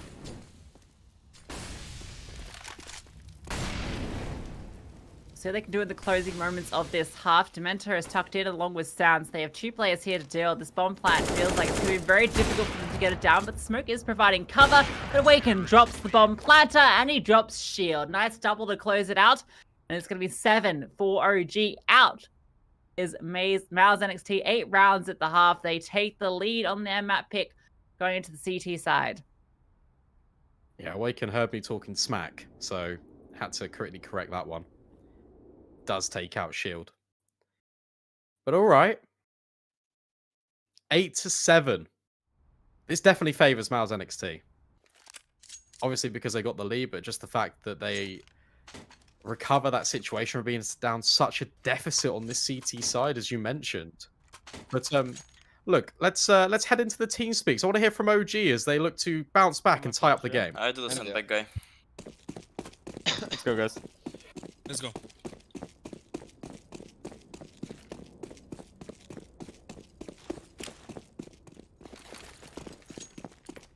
Flashing close, monster. Boom. Flashing in front of you. Flashing left side. Gone out. Two. Short, two short. Let's go right side pillar. Three should be. Three should be short. Yeah, short peeking. They know about me. They push. Out short two. That's right. No one at a...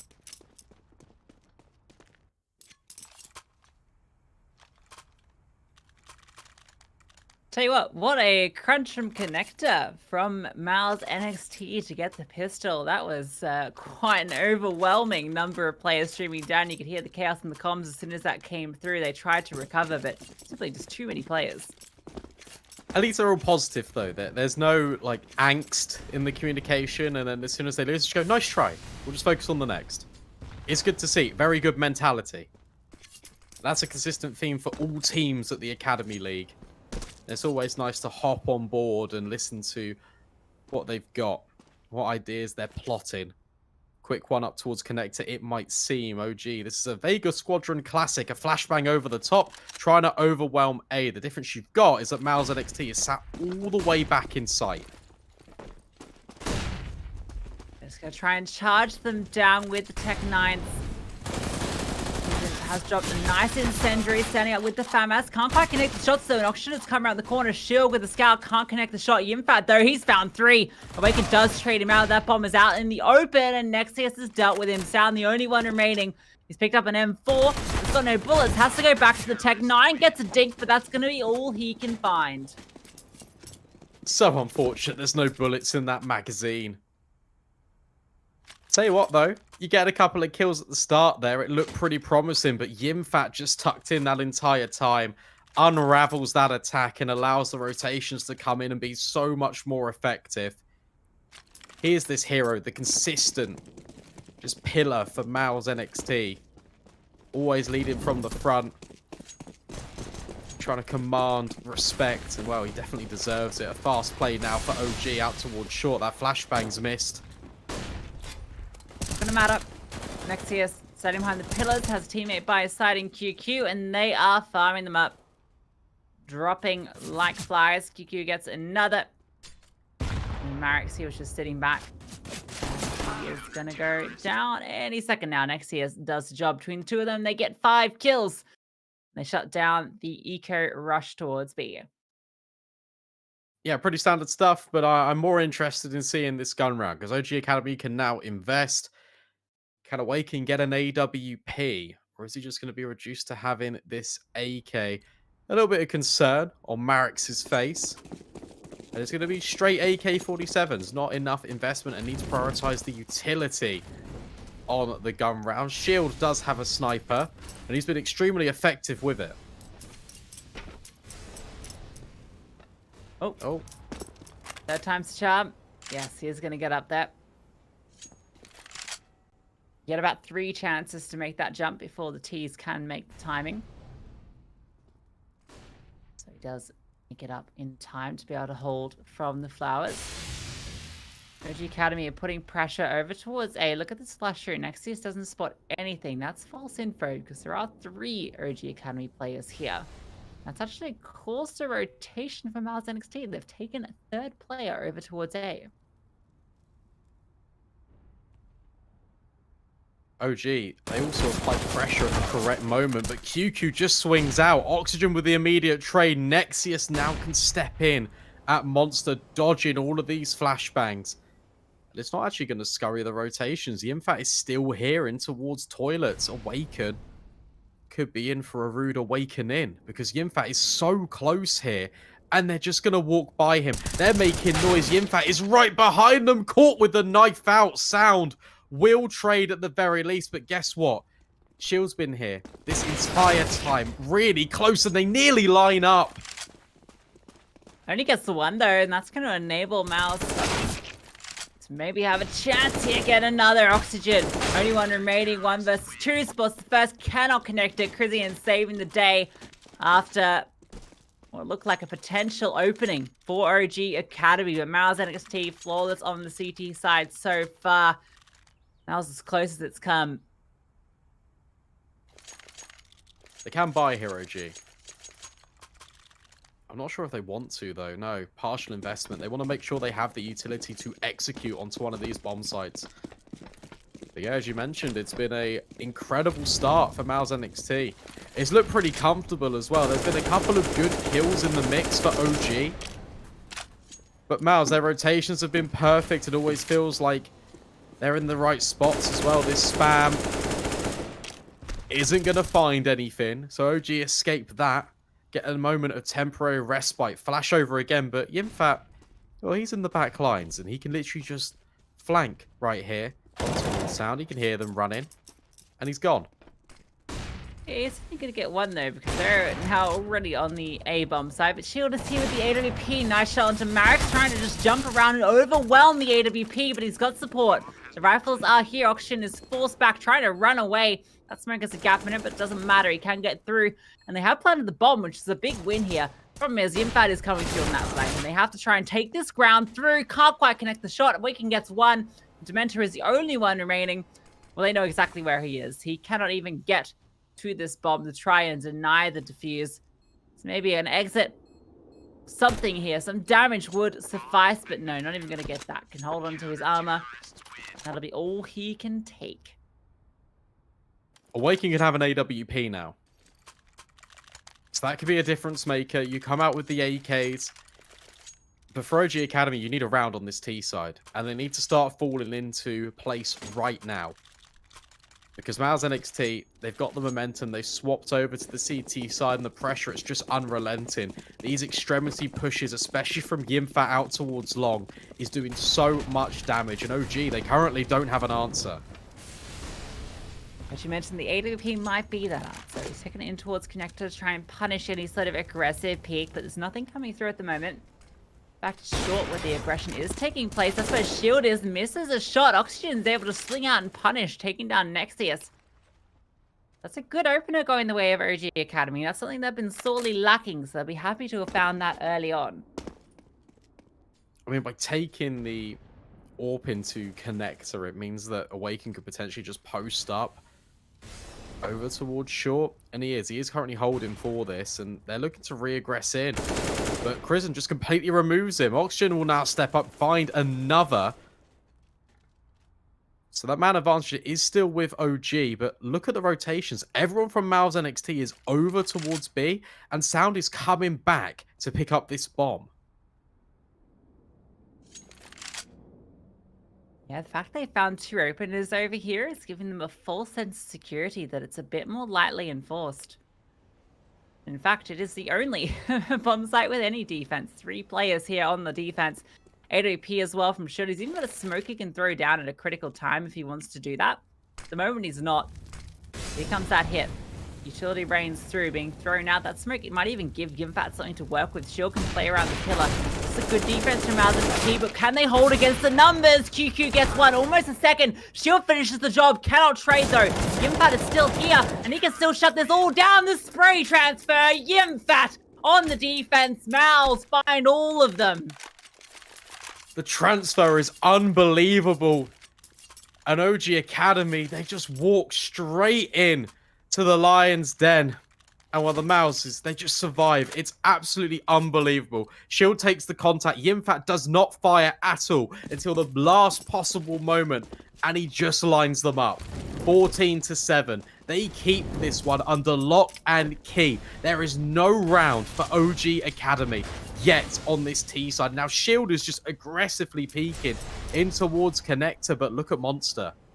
Oxygen. Dementor. They might just go through this. But last time they went through it, it was 5 players going into 3, and they just got absolutely rattled. MOUZ NXT yet to drop a round on the CT side. Flawless. Only need 2 more. That'll force us to that 3rd deciding map of Vertigo. In fact, wants to take us that 19 kills at the moment, but really everyone from MOUZ NXT is stepping up when it matters.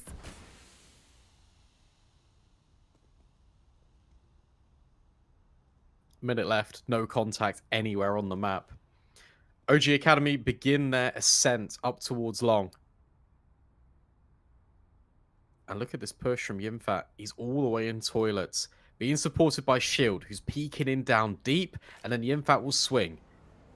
Which actually could work out because they're resetting towards toilets here.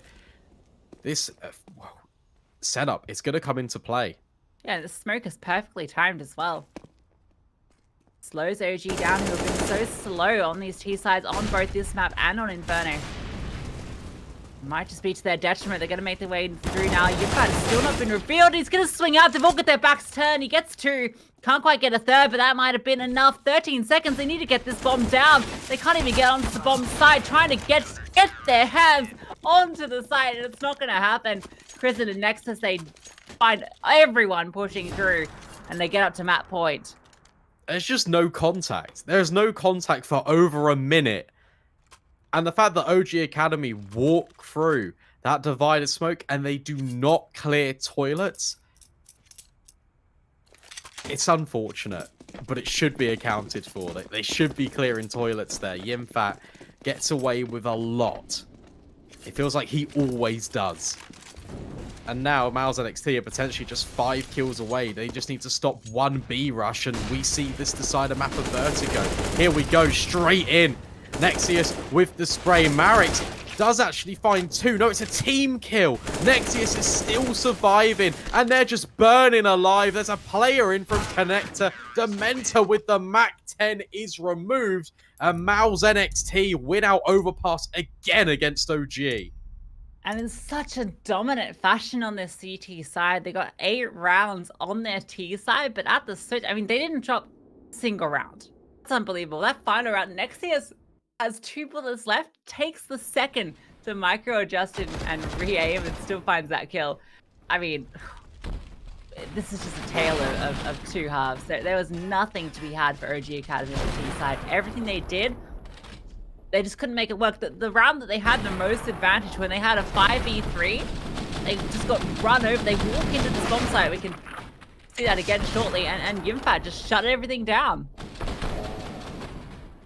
This was slow motion. This was a 5-1 start for OG Academy. And off the back of that, they get 2 rounds for the rest of the entire game.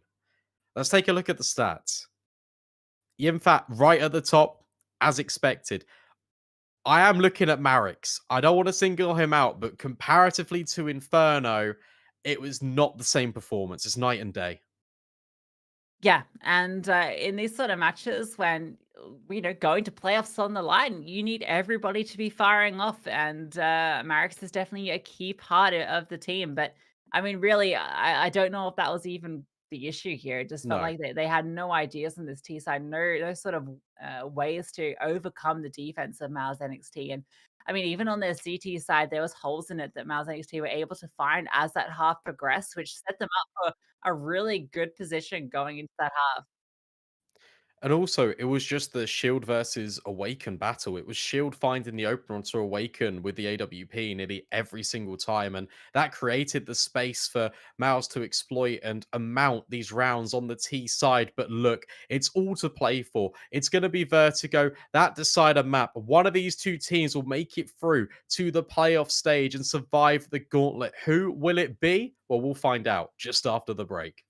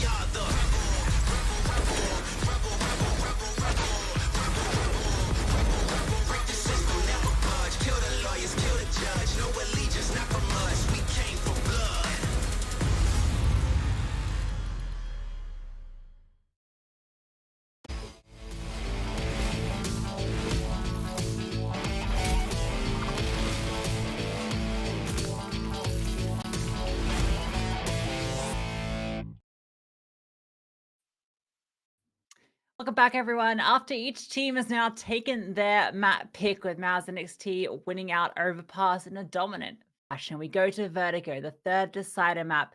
Brandon, break it down for me.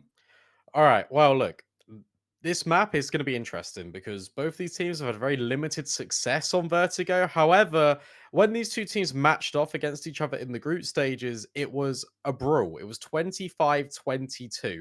Plenty of overtimes, plenty of action. MOUZ NXT would eventually wind up winning the game, but if I'm being honest, this one could really go anywhere because you've had at different moments. MOUZ NXT stepping up. They've been consistent over both maps. For OG, it's interesting decisions because you've got a lot of players performing well, but you've also got some players just kind of not really hitting the level we expect them to.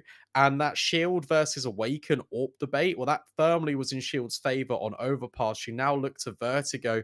Whoever starts on this CT side will have a lot of control with the AWP, can really pick and choose when to take these fights. And for me, that's the key difference. Whoever starts on the defense and with the AWP, I feel like that could have significant impact over the nature and the manner of where this game goes. Yeah, an interesting part about that victory from MOUZ NXT over OG Academy was that was with their coach. Tobias was playing. That was before Shield came into the mix, and that's where the AWP is obviously a big difference maker. And not to mention, I mean, Marek was the top fragger. He was the one that really performed for OG Academy.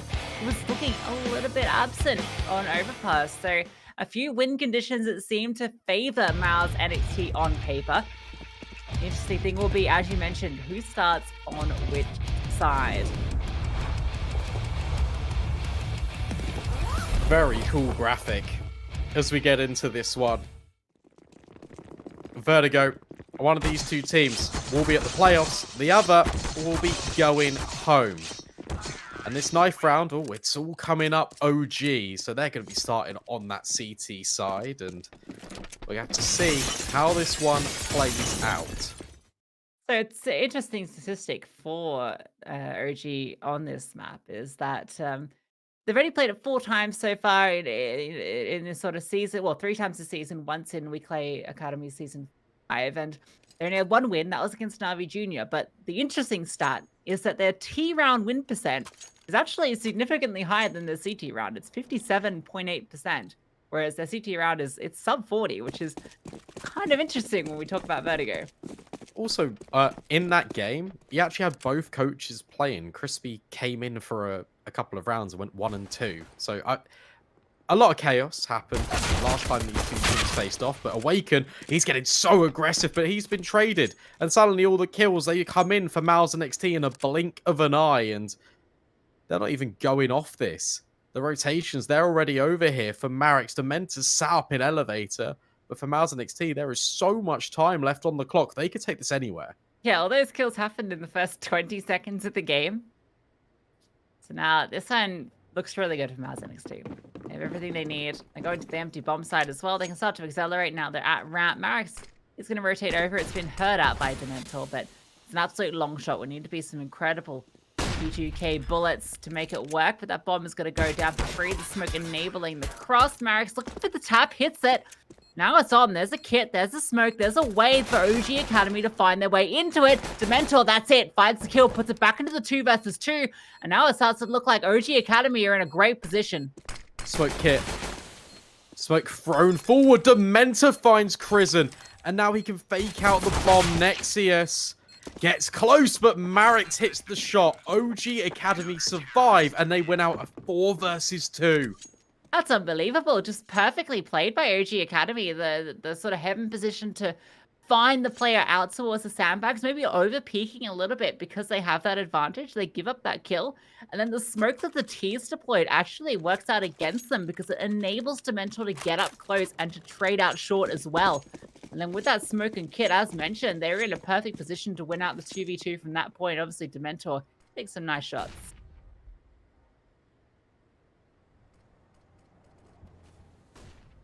Force bar across the board. Look at Sound. Pretty aggressive here. Has taken a lot of space for his team. QQ and Crizzen might walk into this, though. So there's opportunity. One-way smoke for Dementor down towards A ramp. Actually goes below it. Now jump spotting for information. MOUZ NXT, they are all grouped here. 2 M4s here are going to be hard to get past, but Dementor is going to fire his off in full back. They want to play a retake on this one. More passive, actually, setting up Dementor maybe with this smoke and a bloom right in front of him. That could be used as a bit of a one-way for the player back on site while Dementor can sit behind it safely and try and catch off any players that come up close. MOUZ NXT taking this one slow. Down sub 1 minute now as they do group up over towards site. Fat's in towards mid, playing this lurking position. 40 seconds, they are going to get ready to go towards A. Smoke's lined up. Boost up as well for OG. Can Dementor see over these smokes? Preventative utility, 20 seconds left. No opportunity to plant the bomb just yet. And now the spam's coming through as well. Prison will just about do it, but then the MP9 overwhelms Sound. He's even going to go hunting for Nexius. You can get up close and personal with this SMG, and he's showing us exactly how you do that. 2 kills. Jimpak gets 1 back in return, but that bomb's being, well, tapped actually, not defused, but now TQ is the only one remaining. He's found 1, make it a double. That bomb is yet to go be defused, but he runs out of bullets. Awaken's able to finish the job. OG Academy will come out ahead in the force. Nice try as well from Yimfat because he was lurking through middle that entire time. Reveals himself in towards elevator, but on a swivel. OG Academy all focus their efforts, remove him, and then focus on the task at hand. Since that bomb had only just gone down. The timing of the lurk was everything. And for OG Academy, it is in their favor that he acts a little bit too premature. Another buy. MOUZ NXT want to apply the pressure to OG. Lots of nades deployed early down towards B, and that was the original intention for this T side, but now they just have to sit and wait. It's quite a good buy, all things considered.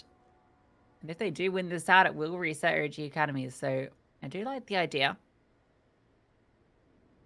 Be the destination at the moment. Sound and Oxygen are here. Actually looking to set up a flash pick. This is completely punished QQ. Oh my god! Oxygen over the top, almost gets a triple. Runs out of bullets. He is traded out, but look at the damage he's done. That is phenomenal. What a flashbang, what a play. Yeah, in fact, look at this flashbang.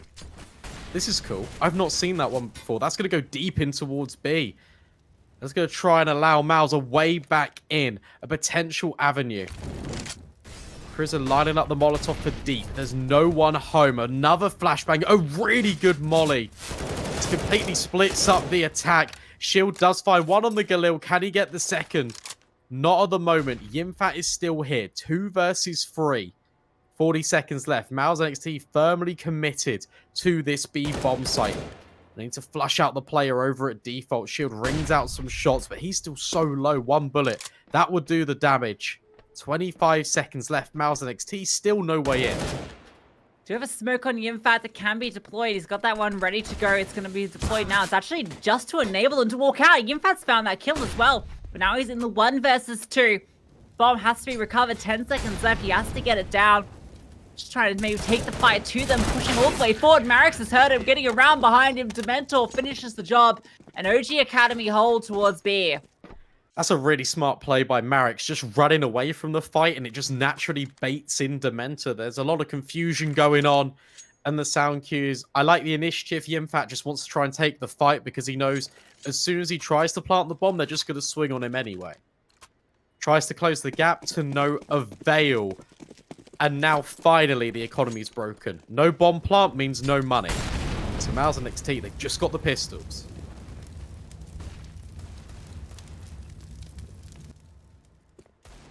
That was the breaking point for both teams. MOUZ are the ones that fall under the pressure. Thinking back to that. Oh, whoa, hold the phone. That's almost 2 kills with the Tech 9. Unbelievable. That's that flashbang once again coming through from Yimfat to set teammate up. Now Yimfat wants to try and press the issue, but he is getting peppered through the smoke. Marix finishes him off. QQ with a nice headshot to enable an avenue onto the B bomb site so they can at least get the bomb plant here. Smoke can be deployed, and M4 recovered. There's still a way into this.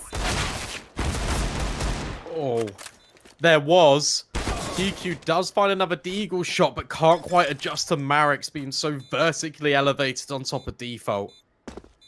Nice try, and I'll tell you what, all things considered, that bomb plant there is perfect. That was a 2 versus 3. And they did recover that situation. That pop in towards middle was incredibly effective, and that's something that MOUZ NXT could potentially exploit on gun rounds. Imagine if he had a rifle there. That's probably just 2 kills.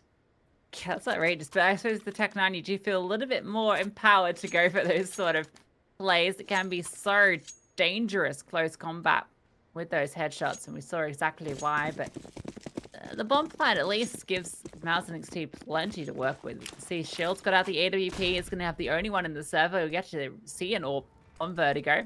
There's a map that maybe sees it a little bit less, and oh, Shield, the wide peek from Oxygen misses the shot, but it doesn't matter. QQ is there to get it instead. Yeah, it's nice to have a rifle supporting the AWP, so even if he does miss a shot, the entire peak isn't completely wasted. Sandbag smoke now deployed for Dementor to allow Marek's a little bit of wiggle room. Dementor can also peer under this. Flashbang being set up. Marek's peeking for information. Can't see a thing. But there are players here at A ramp for MOUZ NXT. In towards mid once again, throwing the utility to keep them in. Should drops that one over towards window. Yeah, they are grouping up towards A. Waken is here. They've got good rotations. 3 CT defenders. Fat starts now to group up with his team. Not going to be flanking through mid this time.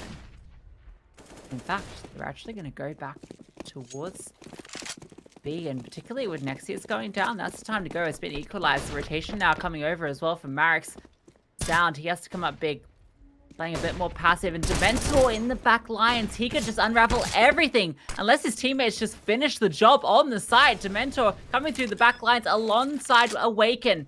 The timing of this is going to be everything. That smoke comes down and they want to fight deep, and there's Dementor. But are they going to be ready for the second? No, Awaken. He pops up and deals with him.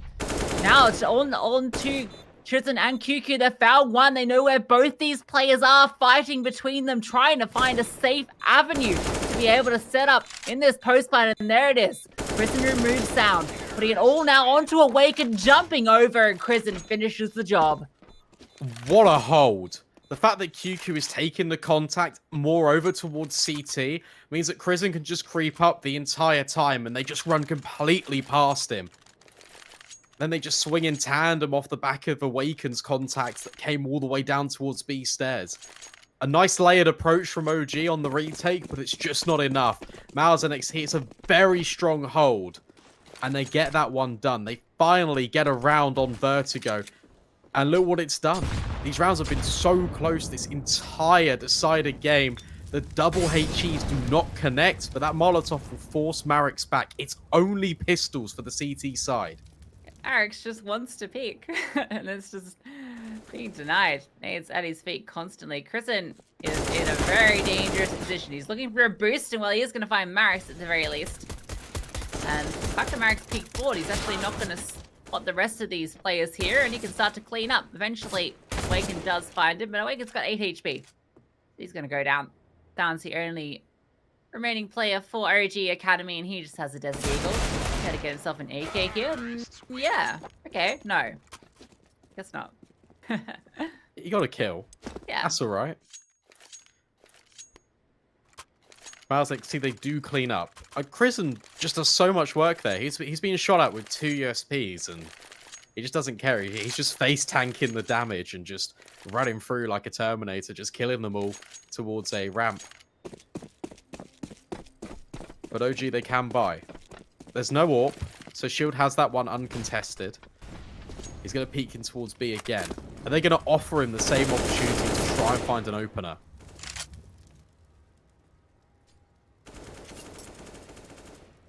Holding the same angle, not going to be gifted a peek this time around.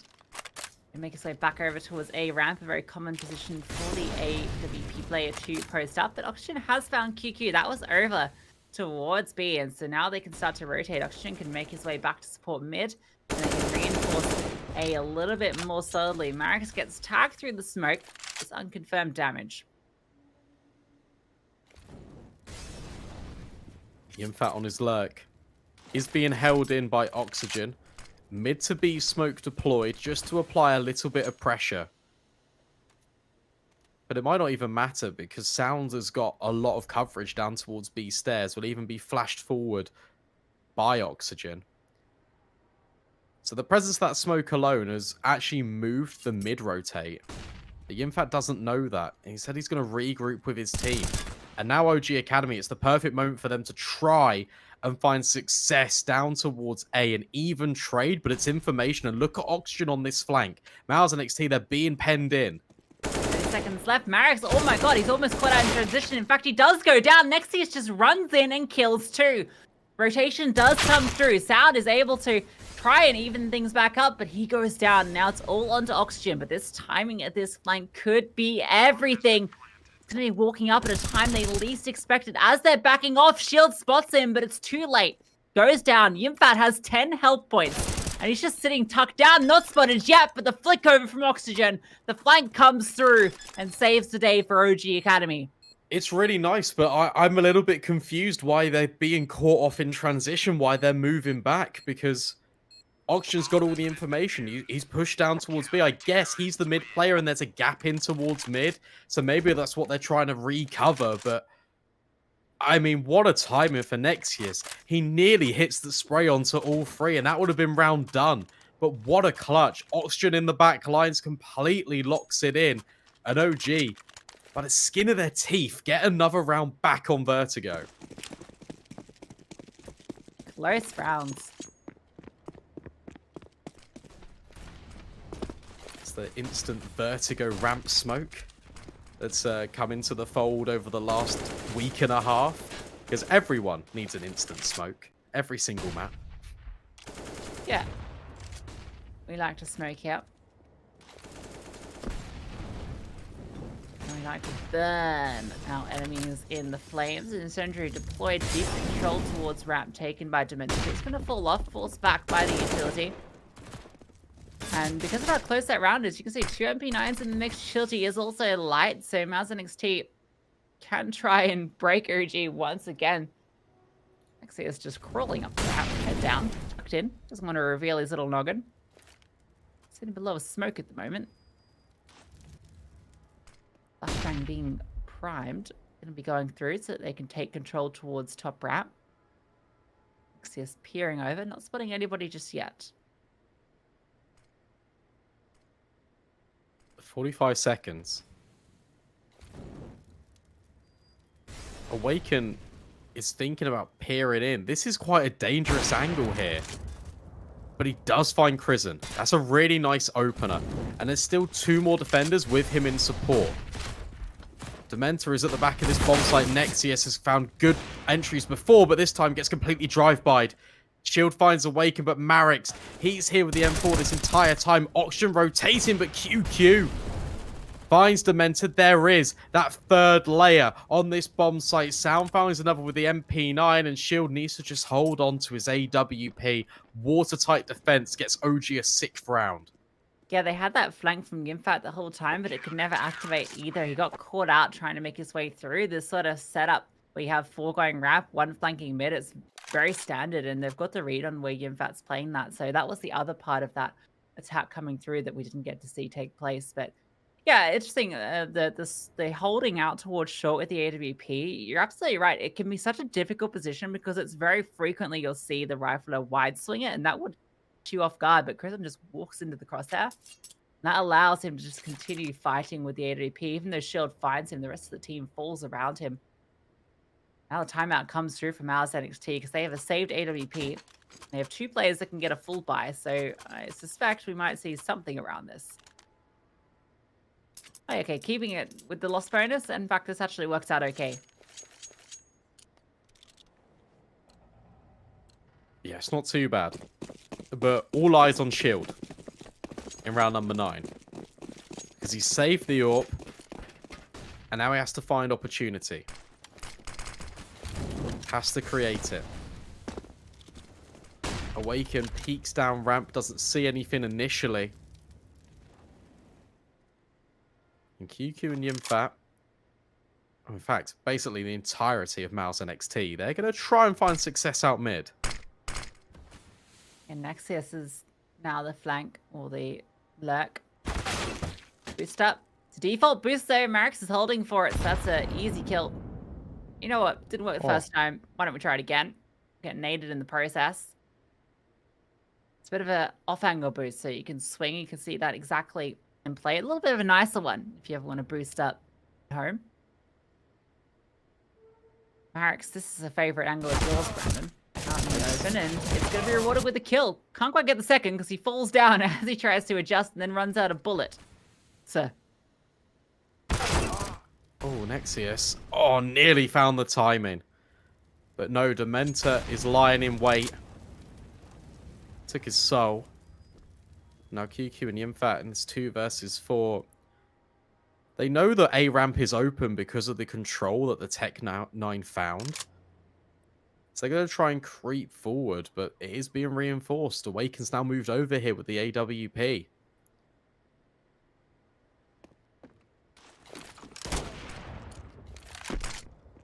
There it is. QQ goes down. In fact, the only one remaining, a missed shot on the second, is going to... Whoa, Dementor actually gets punished. Yimfat goes for a bold play, gets on top of the scythe boxes.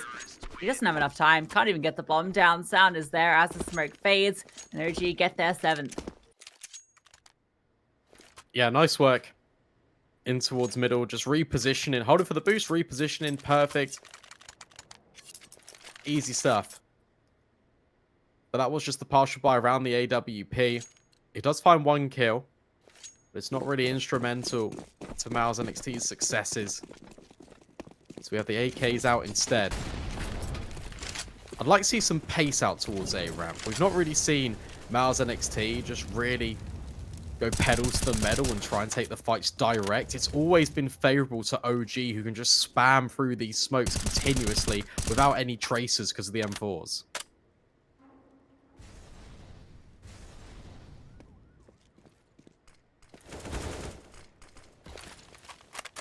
QQ gets the opener on Oxygen. That's an opener going the way of MOUZ NXT. They've been struggling to find these in recent rounds. Waking out in the wide angle in towards mid. Wants to catch off Yimfat if he does decide to go for this lurk, which he has been wont to do. And in fact, you can see immediately he's decided to jiggle onto it. Awaken spots him, but misses the shot. Fires off the bullet, and now he can fall back. Yimfat doesn't want to overcommit to the issue, but he's forced the rotation of the AWP. And that would make you think that B would be less reinforced, but there's actually just still 2 riflers here. QQ's got a lot of space out, but when does he time this aggression? Well, it might not even matter because the Mentor's found all 3. What a spray. A hat trick down towards A ramp, and suddenly this round falls apart. Man advantage or not, OG have snapped it right back. And you look at the repositioning, QQ will catch off Sound. But that's it. Not ready for Marix and CT's spawn, and that's so unfortunate. And yeah, Yimfat, what can you do? 20 seconds left? Save your AK. That one falls apart. Dementor, that's unbelievable. We'll get to see the replay in a moment. I mean, he was just posted up behind the railing. It's a bit of a tough angle that he's holding because he's next to the pillar as well. It can be difficult to spot. The fact that he gets the second and then is able to just be bold enough to go for the 3rd is unbelievable. A hero moment is going to get OG up to 8, already secured the half. It's so rough as well because that angle, if you even fluff your lines by a fraction, you just get deleted. Because you can't really escape because you have to go to the right-hand side. That's the only avenue for escape. Because you can't go backwards because you'll fall off the building. You can't go to the left because you go into the metal pillar. You're more in the open, exposed to them. But Dementor, that's outrageous. 4-round flurries. That's what's led OG Academy here, looking rampant on this defensive side of Vertigo. And now MOUZ NXT, they've got a hero AK that's been saved over from Yimfat, of course. Trying to support it with the hand cannons. It's going to be rough. But Crizzen has found Sound. But Oxygen, he has been baited in here. And there is a Molotov that QQ could throw here, but he's lined up for default at the moment. Yeah, default's the more common position that you would throw this Molotov for. And, well, Oxygen actually is going to peek out and reveal himself. He gets 1 kill, but that Molotov is already in the mid-air. Now out in the open, there's a utility from the CTs. Gets one, and Oxygen just picks them apart. Headshots coming through. Can't quite finish off Nexius, but he's done enough damage. Puts the smoke down so he can try and reposition, but there is no avenue into this B bomb site. Peering over now at the AWP. Dementor's got A at least held passively, so there might be a way in for a bomb plant, but there's a timer on this before OG probably rotate over that second player as well. He can afford to play passive too because he's got the Molotov, he's got a flashbang he can deploy, so that bomb can even be denied, and there's no follow-up for MOUZ NXT.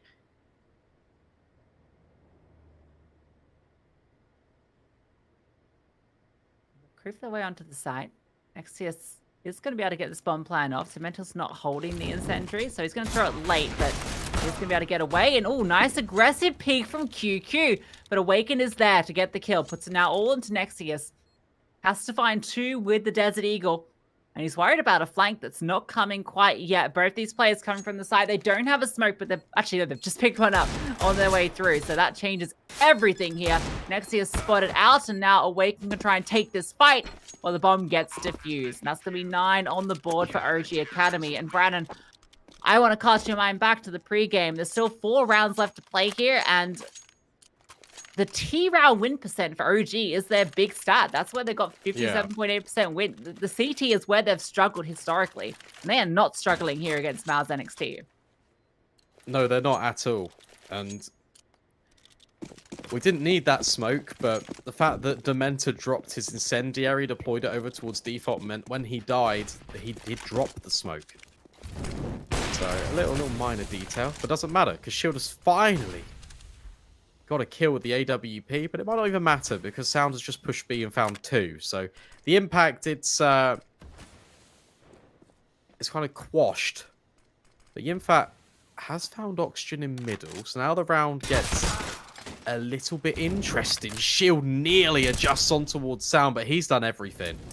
And now Molotovs are forcing Yimfat back. He needs to regroup, needs to find the bomb, and Nexius, well, oh dear. Laboured spray. Dementor capitalizes. And now Yimfat, oh, he's in a lot of trouble. That one's unfortunate. There's a chance here. That Molotov is going to force Dementor out into the open, but ooh, it's awkward. Can't quite convert the spray. Jumping is hard to hit, and now Dementor's able to escape. Yimfat's position is known as well. Doesn't have a smoke either, so really kind of just has to go for these fights. Look at this position from Dementor. That is grimy. Alright, he's going to try and commit to it. The utility is going to come through at the tail end, so he's going to be flushed out to the open. Stands up, gets Dementor, looking for the second kill. Still doable, nice headshot. Heading converted, he can. Yimfat, the 1v3 clutch, gets MOUZ another round. The fact he stands to the left-hand side of the bomb site, it is the only place where he can isolate those gunfights. And OG, they just walk into him one by one by one. He doesn't even need to move his crosshair. He can just click.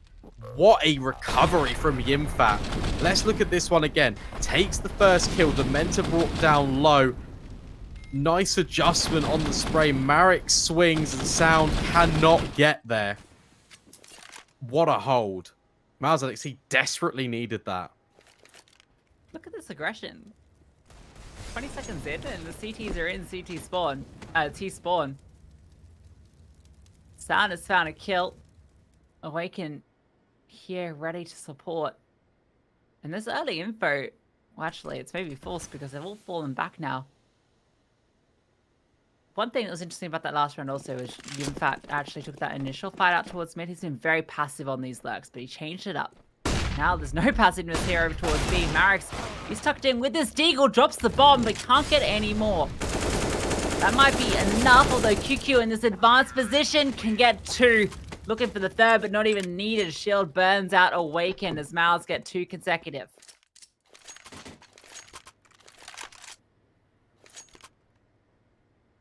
A lifeline. They can still get 6 here. That would be huge, considering the circumstances. Could it be a replica of overpass, just a little bit more difficult for MOUZ NXT. Have to wait and find out. So it's only on an MP9, but Awaken does have the AWP. He's not going to walk this time into Shield's crosshair. Nexius has been so keen and proactive to walk through these smokes aggressively. The defense has got a lot of utility here. The flashbang's perfect, and I'm not sure if Nexius quite spotted him. Flames come down, and he's forced back as well with the flashbang. Kristen is here to support alongside. Is Jinfat on that mid lurk that he is doing consistently. Trying to find a timing. Gonna fall back. Throw out his utility, keep them interested. Slow from MOUZ. More utility from OG Academy, just keeping them at bay. They still have 3 smokes and an incendiary left in the bank.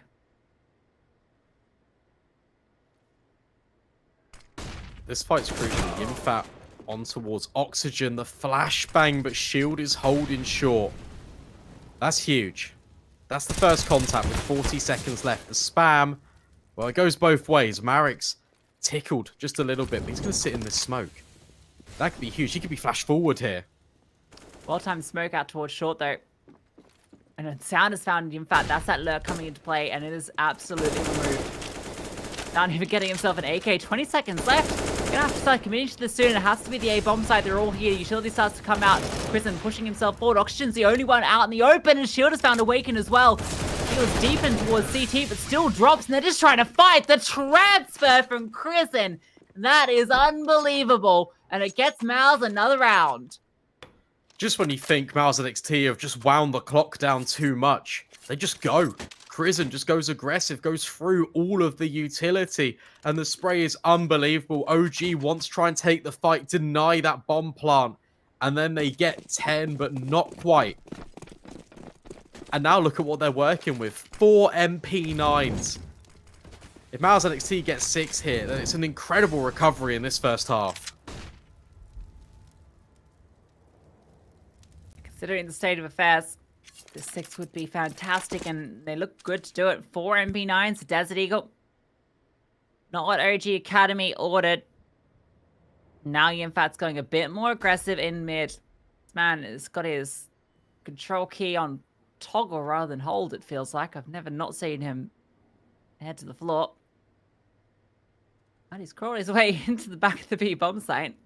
If you have to spot anybody, because, well, there's here, it's just sound, and he's going to be in for an unpleasant surprise, because here's Yimfat as the B bomb site opened up, slowing down his teammates with a Molotov, but they weren't sure if there was an advanced position there, and oh, here we go. Nexius going to take contact, that flashbang, dodges it, and that's when Oxygen swings. So at least this flank comes through, but look at this aggressive position. Go to the left of it. Go on the scaffolding. No, instead he goes over the top in towards middle. Shield finds Dementa through the smoke. That's massive. That's another great kill. Marek's with the MP9 will find one, and now it's all onto Oxygen just on this flank. They've just spotted him out, and Shield hits the shot. 9-6. Well recovered. 4 in a row for MOUZ NXT. It gives them an opportunity on the defense. I mean, that's a fantastic recovery, considering where we were, that this was a 9-2 scoreline. It looked like it was going to go double digits for OG, but a good recovery on the tail end now puts it into a recoverable position for MOUZ NXT. This first round becomes critical. They've been struggling on them. The win here would then set them on that right path to success, or it'll give OG Academy space to break away.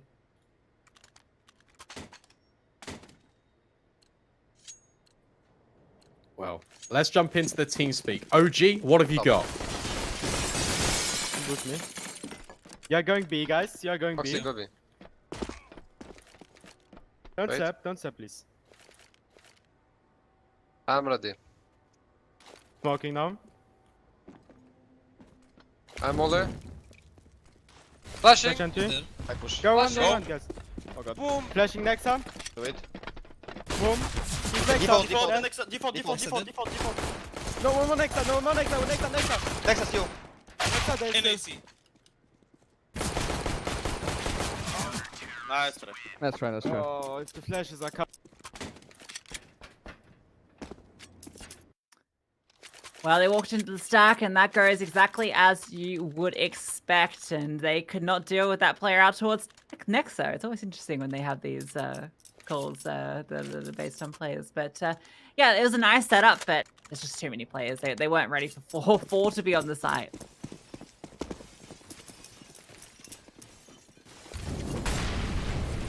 And now they've only got Glocks. So MOUZ NXT, they can reduce the gap oxygen. It's just shattering all of the glass. Making so much noise. QQ and Yimfat. Very close. They can just do a lot of damage here. QQ just goes up and over. Oh, well, he's not even needing Yimfat, who will get one kill. But that's potentially it. Marix will fall. So it's one casualty, and it's only an MP9. Yeah, that's fine. MOUZ NXT, and now they're within one round of evening things up, and they're on the CT side, so this is looking good for MOUZ NXT, considering it was a 9-2 scoreline. I gotta keep hopping back to that point. This is now 6 rounds in a row for MOUZ NXT. Tell you what, it's so close between these two teams. That's been the big takeaway for me. Yeah. Really, it feels like both of them could easily take this series and get that spot in playoffs.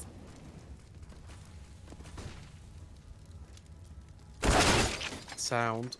Oh, gets removed. QQ with another important opener. Great follow-up nade.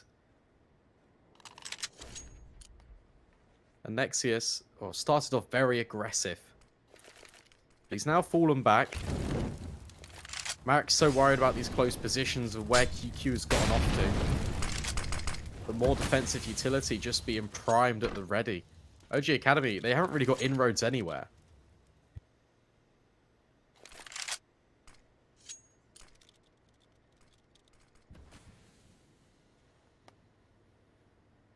Now going to make their way back towards A, and at the moment, that's the least defended side. It's a passive setup from MOUZ NXT.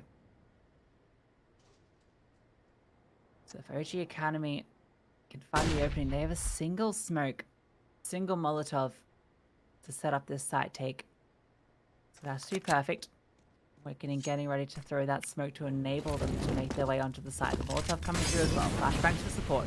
Now start to push through. The Molotov misses. Actually a deep smoke. They want to try and take control, but no. Nexius is here with the MP9. Oxygen goes down, and they can't get past this setup. The smoke, because it was deployed so deep, it's now so difficult to get the bomb down, particularly with Nexius just jumping up and over. Dementor eventually gets the kill, but Marix is doubled up. And that might be the way in. But he has 2 opponents to find. He's going to try and just plant the bomb. And, well, ooh, it looked like they were going to swing onto him. Tries to bait it in. Gets that first shot. Marix somehow making miracles happen. Bomb gets planted. He knows where Kristen is because he peeked out before. Repositions out in the open. Taking the fight. Can't quite convert it. That's so unlucky. You like the idea as well. He jumps to make the fake audio cue that he's gone round, dropped off, maybe potentially rotating towards short, and he just stands completely in the open to take the fight to Kristen. But MOUZ NXT just about survive, and it was looking so good for them in the initial. This flashbang coming over next, he's doing really good work, but Marix, oh my goodness me. And he's the player that we called out on Overpass. He was the one that wasn't doing too much at all, and now he's top of the board for OG Academy, 17-13. First timeout now being called. Also like the idea. Deep smoking in towards elevator. That Molotov was trying to land down in towards under heaven to allow more maneuverability for OG to get more space on that bomb site. Doesn't quite work out, but the idea is still pretty cool. Yeah, if the Molotov had landed with those flashes behind it, it could have been quite a solid strategy, but fortunately, woulda, coulda, shoulda. Didn't land, it went out in the open, exploded like a firework above the skyscrapers, and MOUZ NXT were able to abuse that, get themselves the round. What do OG do? Nothing. Okay. Yeah. I'm going to do something. They're just waiting until the last second to do it. It's a hero AK for Marix, the Vertigod. And around him, his teammates have a tiny investment. Yeah, they're buying to around about 2,000-ish, give or take. Awaken saved a little bit more for the AWP. So they're hoping that the MAC-10 and the AK is enough firepower to get them through round number 19. Heavy mid setup. Shield can take contact. There's even a player accounting for these boosts in Prison. It's a great setup. Prison playing my favorite position in the map. Shield misses the opening shot, gonna fall back, flashed off. Prison now try and clean them up as they run through. Drops the bomb, but he's overwhelmed by Marix. QQ on the side has found one though, and so has Yimfat. Trying to get past these defenders, and that proves to be impossible. Simply too much to handle is QQ and Yimfat, who seem to be impossible to get past on this B bomb site. Nobody wanted the second AK the Yimfat was shooting at. And well, that's because the spam is so potent on Vertigo. You don't want to have tracers, especially down towards A ramp with the silenced M4s. We are going to get into it again. Full buy for OG Academy. AWP on Awaken. One is on Shield 2. We haven't really seen those two guys really battle head on. Maybe it's their time in this round. However, Awaken's going searching towards middle. Well, Shield's here as well, and Awaken wins out the fight. That could be everything. Yeah, it's an opening now. You can see they're scrambling on the rotations.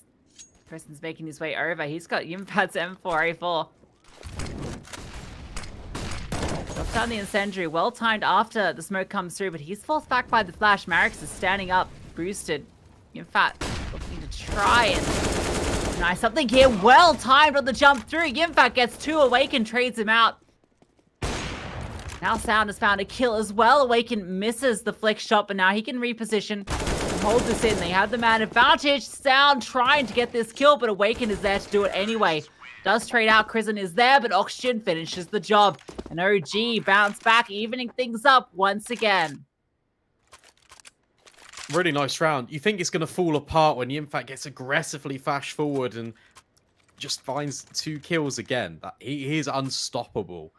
But Awaken, some really nice work. Finds the opener on towards Shield and then just locks in. Those rotations, they're so distracted. It allows Sound a little bit of a pathway to flank all the way in and then support his AWP player. 10 apiece. Match has been paused. It looks like we've got a little bit of a tech issue. So we can just sit back and reflect on what is going on. And this is an incredible spectacle to watch. Just a reminder of the stakes. One of these teams goes through to the WePlay Academy League Season 6 playoffs. And the other, well, we just say goodbye. They're done. Their journey, it's over. That's the last team that we'll be taking through. We saw Young Ninjas made it through after taking down Prospects earlier today. So they'll be joining Navi Junior and Spirit Academy, who topped their respective groups during the group stage to make it directly to playoffs. Didn't have to get through this grueling gauntlet. Which team will be joining them? Will MOUZ NXT potentially, with a completely new lineup, get another trophy? Will OG Academy get there first?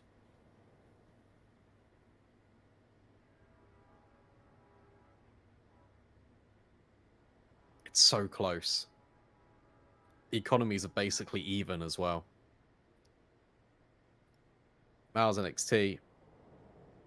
This is such a difficult decision. I think they're going to partially buy it, and that's just because Nexus has already bought a Deagle.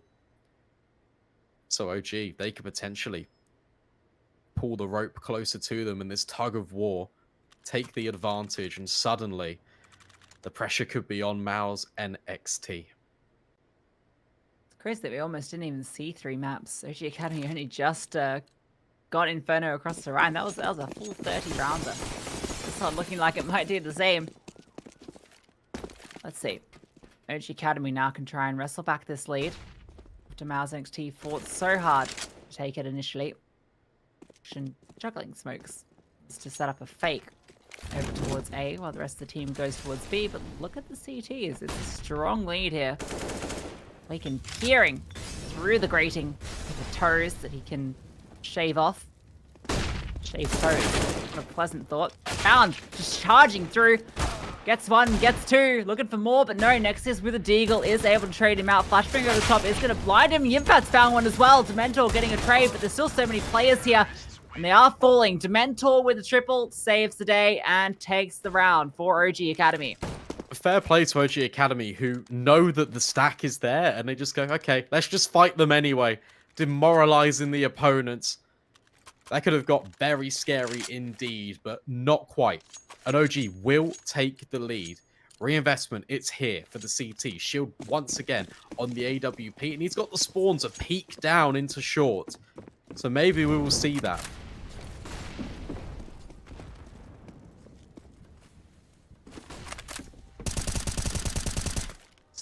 Peek down towards ramp, smirked off. No vision granted, and MOUZ NXT is still leaning heavily towards B.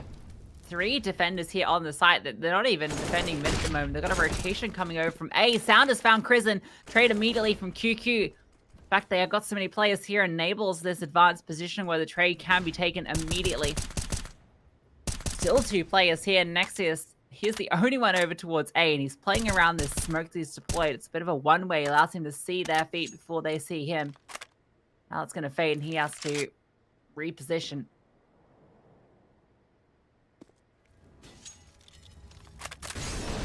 Keeps on jumping. Oh, he sees everyone. Shield's here already. Molotov deployed in by Oxygen. Yimfat's rotated too. 50 seconds left. This doesn't have to be the commit for OG, but MOUZ. Oh, it could be a contact play. This could be everything. Look at Yimfat and Nexius. This is huge. Walking out, they're going to catch Marix. No, he's holding for it. Utility is being ready to be deployed, but it doesn't matter. Yimfat has found Dementor. Shield got Oxygen in towards short as well. Now the 2 remaining players, they are sent scampering. Marix running away, tail between his legs, Oxygen by his side. They are actually looking like they're going back towards B. They want to give it a look in. QQ has rotated over. The team is coming. Flashbang over. It's going to slow it down too. Now he can just tuck in here, can stand up, take the fight. Marix falls. Awaken the only one remaining. 10 seconds left. AWP in his hands. Wants to keep it in his hands. So he's just going to try and get away with it. It was a long shot and it falls short. What a play. Controlled aggression back in towards A ramp. Marix was even holding for it, but wasn't ready for the follow-up. Because Yimfat keeps on pushing. Shield is holding short the entire time to allow that overextension in. MOUZ NXT survive. Tie up the game again. Drops now come over. God, this economy is just on a knife's edge for both teams consistently.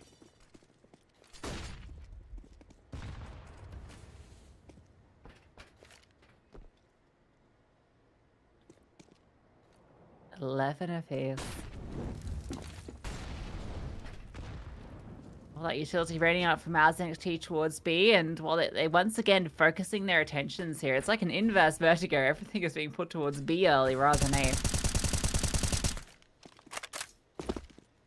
That's fine for MOUZ NXT. They're not really getting contested, so they're happy to have this more passive setup. Just a single player in Nexius, throwing out smokes, playing around one-ways, deploying the utility, getting the information. Crizzen can rotate if needed. Then they can put their pressure over towards B, where that is when OG Academy have been wanting to try and prize early. You can see they're trying to do it here again. 3 players, 4 in fact, all grouping up. Yimfat behind the wood to fall back. QQ's going to get mollied. Flames funneling in. QQ's still here. He's so close. The spray, oh, it's perfect. He still finds sound. He can keep spraying here. QQ could go for it, but no. He actually just gets removed. Crizzen steps up. Oxygen has crept forward, but Crizzen's at default this entire time. And now the entirety of the defense has rotated over. It's just Awaken. 1 versus 2. Holds in, misses the shot, and that means that his opportunity, it's no more. MOUZ NXT strip away the advantage that OG Academy had. And it needs to be another partial investment. I can't see them forcing this issue. So MOUZ NXT have such a good read on how OG Academy likes to play these rounds. We were sort of commenting on it before the action took place, but OG Academy have been really preferencing the B bomb site. So MOUZ NXT are just reinforcing it. There's always an extra player you're not ready for. Even after you've dealt with QQ and Yimfat, you've got Crizzen who's at default just sitting there tucked in after this conduct has taken place, and he punishes them with a double kill. So yeah, now Big MOUZ move. NXT, look at the tail end. Against pistols, they're going to get up to 13. Well, never say never. We've seen crazy things happen here. Shield is very far back, though, so I doubt he gets removed by a Tech 9 at that range, but, you know, I'd love to be proved wrong. Flashbangs rain over. He spots them, misses the shot. Now he's going to try and reposition. Look at this aggression. But again, Krisen and Yimfat just hold strong. Sound Fountain's won, but that's about it. It's just Awaken. Nice shot. Ooh. But he needs the bomb. And now they know where he is. He could do significant economic damage.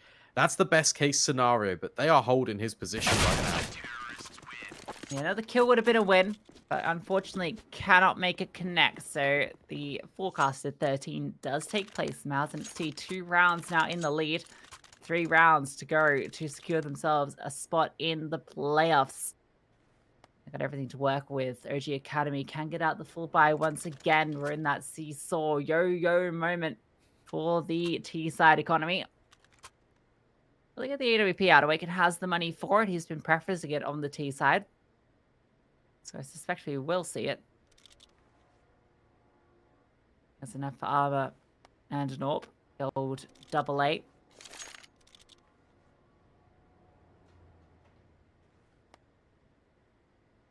Will they put this pressure back towards B again? Or are they going to change things up? I feel like A is been given to MOUZ NXT for free round and round again. Oh yeah, because Nexus has just been the only player there. I actually like this decision to go full AK. Because not only does it mean potentially it's going to be a faster play, but it means he can be a bit more dynamic to try and support his team. Look at this aggression from Krisen. Marix is holding. But Krisen finds oxygen anyway. Can even swing out. Nexius through the smoke. This is huge. MOUZ NXT, 2 big kills on towards ramp and shield. Oh, he does miss, but he stays alive more importantly. That's information relayed and wow, okay. Marix removed. That's just a kick to the teeth. That's the top fragger. Gone. Krisen making short look at Dementor as well. Awaken. Not much you can do here, buddy. You're about to be put to sleep. There are 4 players on the other side. That's a nice kill. But nice kills we're after here. We're after round wins. Gonna flash himself through, maybe for another. Looking for it. No, Yimfat is going to stand and take it. He's on 25 kills, doing wonders. MOUZ get up to 14. Looking ready to take this map away. Everything is with them at the moment. Deary me. This is giving me overpass vibes. 2 rounds. That's all OG have been able to muster on this T side. MOUZ NXT. This was a 9-6 half. Ala looking to do it again. Defense so strong. QQ so prevalent of finding these openers towards B. Won't this time. Bring sound down low, but it's an opener. An opportunity for OG. Nexius spotted players over towards ramp as well. Doesn't matter because Krisen and Yimfat have found players over towards B. Both of them falling. That's a 3 versus 3. Well-timed attention, but they're not ready for the aggression. Re-pushing out the B bomb side. Krisen is caught looking the wrong direction. He's going to go down. Now, this is actually the best looking round OG Academy have had for some time. And yeah, you can't. It's an AWP. You can't go for this retake. Wow. OG Academy throw bodies at the problem, and they do come up with a solution. Krisen just not ready for even more re-aggression. There was a second wave of it. No, never mind, a third. Unrelenting pressure towards B nets OG Academy another round, just trying to stay alive. And if they get into these positions where it's a man advantage and they plant the bomb, it favors them so much because we're talking about this economy time in, time out. And MOUZ NXT, they can't go for rounds like this because they need all of the utility. They need all of the weaponry, and that comes at a very heavy cost. You know, it does start to get scary when you're into the tail end and there's, you know, only 4 rounds of play left in regulation.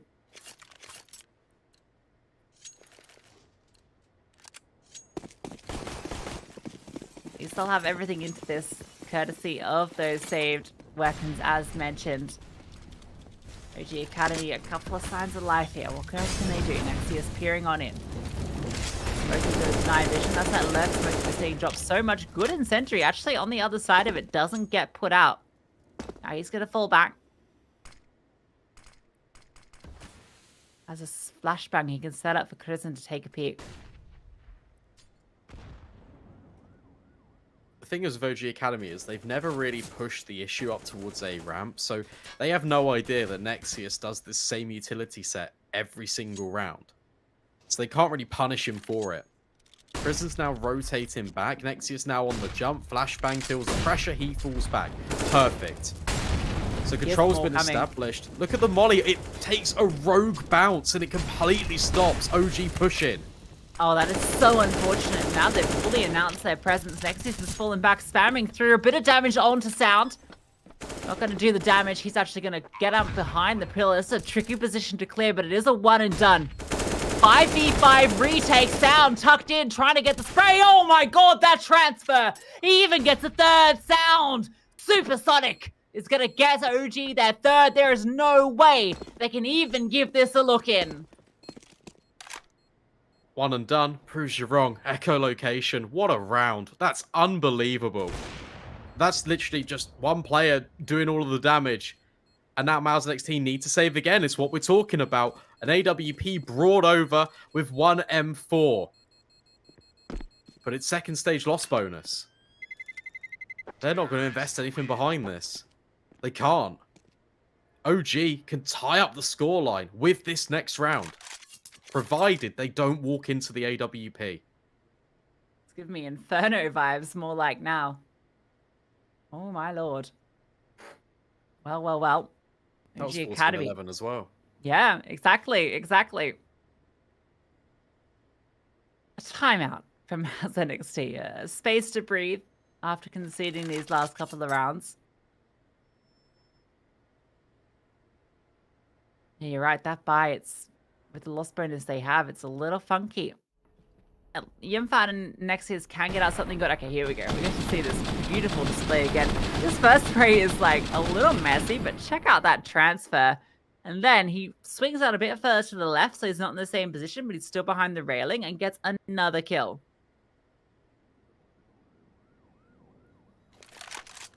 Oh my. Timer ticks down.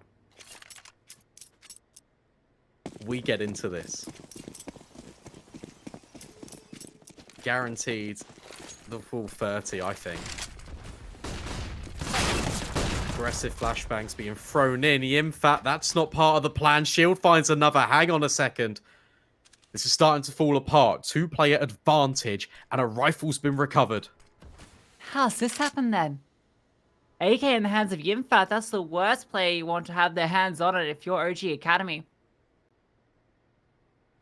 And there's still everyone over on this side of the map for the CTs.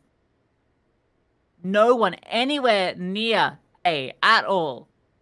Crimson slowly starts to make his way over now. The silence on the server is deafening to MOUZ, and they start to relocate.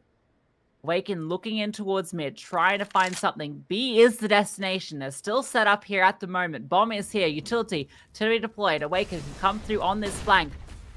Great mollies. Here it comes. Okay, they're throwing it all out. Starts to poke his head through. They're not committing yet. Waiting for Awaken to take the contact. He's going to spot the first. Dropping the Molotov, and now they are going to start to commit. And he's not able to find anything here. Has to fall back. Nexius is sitting behind the side. Boxes here. He's going to swing out, get a kill, get an AK as well. Marek's out in the open. Shield deals with him. And Awaken is the only one remaining. It's going to find Crimson at the tail end, but 1 versus 5, and there's still 4 remaining. It's looking like map, series, and playoff point for MOUZ NXT. Don't walk into the AWP. That was the instruction. And I guess you can't really account for a Yimfat 5-7 wombo combo. Fully blind. Oh my gosh. Yeah, oh yeah, of course. Why not? Yimfat special. 15-13. Maybe we don't get the full 30. Maybe I jinxed it. That's fat with a double peak.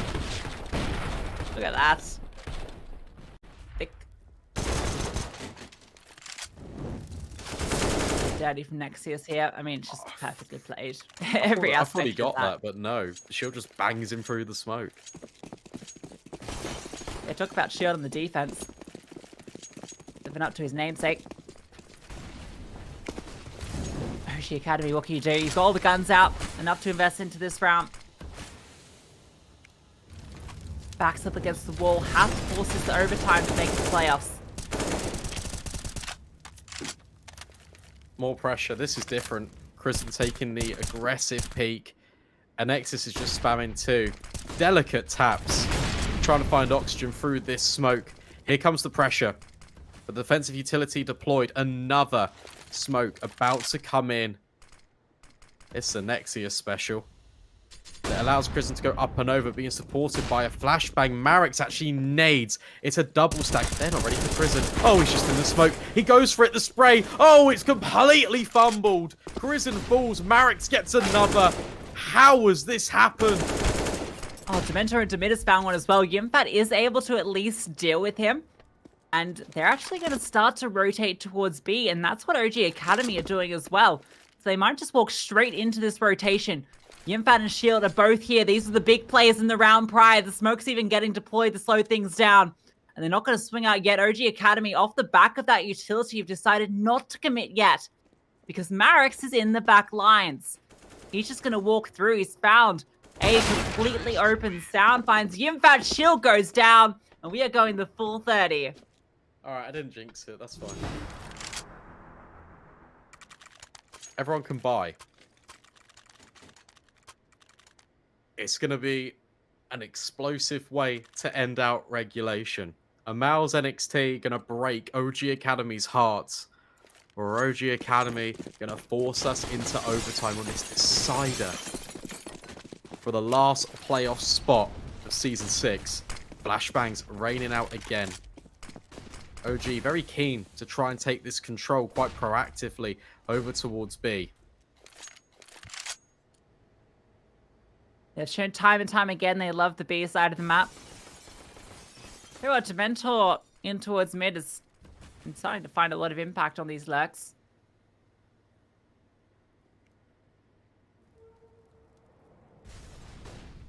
Marek slowly creeping forward, but again, MOUZ NXT triple reinforcement here. Oh, Marek spots the first. QQ goes down. The trade is trying to come through. Yimfat is being peppered though. Marek gets him. Does get domed by Kristen, but he's just got a 5-7. That's all he is working with on the side. Flash forward. He might even want to try and get up aggressive, try and get himself one of these rifles. So he has nothing else to work with. He's the only defender over here. Shield. He's over towards the A bomb site. He's there with alongside Nexius. They're both still committing towards A. It looked like OG were going to walk back to A. Kristen finds a rifle and now he's moving away. 35 seconds left. OG sights set on B. Utilities about to be deployed. Kristen stepping back here is actually not too bad at all because that means he can play retake with the rest of his team. But no, he wants to stand and fight and that's going to come at a cost. Slips off the edge just as he comes around the corner. Can't adjust his crosshair and... and Shield, as soon as that bomb goes down, they get the information. No, it's not going to be a late A, it is going to be B, and a 2v4 retake. Seeing crazier things, but it would be outrageous to pull this one off. Shield gets the open on oxygen in towards mid. That's a good start to things. Flashbang through, going to support the swing. Nexi is looking to find a way into this for his team. Swinging forward, looking for the fight. Cannot connect it. Shield, the only one remaining, and Awaken. It's lights out for both. We're going to overtime. Sigh of relief for Sound. See how much it means to them. We can't split these two teams on Vertigo. 25-22 was the scoreline last time. And well, again today, we need overtime. With everyone here in the server. No coaches in play. Marix putting up another great performance. 25 kills for him, 27 to Sound, 28 for Yimfat. Plenty to talk about between these two teams. Everyone firing off. Everyone wanting this playoff position. That's a nice nade. Brings 3 players low early. Makes them susceptible to the one tap with the M4. Shield, passive line. He's played this before, but hasn't actually connected the shots. But he's going to be given another opportunity here, as Demento might just swing onto him. It's going to be a mid to B split. Deep smoke, time and shot, not favoring Shield. And now OG, they're going to go up and over. This defense, it has held from this exact play time and time again. But the difference is that Yimfat falls, Demento finds another. Making a 30, takes down his teammate, but that's the bomb out in the open. Shield missed a critical shot, but this round looking like it might be fumbled here despite the heroics of Dementor. Marix is the only one remaining. He has been able to collect that bomb, and look at this passive play from MOUZ NXT. They don't want to give up this fight. They're allowing Marix to collect the bomb and fall back. He can cross safely. He can get the bomb down. No utility to work with for him. There's plenty on the side of MOUZ NXT. This has to be perfect from Marix. Look at this gap. Oh, this angle, it's so dastardly. He could get the kill and then just hard swing left.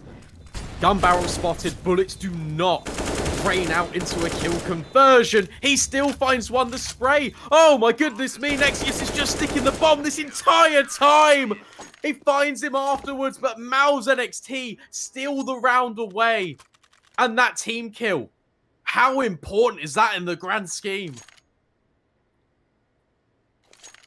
There's a lot that happened there in the space of a couple of seconds. For one, Shield misses. Looked like a relatively simple shot. I mean, it's a lot of pressure and overtime for playoff on the line, but misses the shot onto Dementor. It allows Dementor into the back lines where he gets 2 kills. Takes down Kiku, takes down Yimfat. That's the entire B defense opened up. He also takes down a teammate in the process, but I think that's a net win. And then Marix at the end. Bomb goes down. He takes the hard fight. Out in the open, drops the one. Brings him down to a single bullet on the defuse, but he's not aware that it's being stuck. Another shot through the smoke would have done it after the reload. He didn't want to reveal his position, make him know where he was in case he was playing behind that smoke, and ends up costing him the round. Unbelievable. Spam. Does connect onto Oxygen. Another good piece of utility. MOUZ NXT. And now Prison is just playing this little gap he can spot out Marix. Doesn't quite remove him, but the Flames might. Nexius steps in to help his teammate. There's a gap here. Oxygen's up short. Kimfat's down in the back lines as well. He's ready to cut this entire thing off. Doesn't matter they're up and short, although maybe it does. Oxygen getting everybody. Triple kill. Oh my god, they are suffocated by Oxygen. Now Yimfat in the back lines. What can he even do? He's too late. Teammates have all fallen. The bomb not punched in yet, but now they're holding for him because of this timing. QQ, he's tucked in behind a smoke. OG Academy, what an entry from Oxygen. It's that gap. As soon as Nexius stepped forward to help Christian, who was caught completely unawares, Oxygen exploits the timing, and what a triple kill. Bear it in mind, he has been the player that has not really been completely there, but hang on. I need to take a breath. Sound does lock that one in on QQ, but that's an enormous 3K for Oxygen. Finds the AWP and just gets rid of the rest. He's on 11 kills going into overtime, and now he's just tripled up in the most explosive fashion. Even getting ready to transfer onto a fourth player that wasn't there. Like, just totally zoned into the server on that round. Madness. Tied game. QQ. Up on the top of double box. It's an unexpected off angle. It's a cool molly, And it allows QQ to find oxygen. No more heroics from that man. But Sound could open up the bomb site. The swing on towards default, accompanied by the Molotov. He does do it. What a spray transfer. Another opener. Prison is now trying to push through the edge. This is so difficult for OG. And Nexia somehow finds Sound. That's a huge kill to find Sound. Already opened up with 2 amazing frags, and now Awaken falls. Prison's there to close it out. As the MOUZ NXT do take the first half of this first overtime, 2 rounds on that CT side. This is so close. There are such fine margins between these two teams. Every moment it feels like the round could fall into either team's lap. But MOUZ NXT, they take the slight advantage. And OG, they look pretty good on the CT side. Will 1 round be enough on overtime, on their attack? We're going to have to wait and see. Aggression down towards B ramp early from OG.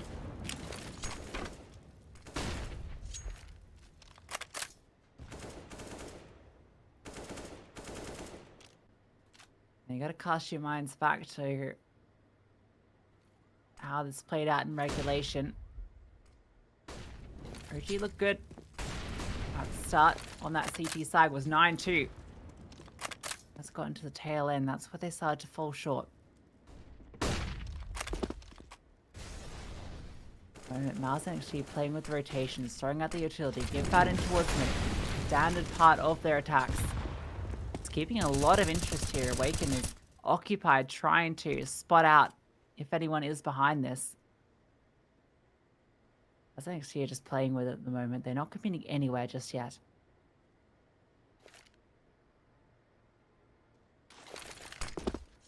They're deploying smokes. It's all a ruse. Prison walks away. Nexius is trying to find a gap.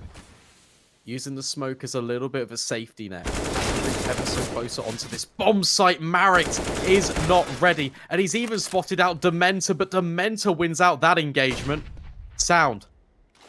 Waiting, lurking in towards default. Throws a smoke to give him a little bit of wiggle room, but it's rough. The flashbangs, they're overwhelming. He can't see a damn thing, but he's still here. And oxygen as well. Prison removes 1. Another trade. Sound keeps going. Ready for the second player here. Yimfat in the backlines tries to get something done, but Sound finds him as well. A triple kill on the defense. OG are not rattled by that lurk through on towards the A site. Dementor goes down. Oh, Dementor, sorry, saves the kill after the first player goes down, but they don't over-rotate. They keep the commitment there. Sound the entire time stays alive. His teammate actually takes that first contact and goes down, and that allows him to go a little bit further unnoticed this entire time behind default, hiding between the smoke, poking out, prodding, gets 3, gets OG, 17th round that even things back up. Over 100 ADR. And we're in overtime. That's crazy. Rest of his team not too far behind. Similar story for MOUZ NXT. Yimfat, Prison, right up at the top. Shield and QQ. Trying to catch up with them. But what a round. Fake play doesn't work out. So for MOUZ NXT, what do they decide to do? Maybe they just group up and just execute all 5 into a bomb site, because that's something we just did not see from MOUZ NXT in regulation. It was always just trying to play with these rotations, scramble them at the very last moment.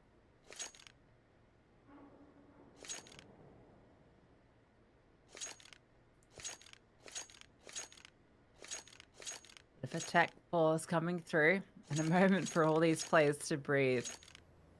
2 rounds from either squad locks them into playoffs, where they join Young Ninjas, Na'Vi Jr., Spirit Academy. 18-18. Do it all again. And that would not be unfamiliar territory. You mentioned 25-22, the last time these two teams matched up on Vertigo. It feels like the most fitting decider map for these two. Of course. I wouldn't have it any other way. So much to fight for. We are getting more purchases, so I think the tech pause might nearly be done, which means we can get back into the action. At the moment, it's too close to predict. There's no way I think anyone watching could give you a concrete answer as to which direction this game's going to fall in. Not with how these rounds have played out. So sometimes it looks like one team is just flawless, can't make a mistake. And then the next round, it's the inverse. It's been an absolute brawl up here on Vertigo. Plenty of utility on the ground. Vertigo's a good map for this. It's like Dust 2 in a way, right? Like where you can kind of drop all the utility in a central rotating point that you're always going to go past if you're going between A and B. In fact, it's probably, I would say actually maybe the best map for that. Yeah. Yeah, I'd say so. You can hoover up little bits of utility, gives you a little bit extra Maybe for Ancient, retakes. also good for the same reason. You have to go through CT spawn. Yeah, CT, yeah. T side, definitely not. Oh, no. But I think that's often the case with, well, maybe. T-side does kind of work in a way. One player has disappeared off our left side, Braden. Oh, okay. Yeah. That's true. Hopefully will reappear very shortly. We hope so. So much tension, so much suspense. Yeah, Dementor has disappeared.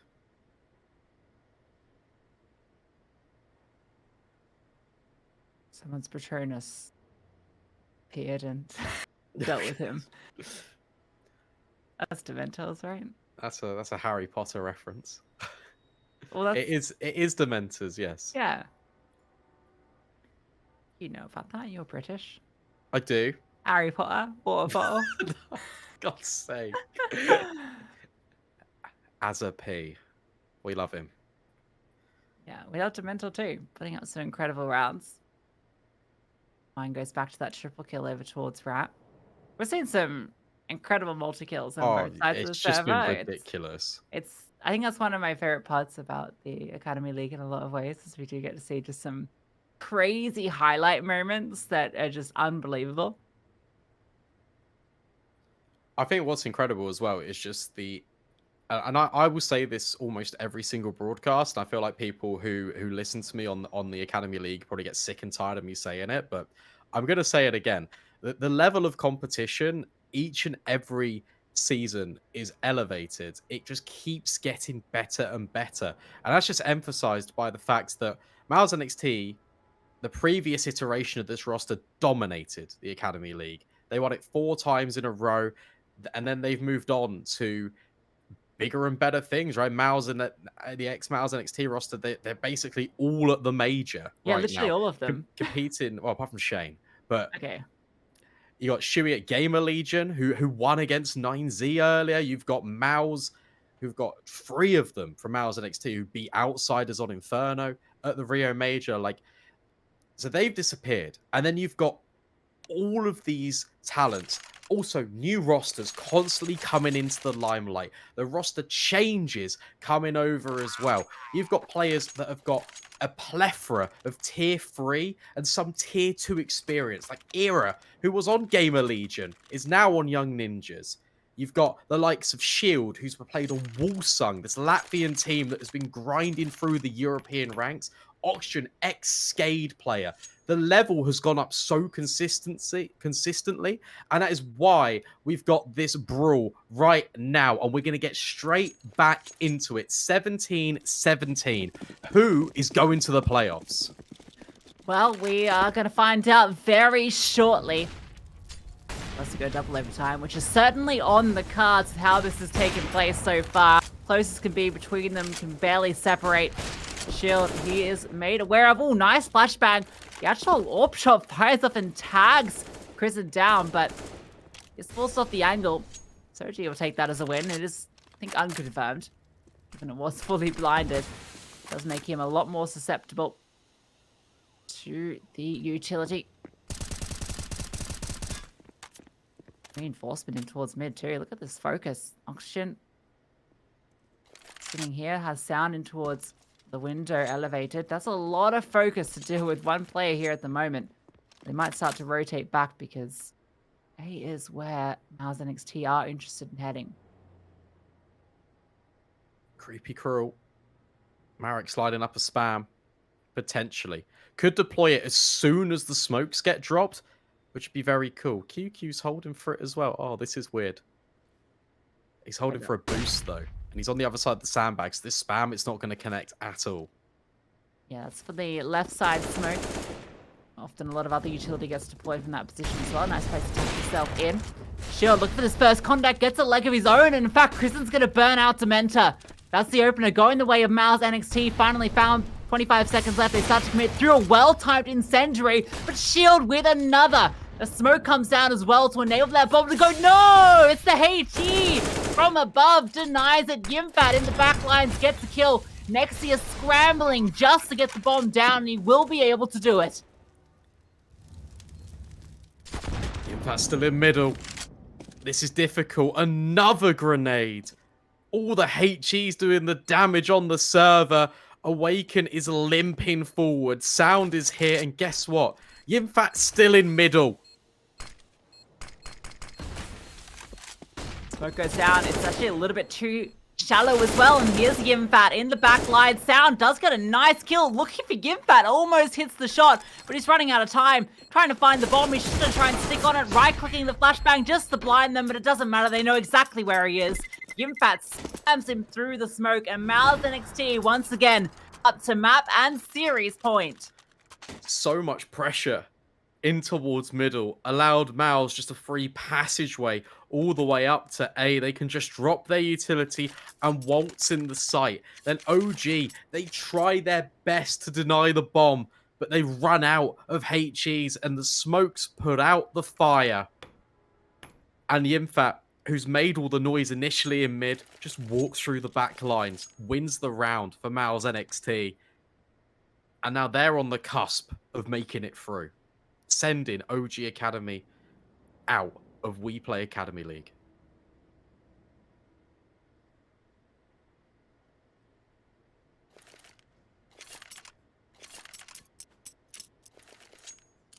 Round number 36, our last round of overtime 1.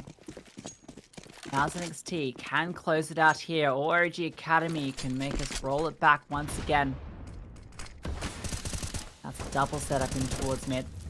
Aggressive control being taken by OG Academy towards B. This is good. They can look out this side of the map and they can focus their attentions towards mid and A. And that's where MOUZ NXT have been finding these openers.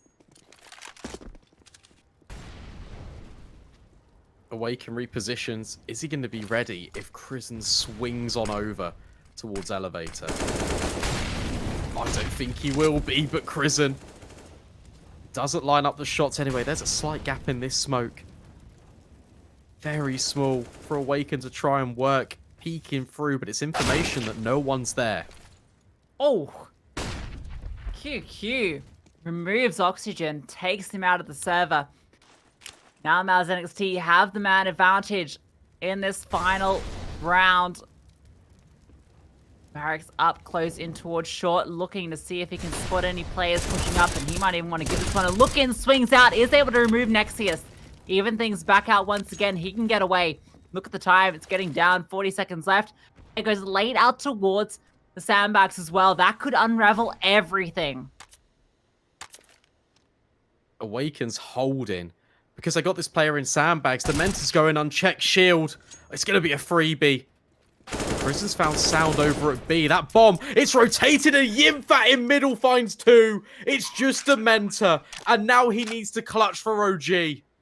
2 rounds in a row where Yimfat has done everything to keep MOUZ NXT in this. He has been the top fragger this entire time for this team, for the league, and he's showing it where it matters most to Mentor. 1 versus 2, that's 1. Needs to make it 2 though, and in fact, he's just sticking it, going for the ninja in the smoke. Yimfat, oh no, we're going to double OT.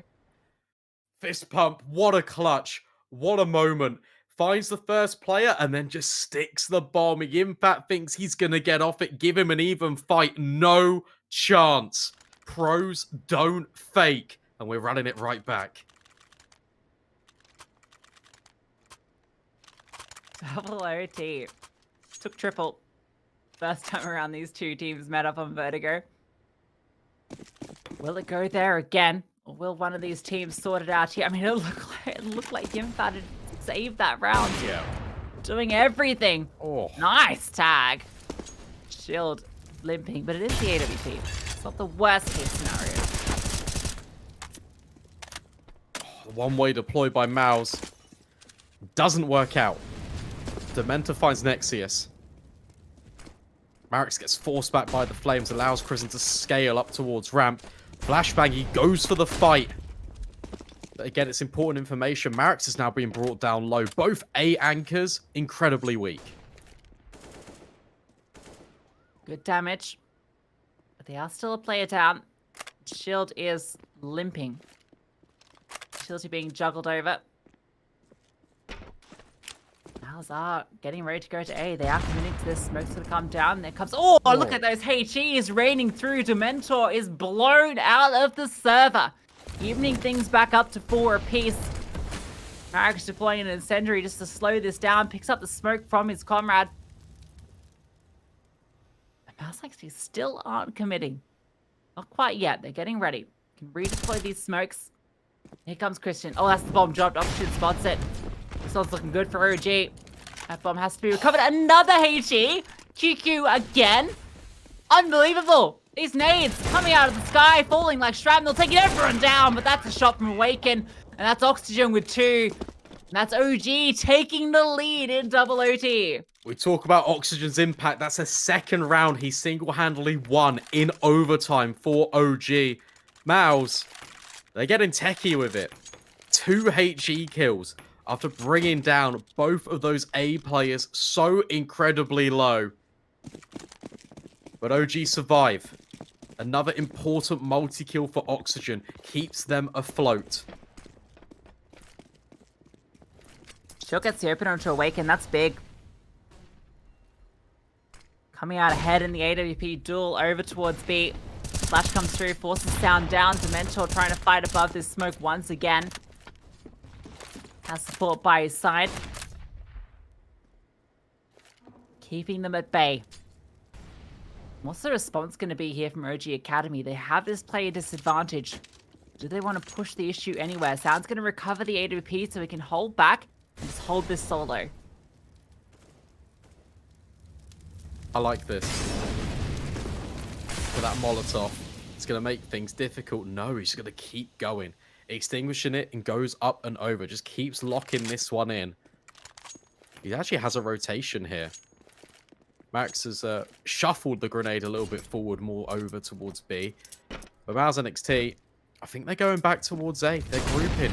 But look at this fight. Potentially, Dementor, he's just here. And he's going to remove Crizzen. That's a great find. He keeps on going because he's got the support of Marix. OG, 3 versus 3. Now MOUZ NXT have to commit over towards B and the rotations can come through. Sounds the only defender here. Throws off a HE, but he's stuck in here with an AWP. If they get close, he can get overwhelmed. More flashbangs raining over and Oxygen has arrived to support. QQ swinging around, gets that first kill, looks for the second, gets damage done. Yimfat finishes the job. And now it's all on to Marix. He's doubled up though. Keeping them in this one. Shield, the only one remaining. And look at that bomb. It's out in the open in front of the generators. Shield thinks he might be behind it, trying to creep forward. This is his only play. The clock hasn't even got time. Just about to plant. This is going to come down to the wire. If it just goes down, half a second remaining. Nade on top of him. Playing around side default with the AWP. Looking for Marix. Spots the shadow. Hiding behind the pillar now. This is the moment of inches. Trying to find this shot. And Marix gets it. 4 in the round. And OG get 2 rounds now into overtime. Flawless so far. What a clutch from Marix. The audacity just to keep fighting Yimfat, and then he just runs away, nearly wins it to time alone. But Shield just gets forced out in the open, and he can't quite line up the shot. OG, consecutive rounds in OT. Tell you what, these rounds, that one in particular, that's a real coin flip. What a round from Marix. Mentioned him as the highest performer on Vertigo for this team in the prior matchup, and he's up there this time around. 33 kills off the back of that 4K. Sound's the only one slightly ahead on 35. So Yimfat's up there on 35 himself. Closest can be between these two teams, but OG Academy are edging out the lead. Momentum on their side. Marix, instrumental. Could have a fight here with Nexius as well. He's just walking. Nexius is holding. Backpack spotted. Headshot delivered. Double set up in towards mid. Just to deal with Yimfat more than likely. But that's the advantage in MOUZ NXT's favor. And they're going to just take advantage of it completely. Look at this. They're going to go quick towards A. Waken's rotated over. Demented the only defenders over here. Here goes the HEs again, but this time no one is there. And the smoke is dropped by the CTs just to give them some space to work with. Dementor's getting up really close in the side boxes, trying to play around them. Look at all the utility raining through. You can see, filling in the kill feed. Dementor swings out. Kristen gets the kill. Now Waken's been spotted. He's uncomfortable, but a great flashbang enables him to get 2. Trades come through immediately, though. Sound the only one remaining, and he has to go for this. This is the last round of this first half of OT, and he's looking for the kills. Spots that first player, can't quite go for the fight. Kristen is tucked into the side as well. Looking for anything here is Sound, but that smoke is blocking his vision. Kit, smoke, flash, has stuff to work with. Shield's holding back with the AWP as well, makes it even more difficult to get through, and that clock is ticking down to half. QQ spotted in the back, can't quite swing on it, tries to get Kristen instead. But he is able to take him down with the AK. So MOUZ do bounce back with the last round of the half. Nice mid-round call as well from MOUZ. Just the fact that they get the opener towards A and they just go, okay, let's just execute. Nice job. I like the idea of Dementor and Awaken getting close. The flashbang was perfect. Awaken takes a couple of scalps, but there's just too many players. MOUZ NXT will take one with them over to this CT side. And attention, you can cut it with a knife.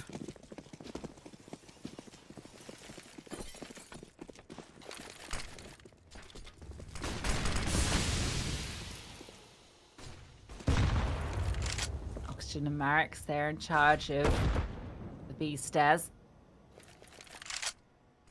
MOUZ NXT were heavily leaning towards B on the CT side. They were leaving Nexius as that sole defender over towards A time after time. Because of this pressure that OG put on consistently towards B. This time around, OG definitely interested in A. Bulk of the team is here. Bomb also. Shield's not spotted anything. The smoke. It's actually a CT smoke deployed. Dementor's getting ready to flush them out from short as well. Shield's still sticking around.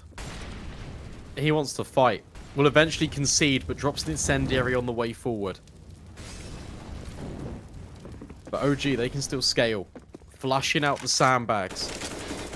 Lots of utility has been deployed by them.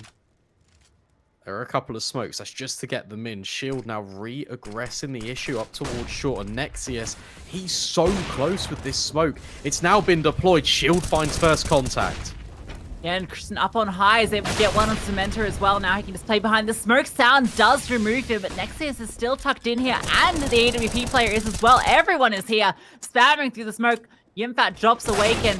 This one's falling apart now, but Sound has something to say about it with 2 more kills. But he has to find 2 more. He's the only one left. That bomb is out in the open, and they are not giving him the fights. He's looking for anything he can find. That's the 4th kill. Can he make it the ace? 5 seconds left. Yimfat's close.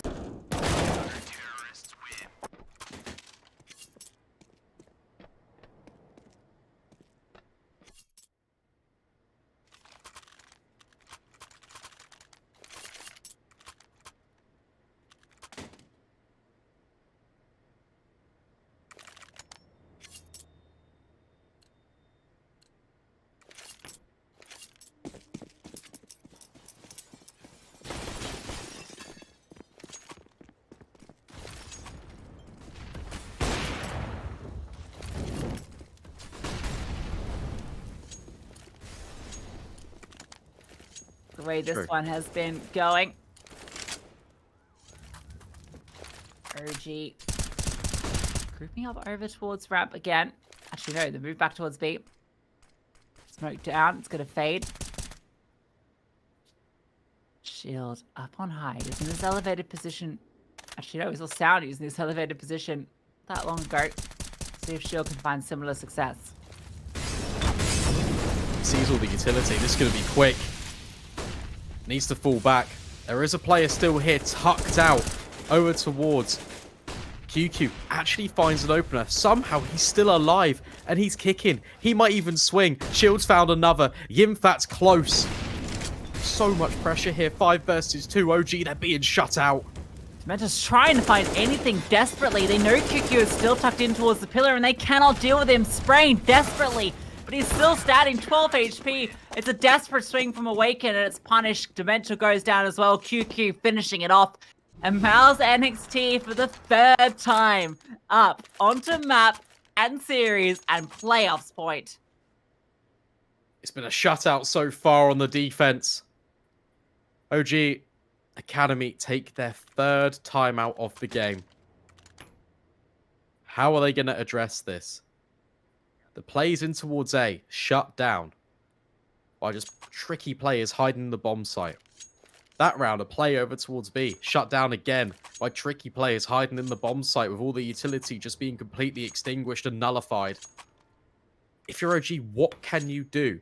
Maybe you try and take advantage in towards middle. You know how successful the pressure was that Yimfat was providing. If you can do that, if you can just anchor some of these rotations, it might make your life a little bit easier. Let's see what they do up to do, and indeed, Dementa is making his way towards mid. But it's just a default at the moment for OG Academy. Actually, as I say that, they all 5 group up. Oh. Nice nade. Looks like it could have had a lot more considering there's 5 players there. Nexus is about to get all of this information. Oh, not quite. Flash off. Doesn't spot any of them. Good Incendiary is going to slow things down, but the rotation smoke comes scrambling quite yet. Sound brought down low further still. Spamming through, and now those rotations come through. 3 CTs here, and 1 quick flanking through mid. Yimfat's going to be behind them before they know. They are holding for it. It's always Yimfat. Everything goes quiet again.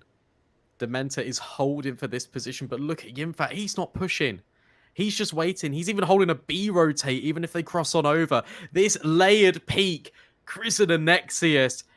If OG walk forward, yeah, this is done. This is the perfect setup for MOUZ NXT. They have A locked in. Everyone holding the right angles. A 3rd, 4th player comes over. 4 players on the side. 1 holding the flank. MOUZ NXT, every piece in the right place. Can they make it work? 30 seconds left.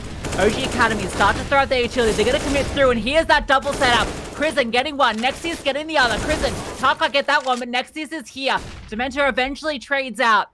But now it's a 2 versus 4, and here's Yimfat in the back lines, about to shut everything down, and he might not even be needed. QQ closes it out, and MOUZ NXT are going through to the playoffs. What a setup on A. And that's all from the quick play from Yimfat in towards middle. He gets the information, completely cuts it off. OG, they throw a complete gambit. Everything in the kitchen sink in towards A ramp, and it doesn't work out. The discipline of MOUZ NXT prevails, and again, shades of overpass. It was a 9-2 scoreline in favor of OG, and they throw it away in overtime. Not only that, but they started to make that comeback in T-side as well, and just started to fall flat. Oh my lord, what an absolute map. You could call that entire Vertigo a series in of itself, just the intensity between these 2 teams. We saw it during the regular season when they went to triple overtime. It's only double here, and MOUZ NXT come out ahead. You just think back to that first round in overtime, number 1, where that team kill came in at B. Oh, dearie me. There were so many individual moments. I mean, the highlight reel might as well be a movie. Yeah, this Yimfat kill, that was an eco that they won here as well. I mean, it's just ridiculous. Yeah, that was the critical round that got MOUZ NXT in the momentum to be able to come through. Here's that other round that should have gone the way of OG Academy as well. So there were so many of these moments where the clutches just came out ahead for one team or the other, but I think just in general favored MOUZ NXT just a little bit more. It's so heartbreaking for OG Academy as well, because they were so close to making the playoffs and they've just fallen. I mean, look at the stats. Look at it. Unbelievable. Sound top of the board, 39 kills on the entire server, but I mean, Yimfat, Crizzen just behind. Yeah, just an absolute, I mean, the whole top of this table is so close together, and these two teams were just absolutely close together. What a brawl between them, but MOUZ NXT come out ahead. Crizzen, yeah, just a real player that stepped up in overtime in particular, I feel, to really help push them across. Didn't feel like he was on par with Yimfat, but the scoreboard shows it. And QQ, unbelievable impact. Just anchoring down that B bomb site in particular. I mean, it was just ridiculous. Congratulations, MOUZ NXT, a well thought out series. It was the distance on Inferno 16-14. They look dominant on Overpass. It takes them double overtime, but they do it. And we could take a look at the updated standings. The gauntlet stage of Season 6 has concluded, and Young Ninjas and MOUZ NXT will progress further into the playoffs. They'll be joining Spirit Academy and Na'Vi Jr., who, as mentioned, they qualified to the playoffs courtesy of winning the top of their groups. They landed at the top. They got to skip this gauntlet stage, went all the way through. So now we have our top 4 teams decided. And well, I think it's going to be an absolute brawl when we get there. It's still a couple of weeks away, 2 weeks, Yep. bit of a breather for these teams. When they meet up next, it will be on LAN. Yeah, and it gives them an opportunity just to reset and also just prioritize researching your opponents. I mean, there's a lot of different demos that you can watch, right? I mean, there's so much tape, especially for MOUZ NXT on Vertigo. We can see how that one will develop in a couple of weeks. That concludes the broadcast and also the gauntlet stage. We have our playoff teams established, and we'll see you in a few weeks for the playoffs. Thank you so much for tuning in, and we hope you have a great evening. Until the next time, see you later.